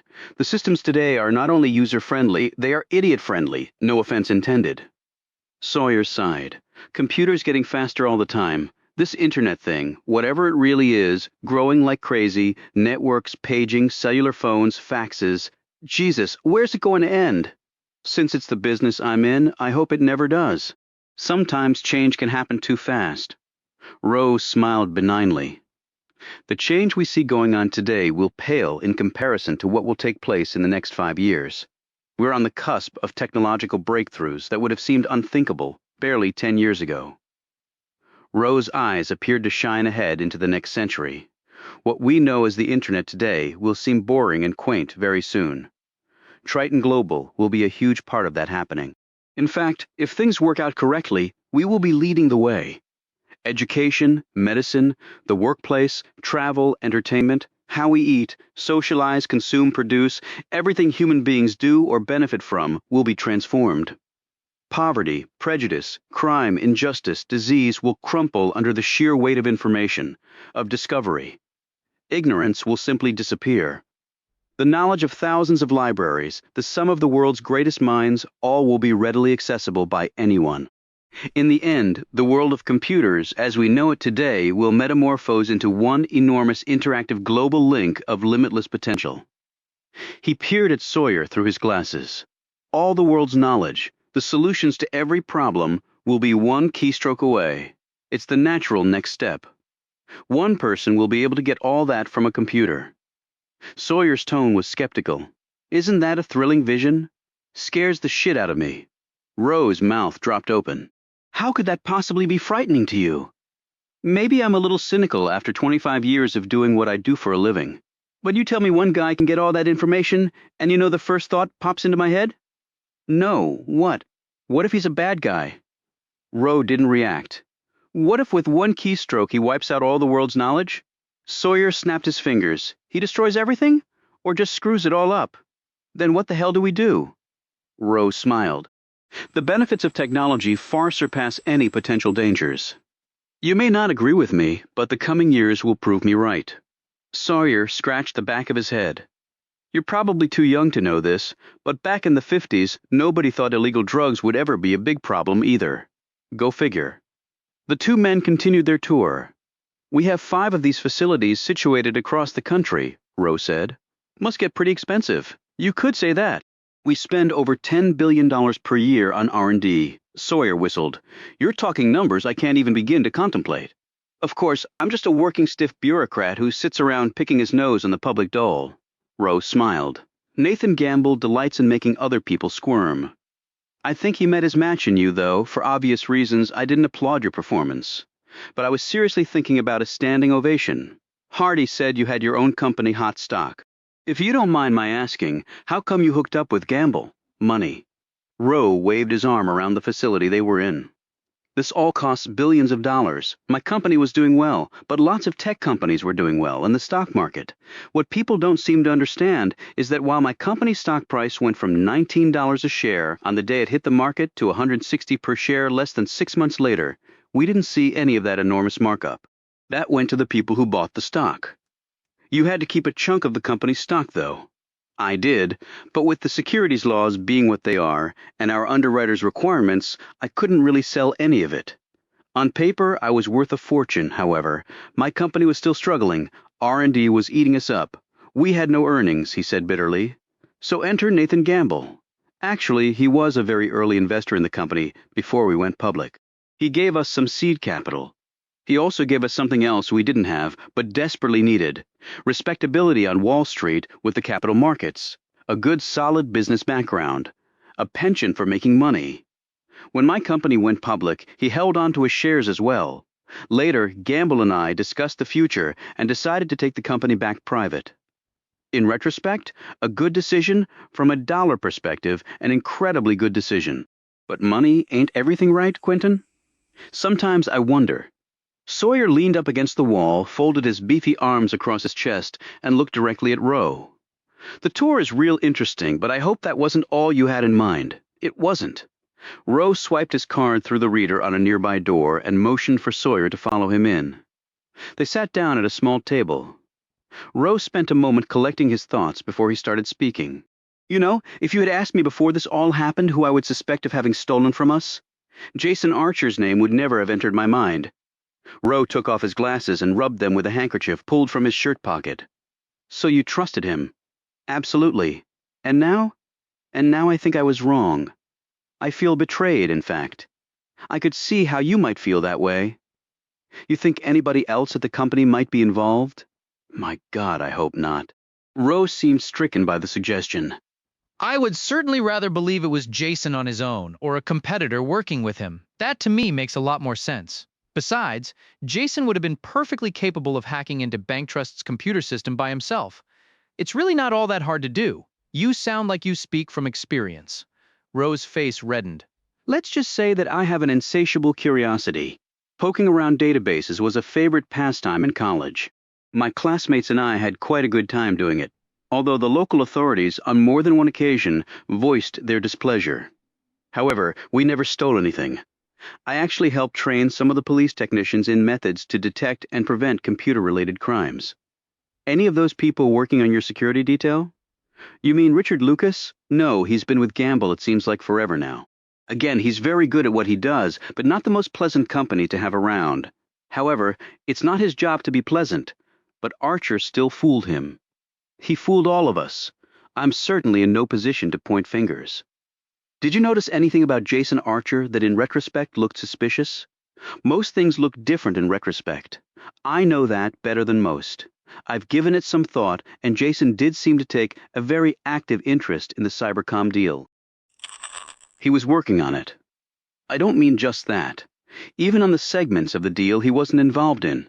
He asked a lot of questions. Like what? Like, did I think the terms were fair? Did I think the deal was going to get done? What would be his role once it was done? That sort of thing. He ever ask you about any confidential records you kept regarding the deal? Not directly, no. He apparently got everything he needed off the computer system. So it would seem. The two men sat staring off into space for a few moments. You have any inkling where Archer might be? Rowe shook his head. I visited his wife, Sydney. We've met. It's hard to believe he would just up and leave them like that. He has a daughter, too, a beautiful little girl. Maybe he didn't plan to leave them. Rowe looked at him oddly. What do you mean? I mean, maybe he intends to come back for them. He's a fugitive from justice now. Why would he come back? Besides, Sydney wouldn't go with him. Why not? Because he's a criminal. She's an attorney. This may come as a big surprise to you, Quentin, but some lawyers aren't honest. You mean you suspect Sydney Archer of being involved in this whole thing? I mean, I haven't ruled her or anyone else out right now as a suspect. She's an attorney for Triton. She was working on the Cybercom deal. Seems like a perfect position to cherry-pick secrets and sell them to RTG. Who the hell knows? I intend to find out.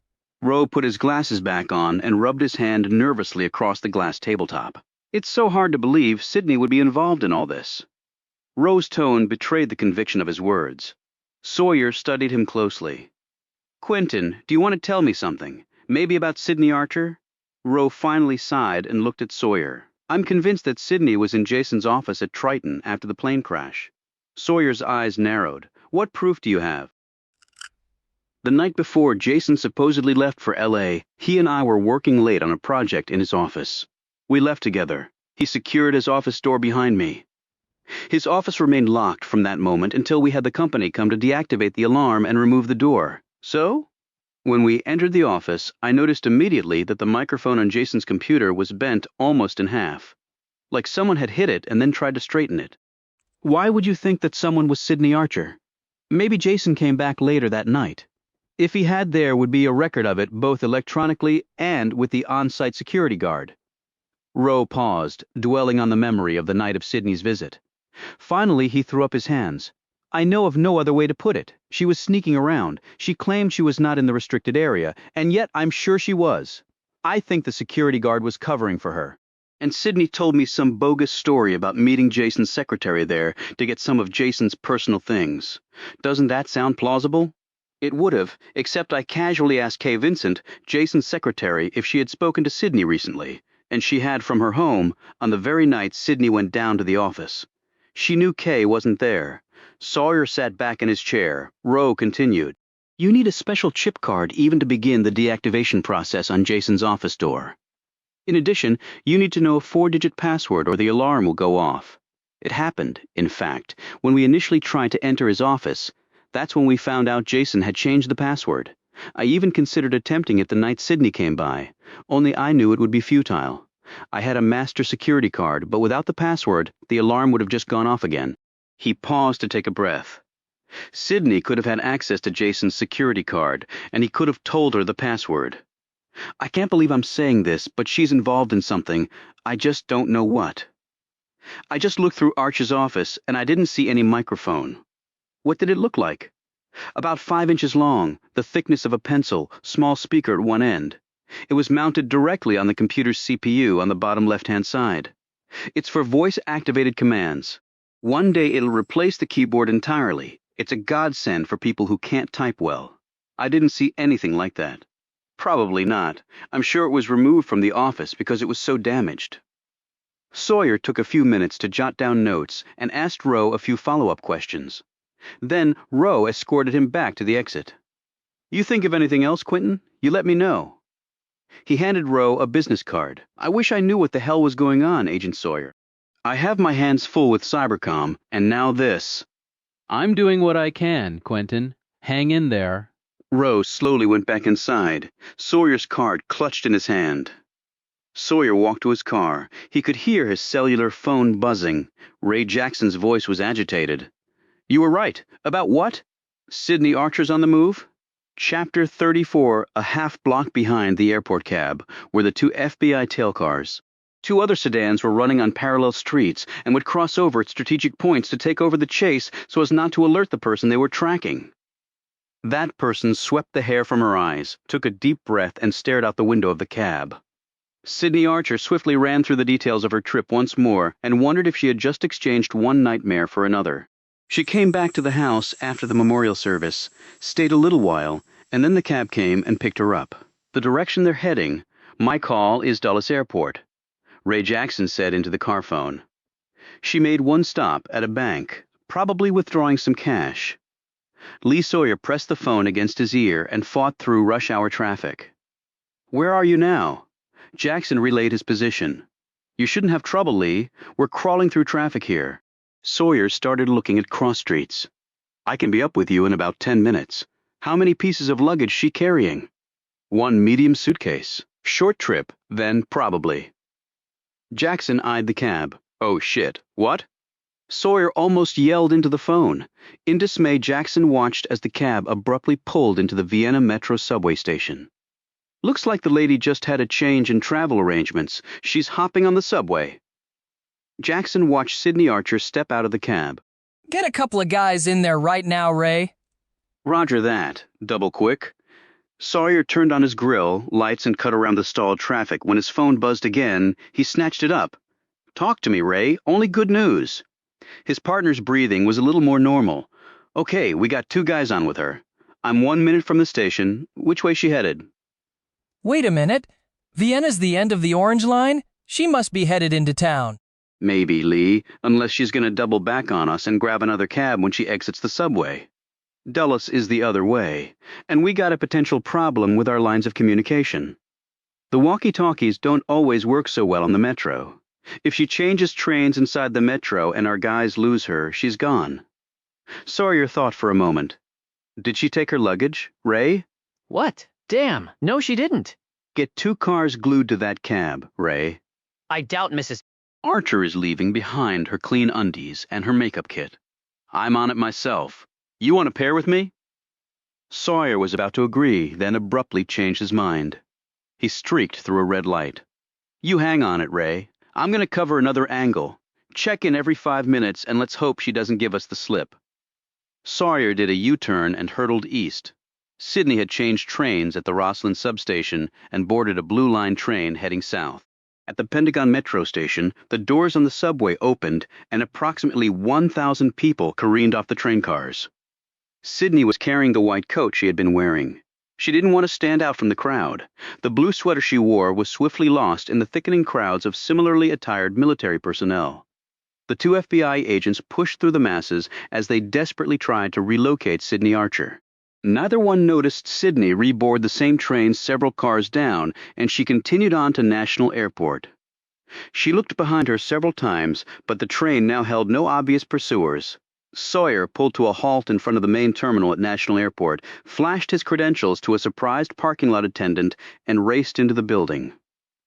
A few seconds later, he stopped dead and his shoulders sagged in frustration as he scanned the wall-to-wall people. Shit! The next second, he flattened himself against the wall as Sydney Archer passed barely 10 feet in front of him.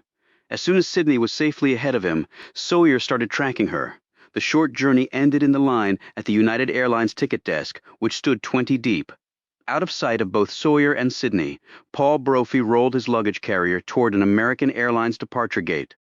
Inside Brophy's inner suit pocket was Sydney's entire travel itinerary gleaned from her conversation with Jason Archer. He continued on unhurriedly. He could afford that luxury as chaos swirled around him. He would even have time to check in with Goldman. After 45 minutes, Sydney finally received her ticket and boarding pass. Sawyer watched from a distance and noted the large wad of bills she used for the purchase. As soon as she had disappeared around the corner, Sawyer swiftly sliced through the line, his FBI badge prominently held in his hand. As the first wave of angry travelers quickly parted for him, the ticket person stared at the badge and then at Sawyer. The woman you just sold a ticket to, Sydney Archer.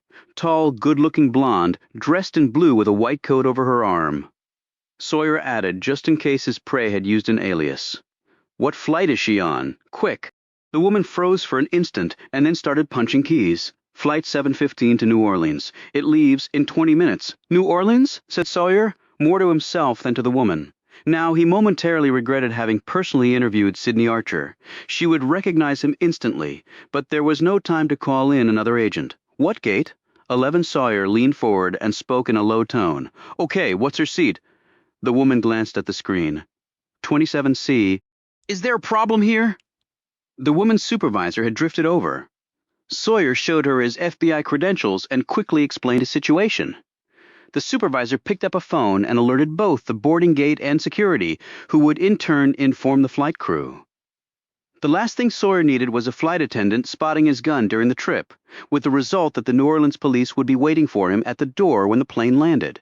A few minutes later, Sawyer, wearing a beat-up hat, hastily borrowed from security personnel, his coat collar turned up, strode down the terminal's broad aisle, an airline security officer in tow. Sawyer was escorted around the metal detectors while he scanned the crowds for Sydney Archer. He spotted her at the departure gate already in line to board.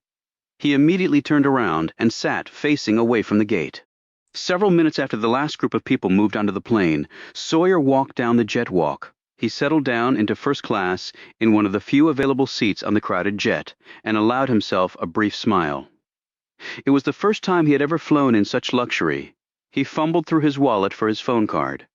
His finger closed around Sydney Archer's business card. There were phone numbers for Sydney's direct office line, pager, fax, and mobile phone. Sawyer shook his head. That was the private sector. For you need to know where you are every minute. He pulled out the plane phone and slid his card through it. The flight to New Orleans was non-stop, and 2.5 hours later, the jet was descending into New Orleans International Airport. Sydney Archer had not budged from her seat the entire flight, for which Lee Sawyer was immensely grateful. Sawyer had made a number of phone calls from the plane, and his team was in place at the airport. When the door to the jet opened, Sawyer was the first one off. When Sydney exited the airport into the mugginess of the New Orleans night, she did not notice the black sedan with the tinted windows parked across the narrow roadway used to pick up or drop off passengers. Settled into her seat in the battered gray Cadillac with Cugjun Cab Company stenciled on the side, Sydney loosened the collar of her shirt and wiped a bit of perspiration from her forehead. The Lafitte Guest House, please. Bourbon Street. As the cab drifted away from the curb, the sedan waited a moment, then followed. Inside the sedan, Lee Sawyer was filling in the other agents on the situation, his eyes all the time riveted on the dirty caddy.